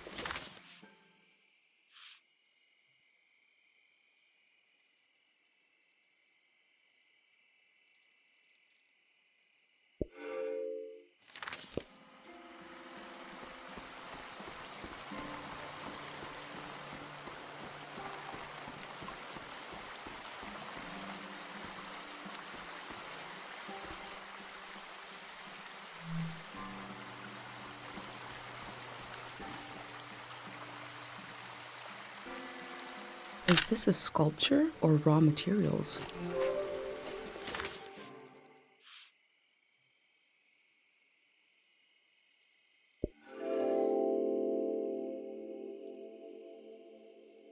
I hold tight to the feeling of being almost lost, barely lost, wandering with conviction. If I could tell Dad that I left home, I would describe this feeling to him in detail.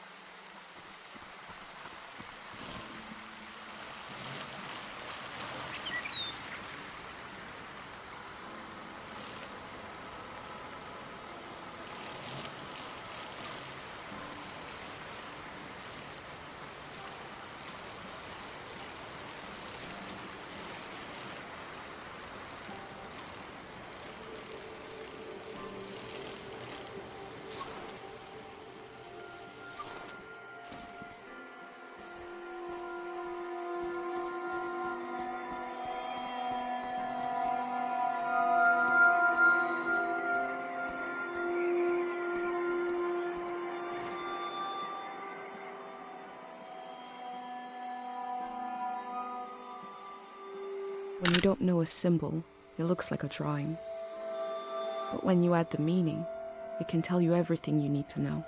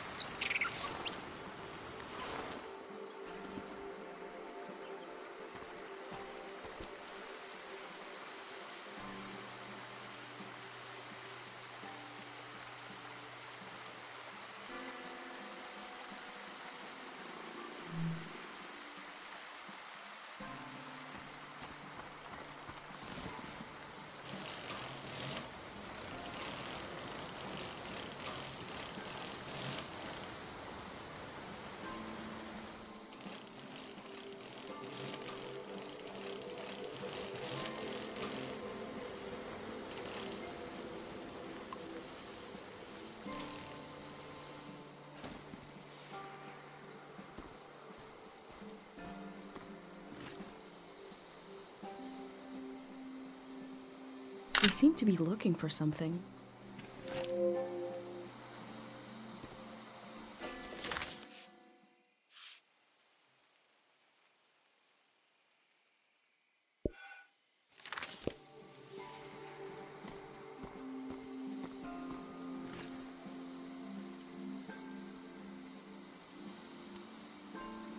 They're bringing the dam down. Eventually?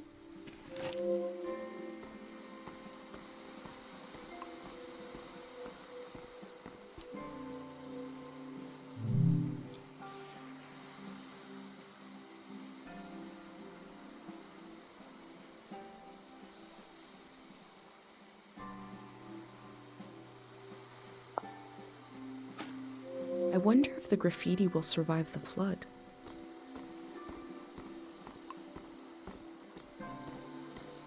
What mark should I leave?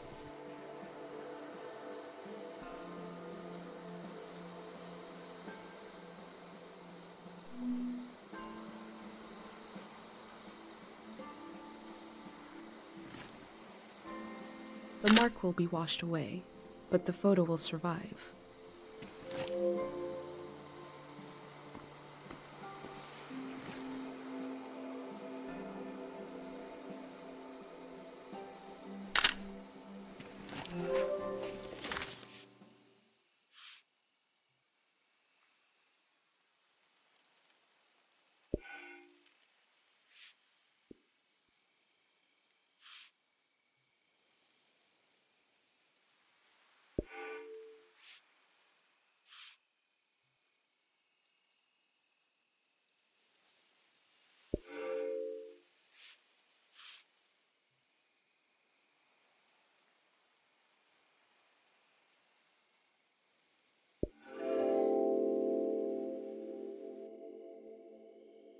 I try to divide the things I see between two categories, permanent and impermanent.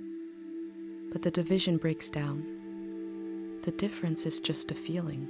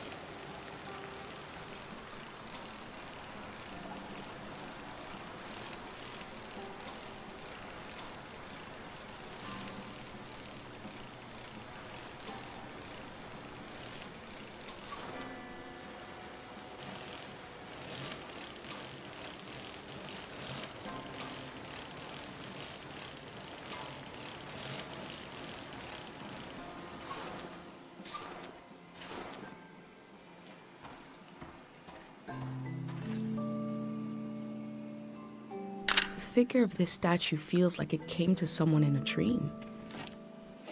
That's just a guess from me.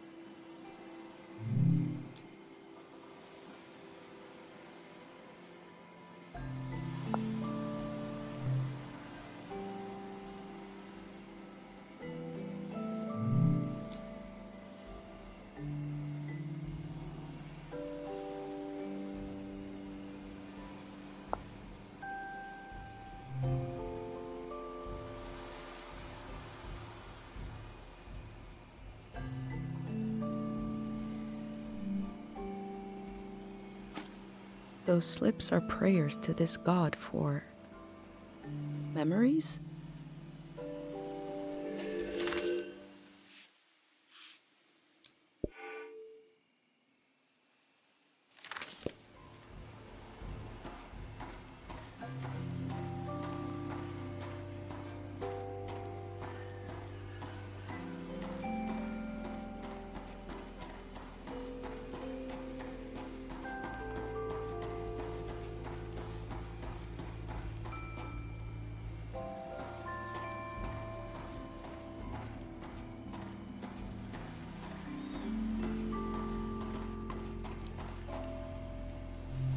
People prayed here.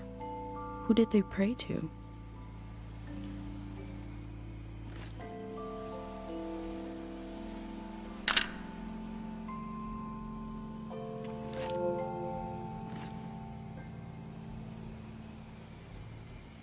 Purple minerals are built into this statue too.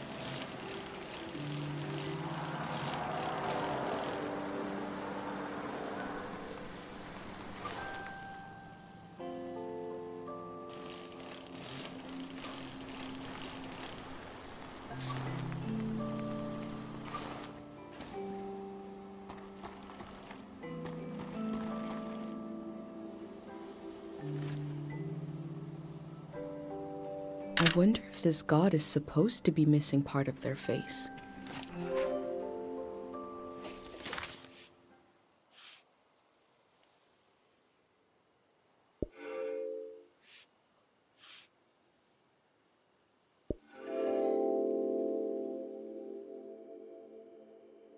We have Dr. Fumio's cures to negotiate with the exigencies of life as a conscious being. Here they have a religion. The form changes, our needs remain the same.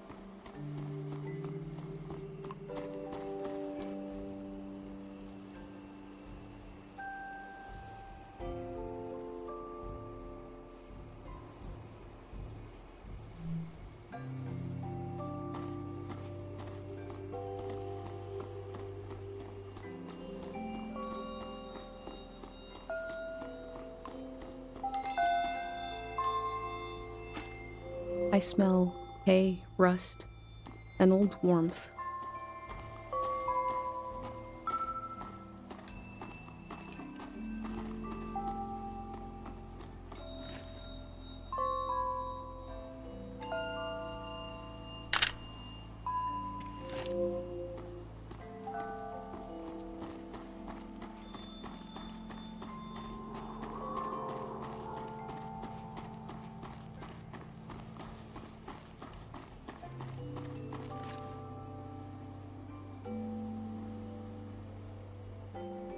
Symbol and a name, the Din. These stones must represent the three gods of the valley. Their names seem important. Din, Din, Din. Like an echo from the past.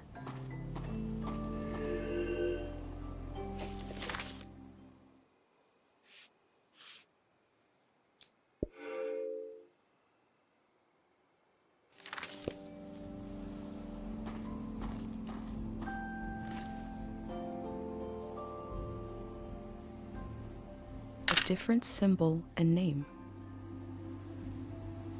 The void sounds ominous.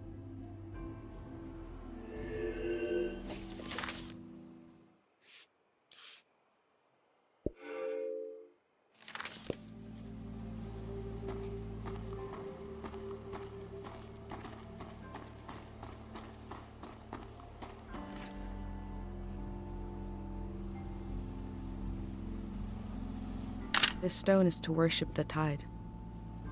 The tide, something calm that comes and goes.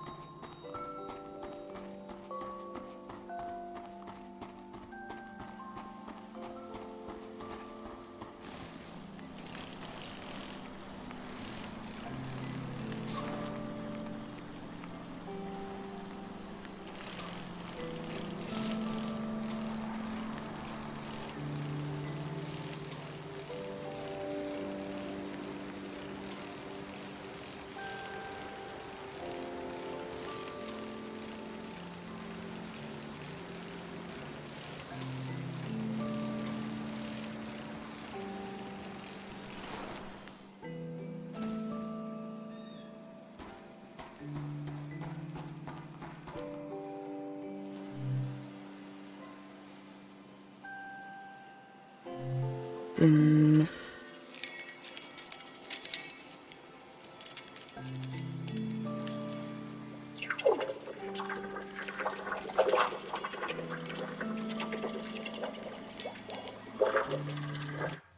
it It was my first time being in a car as it was being cleaned.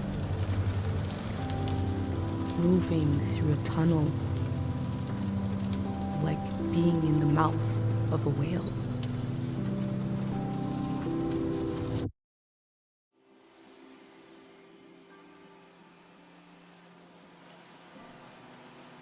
The prayer gave me a memory that isn't mine. But it feels like mine now. It seems like it came from the golden season.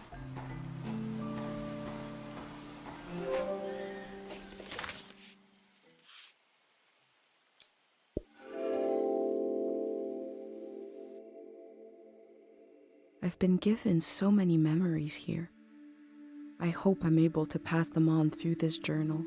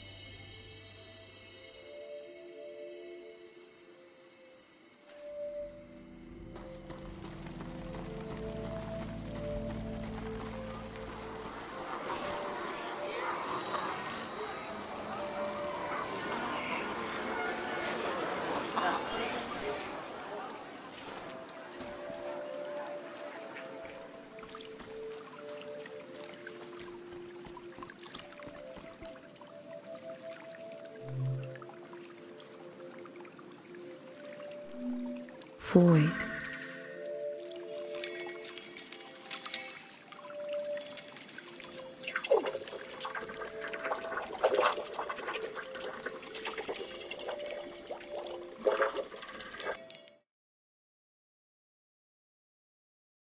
I pray to the god of forgetting. I pray to the void to take a memory from me. There was a moment of hesitation between my pendant and the god. Did I really want this? If I did, my pendant would allow it.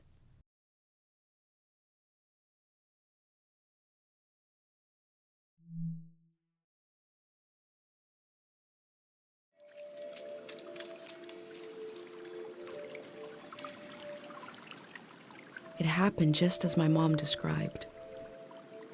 There was a moment as the memory left, when I felt the absence, but then it filled itself in. I'm embarrassed to tell you this, but after that moment in front of the statue, I no longer remember my own name. Void took it from me. I tried to remember someone saying my name. I looked through my journal and realized I never wrote it down. So it's really gone. Our minds are so delicate. I held my pendant tightly after that.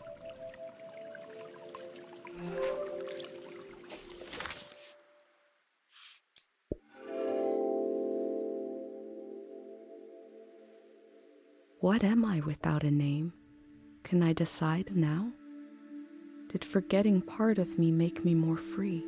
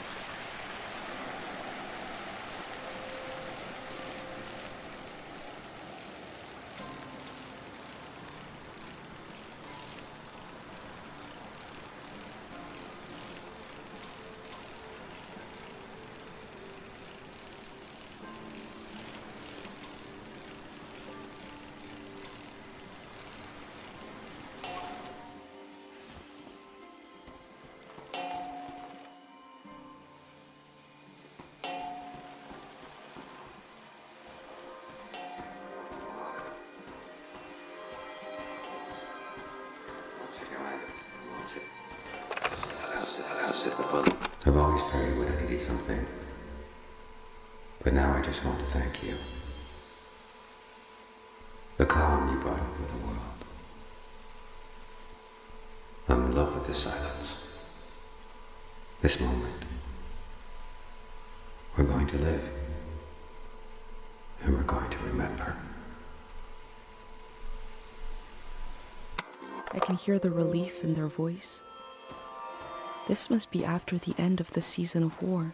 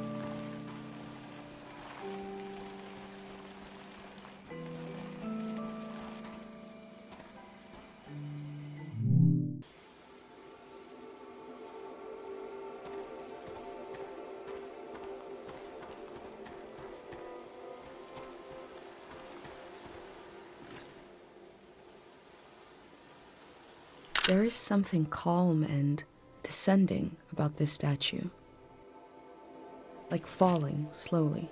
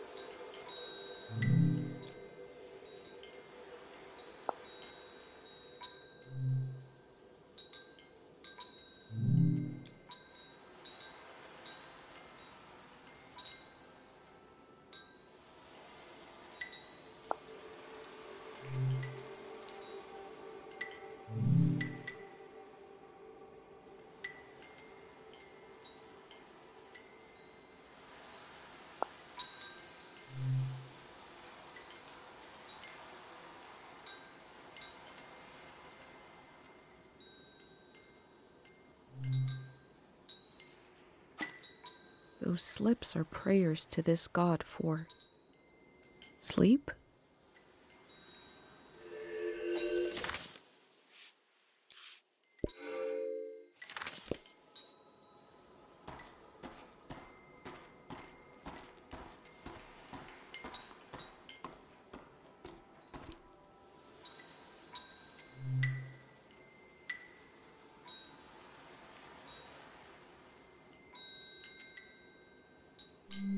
Tide.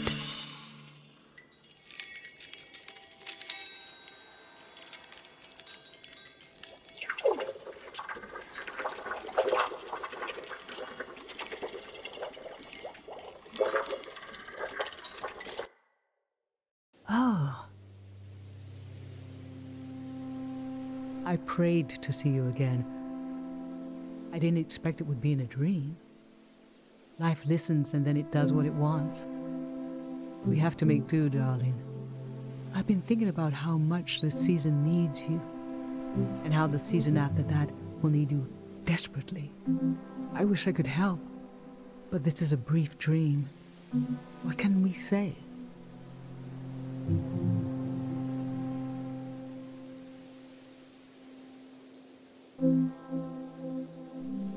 Oh, you lost your name. It took a while for your dad and I to agree on what to call you. The name we ended up picking was my idea. If you lost your name, why don't you use the name your dad wanted to call you by? He would have called you Maria. I don't know if you will, but I know I will see you again. For so long, I'll think it'll never happen. I'll almost make peace with having lost you to the world. But then, oh, all the work of my grief undone in a moment. When I saw you again, oh, I wept and I laughed. Someday you'll have a child of your own. Someday he'll want to see the village where his mom was born. And I'll be here, waiting for him. We'll stand together, just like this. I have 1,000,000 questions for him. And he'll have 1,000,000 questions for me. But before we can say a word, I'll look into his eyes. And I'll see you looking back at me. Take care, my darling. It's time to wake up now.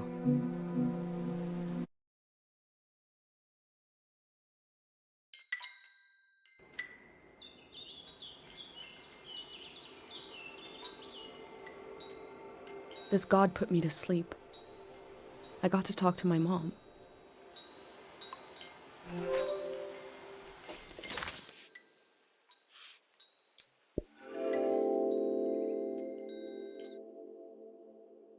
Sleep is the shadow life that connects us all. It gives a cycle to our days, a reset, a reflection, remembering and forgetting at the same time.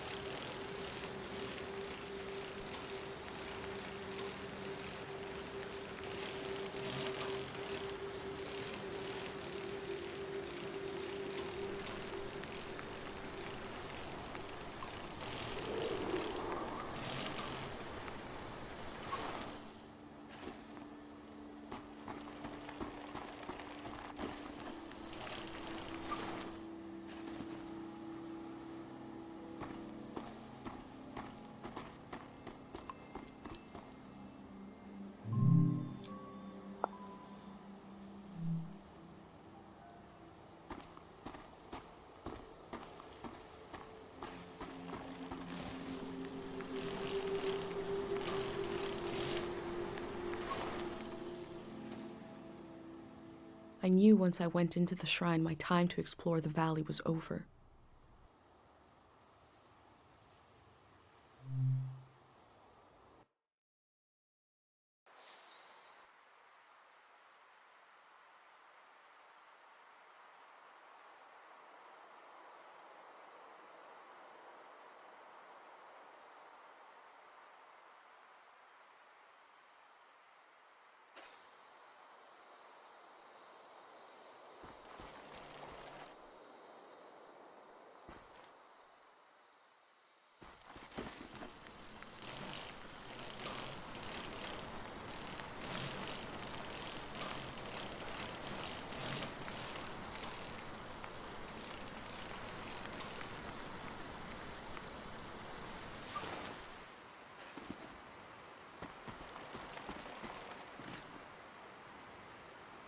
In the heart of the shrine, the void sits alone.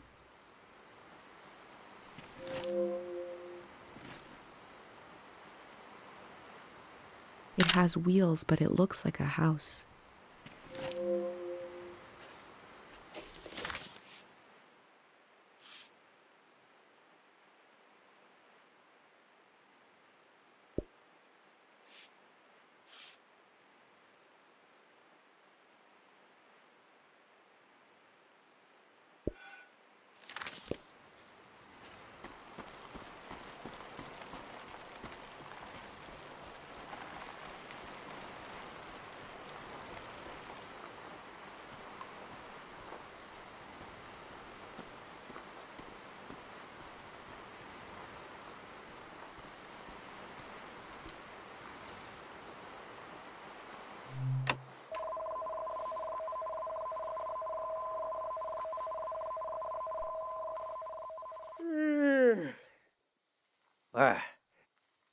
Who are you? What are you doing here?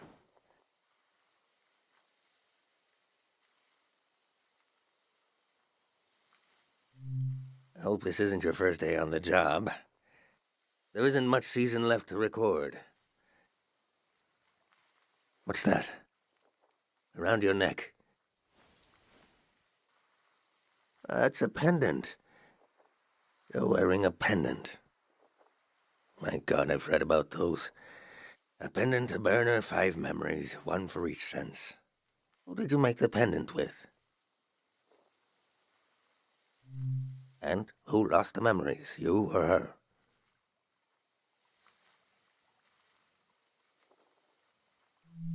I see. And what was something you burned?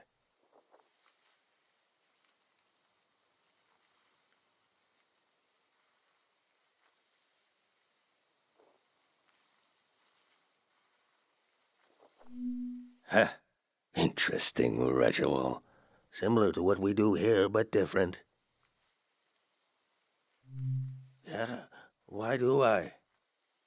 Your mind will make it into the next season intact. You're protected by 5 senses, 5 lost memories. What about everyone else? You ever think about that? Why would you? Well, I don't need one. I'll be right here until the flood takes me.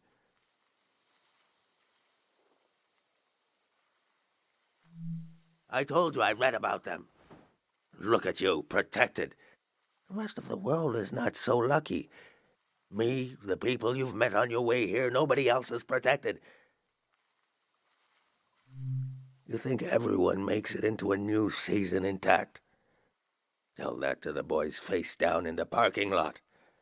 You know things are about to change. I can tell. A collective pendant to protect a group instead of one person.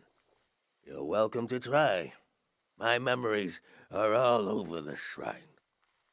You can have them, destroy them, whatever you want. Asking an old monk to invent a new ritual. Let me die in peace.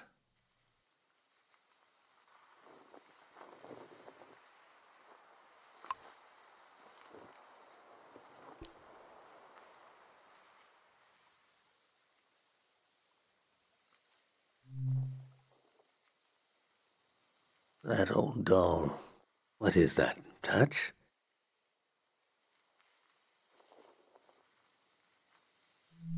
Looks like it survived anyway. You'll want a memory for... what did you call it? A collective pendant? Ah, a child left this doll here. A tourist. Is that enough? I guess I won't forget it now. I'll forget it when the flood comes.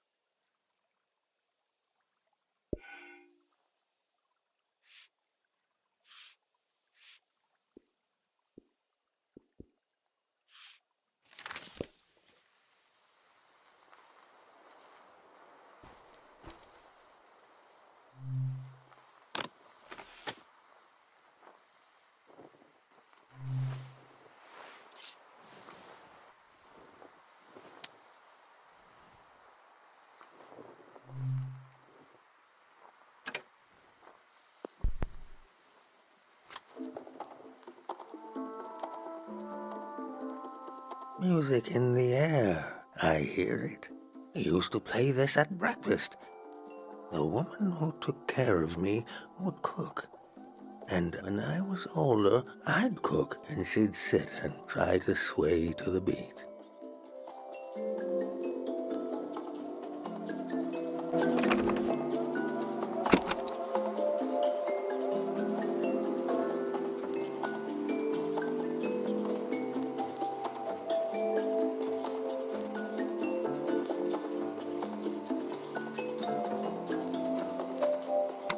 The musicians are gone. The thousands of hours they spent learning their instruments are gone. The song plays on.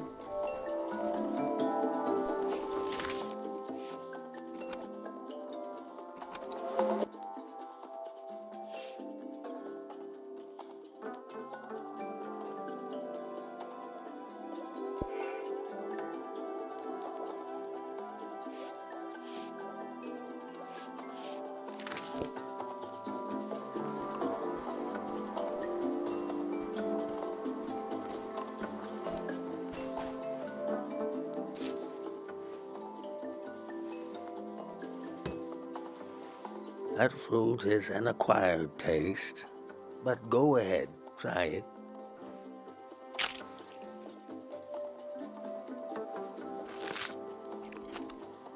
Do you like the taste?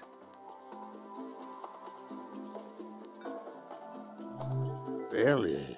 I remember long ago when I was a beautiful human being, sneaking into the orchards with another boy, before we knew what was romantic and what wasn't. Stealing those fruits, pretending to love the taste. Pretending to love the taste and pretending not to love each other. Both of us pretending, smiling and laughing until it became true. Oh, it's so good. He was a tourist, that boy. Left me heartbroken like so many others. Do I love the taste of the fruit now? I don't know. Do I love being alive? What choice do I have?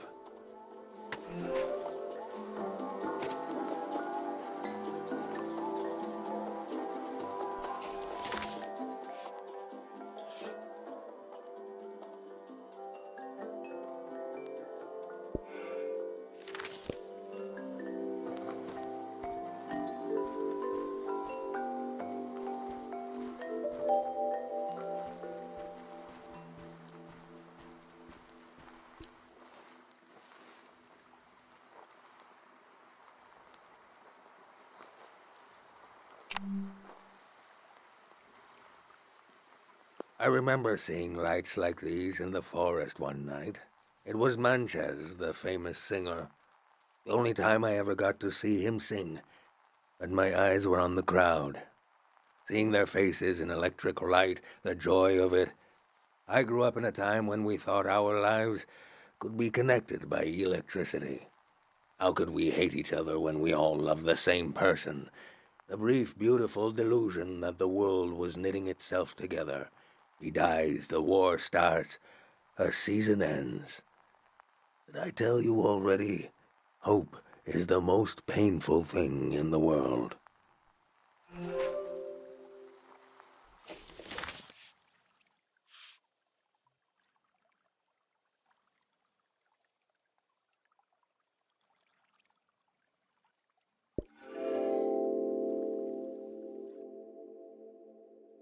An old monk surrounded by his memories. Is this a shrine to a god? Or is it a shrine to his past?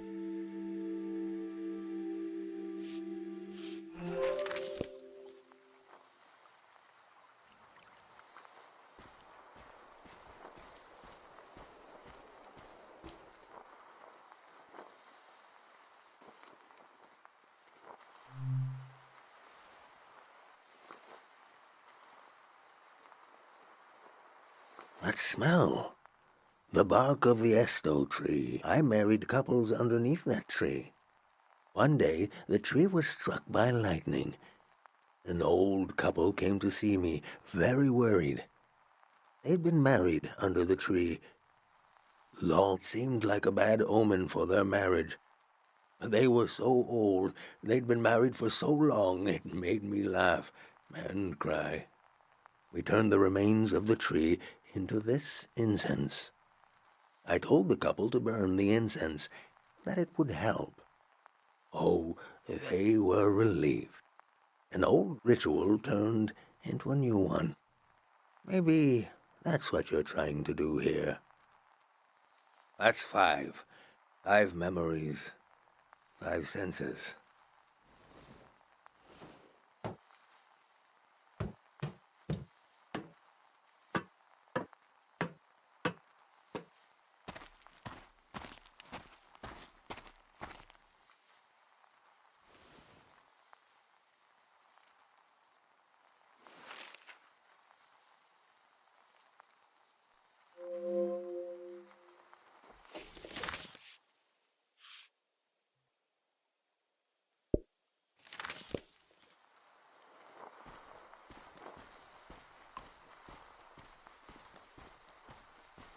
My name is Easel. I was the last monk of Tiang Valley. I never finished my exams to be a monk, but I'm the only one left. I took becoming a monk for granted because I grew up around them. If you're including a ruin like me, you must be serious about recording this season. What will you write about me?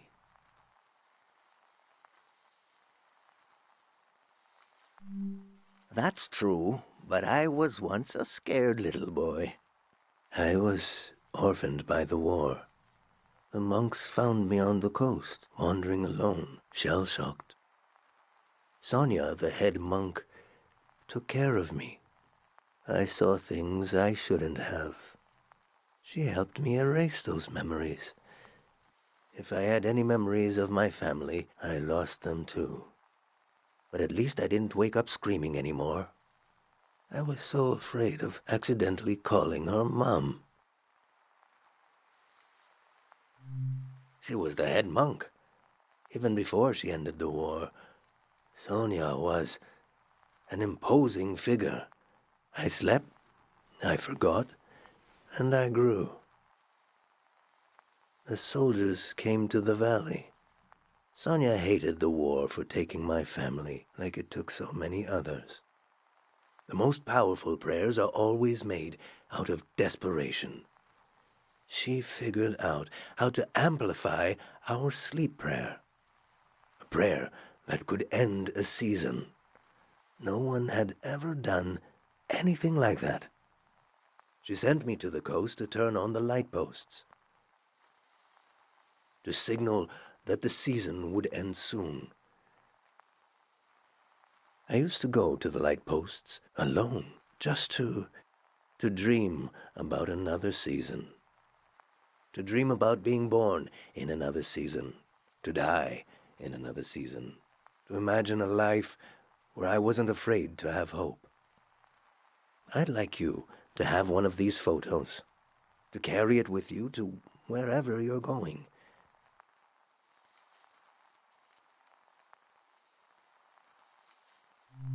Trying to see where it all went wrong?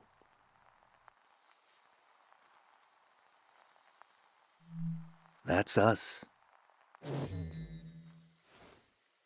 They've shut off the power. Won't be long now. Imagine the waves rolling in here. The water so deep that light won't reach us. I should pray one last time. We should both pray right now.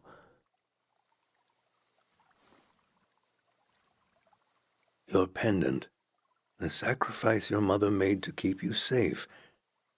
It might be possible to pass on this blessing, to divide its power among the people you've met on your journey, to shepherd them into the next season.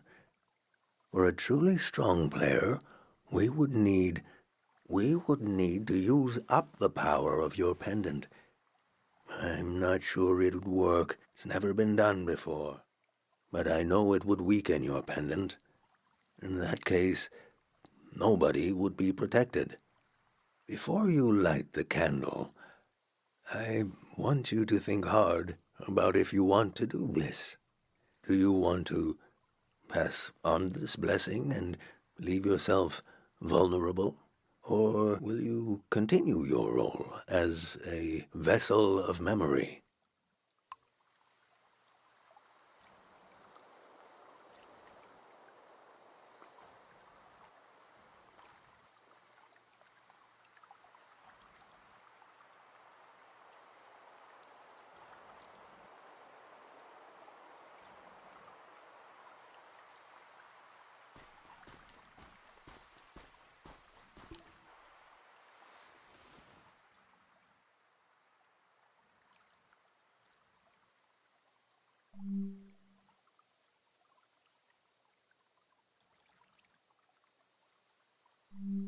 They were kind to me. They're already losing so much.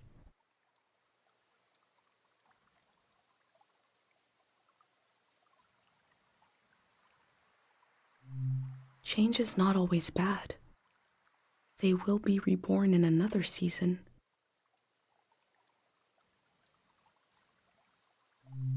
I need to be sure someone will remember this season. There needs to be at least one witness. Someone to carry this season into the future. That is what I set out to do.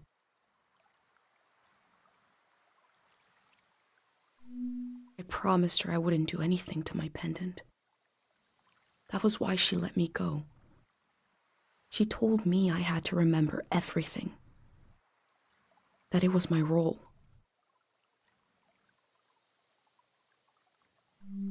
They were kind to me. They're already losing so much.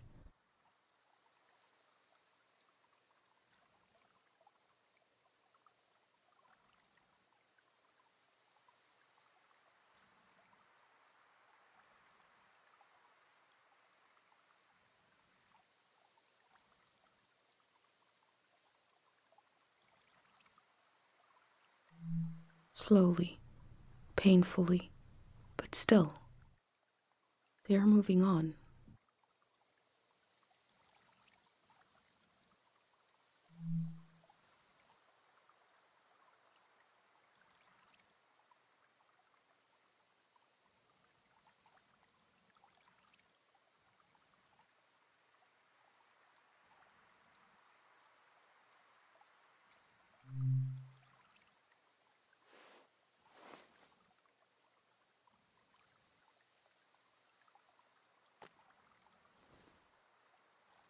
I can feel the memory, senses, and energy in the air. I have not prayed with any great purpose in so long. Let's set our minds to it. Pray with me.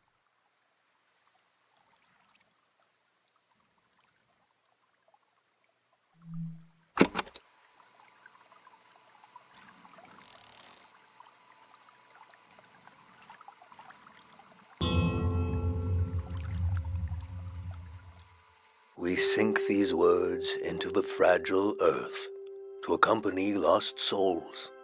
Listen to the record of our lives spinning and the old woman tapping her foot to the music.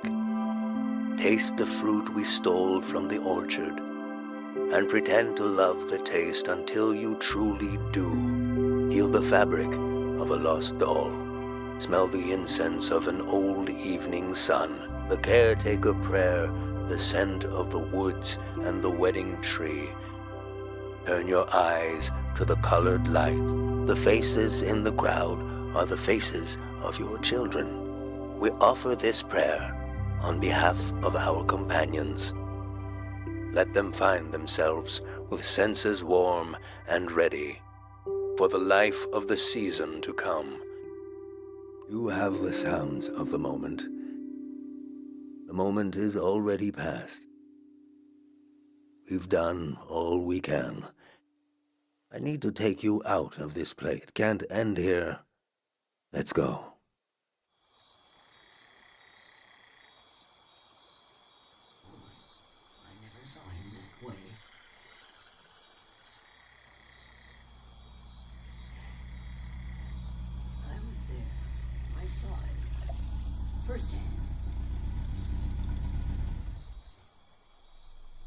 The true end of the Tiang Valley was not the flood coming. It was when these people would go their separate ways. At the last possible moment, I saw them as a community. Without the protection of my pendant, I felt even closer to them. Whatever happens, we're all in it together.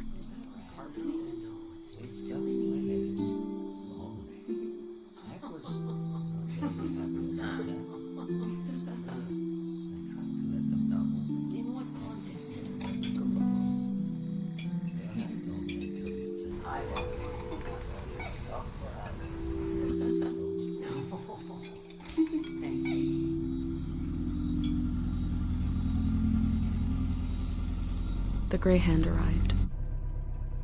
He had what he called passports for everyone. He said they were supposed to have a photo, but that his camera was broken and he wanted to use mine. I saw in these little papers the beginning of a new world. He asked me if I could help him. I had only one moment to decide.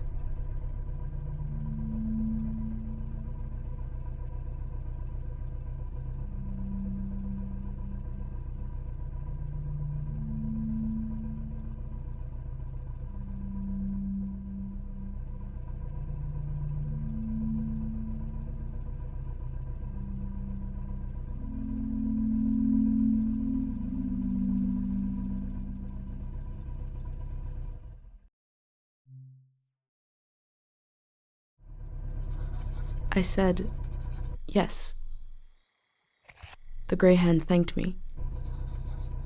He gave me a pin and told me their new name would be Floral Path.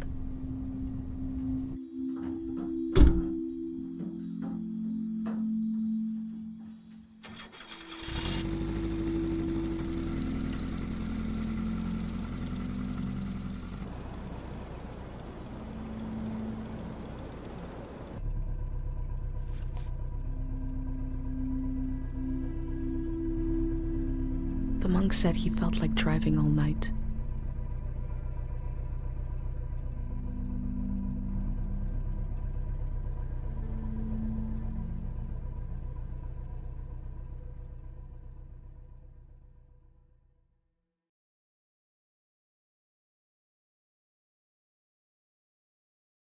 Listen closely. The road behind you leads to the coast. There's an old warning system on the beach. An emergency light that can be seen from the other side of the ocean. You can warn the rest of the world about the change of season. All you have to do is turn it on. It was built to survive anything. I'm sure it still works. Do you understand?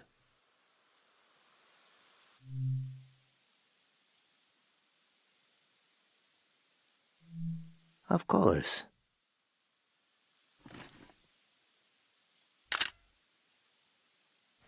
easel lives.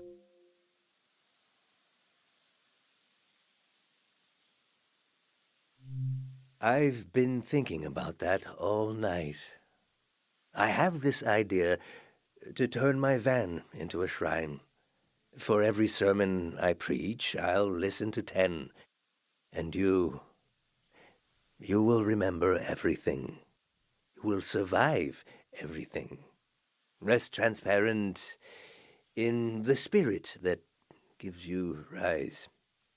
Farewell.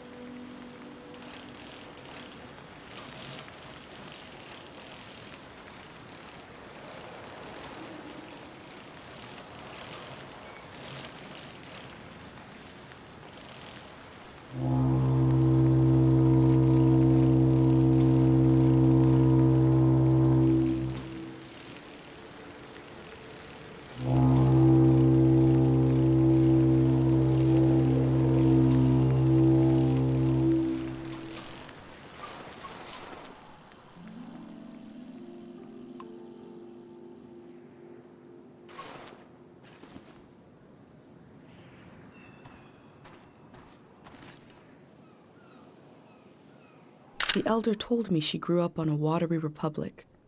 The ship was commandeered during the war.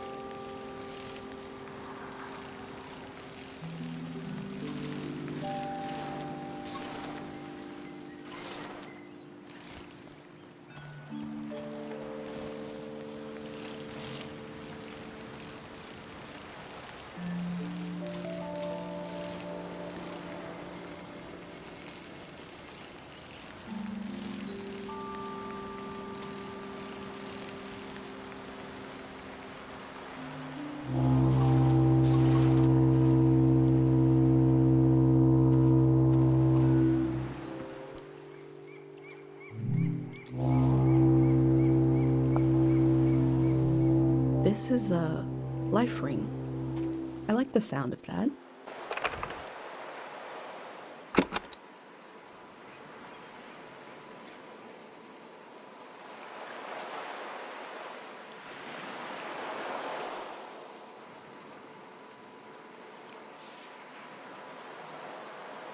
The sound is so forlorn, trying to...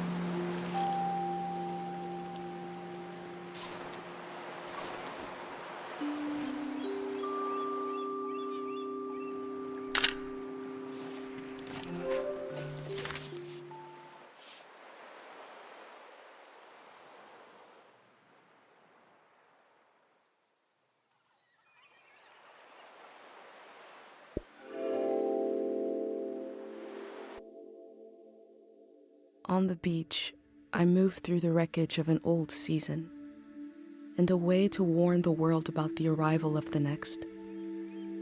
The cycle will continue. I hope I played my role well.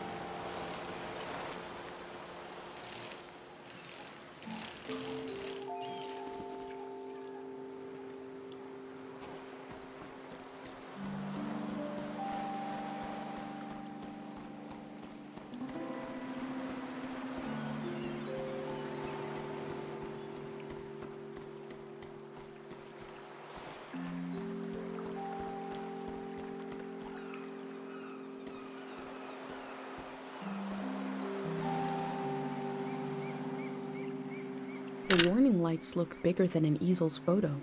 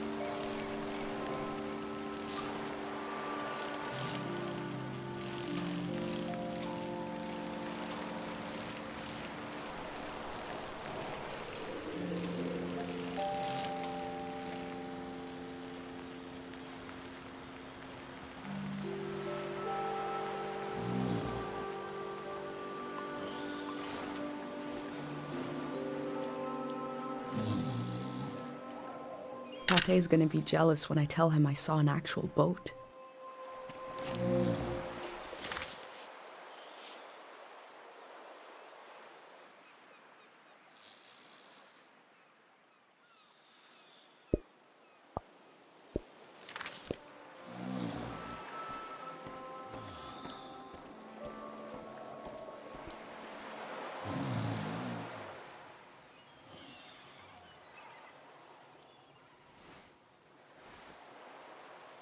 Hello.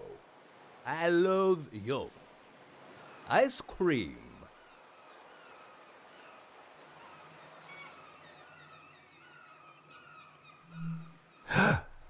No problems. What this do?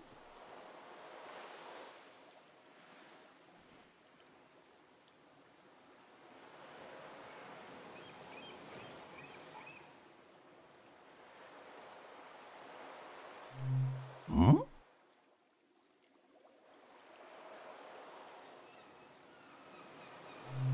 You turn them on? Aha!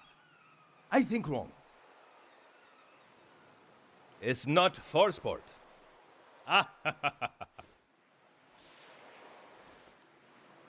My village. I draw the life. You see? You?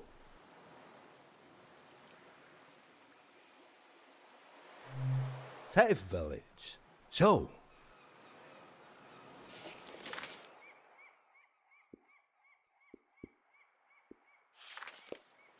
Ah, tree. Beautiful tree. I have tree. It's weird, no? I have weird. Public lizard. For everyone.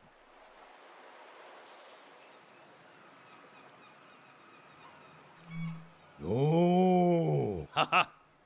I say I live home. My mother no cry goodbye. Your mother?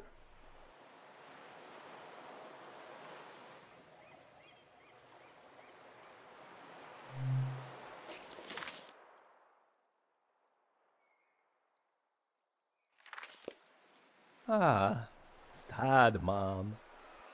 Morning I leave. I go far, far. Alone, long time. Why you leave home?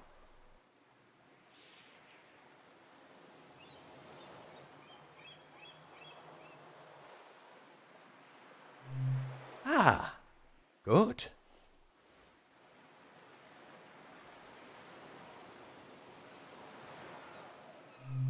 Amesta kaikel abe amamola.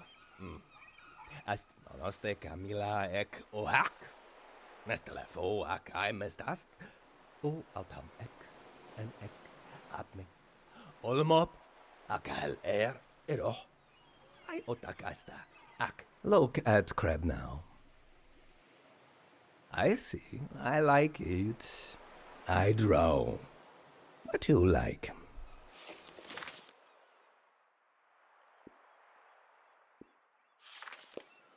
Uh-huh.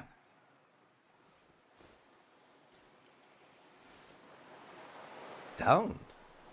To play sound. You play sound.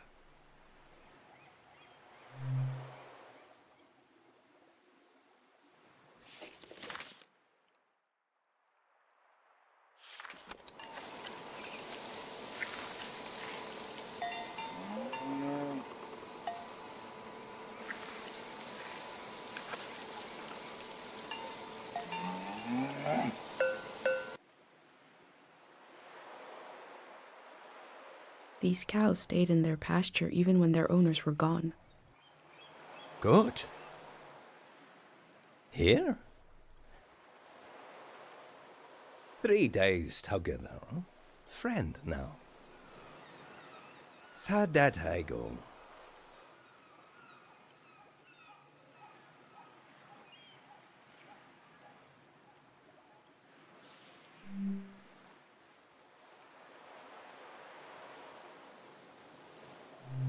He is big man.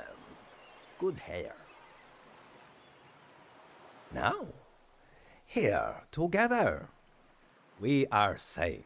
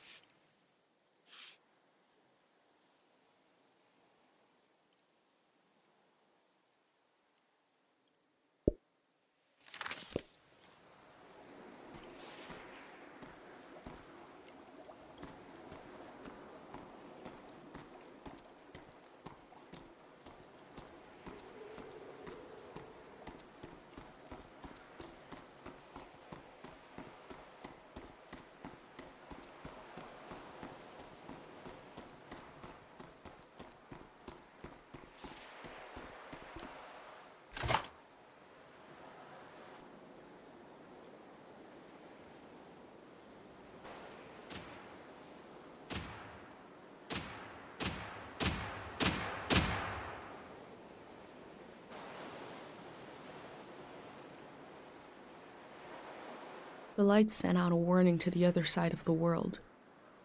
I wondered if anyone was watching. I wondered if anyone remembers what it means. This season is over.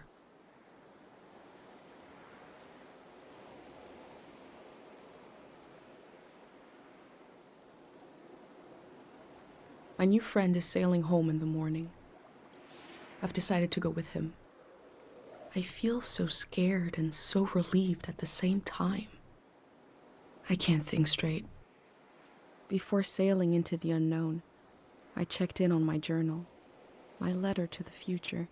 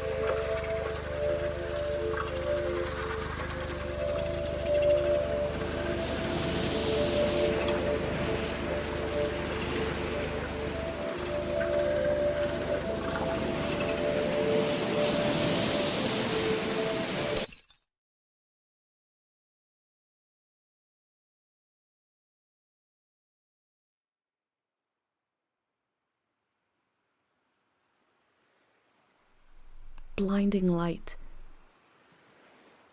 and a strange pattern disappeared off the surface of the water.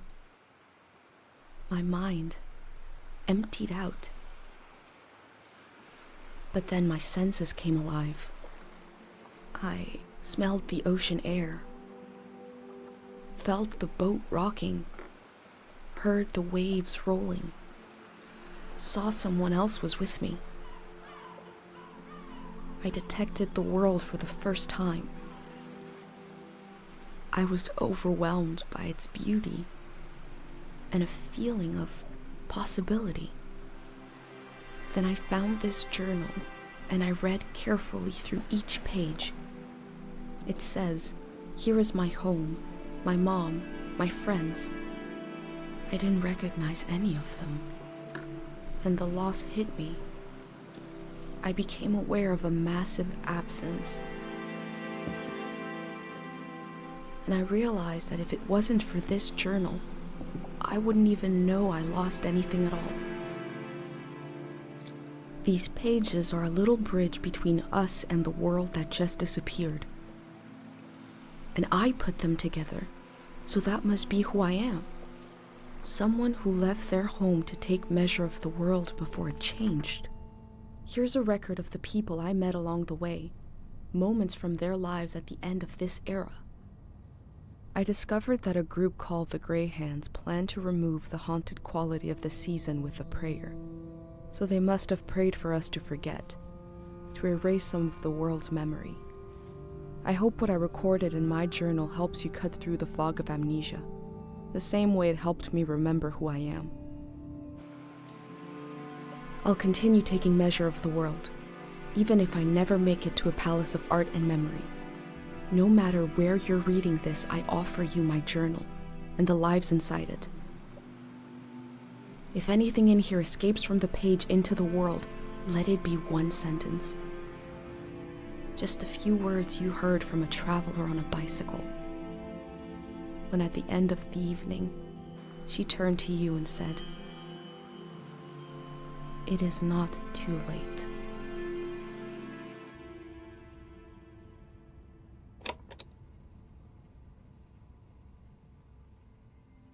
How to leave home for my daughter. Find a sacred square of earth.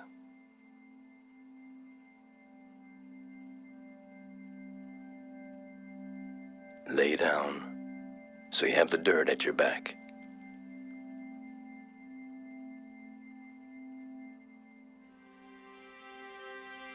Close your eyes. Close everything. Do you see for yourself? You see for the dead, for the unborn. Do you listen for yourself? You listen for the dead, for the unborn. Your ancestors are in that dirt. All the living and all the dead are holding you up. Now, stand. They're still there, aren't they? It's time to move, to entangle yourself everywhere with everyone. So the next time you lay down in the dirt, you will have so much more to tell them.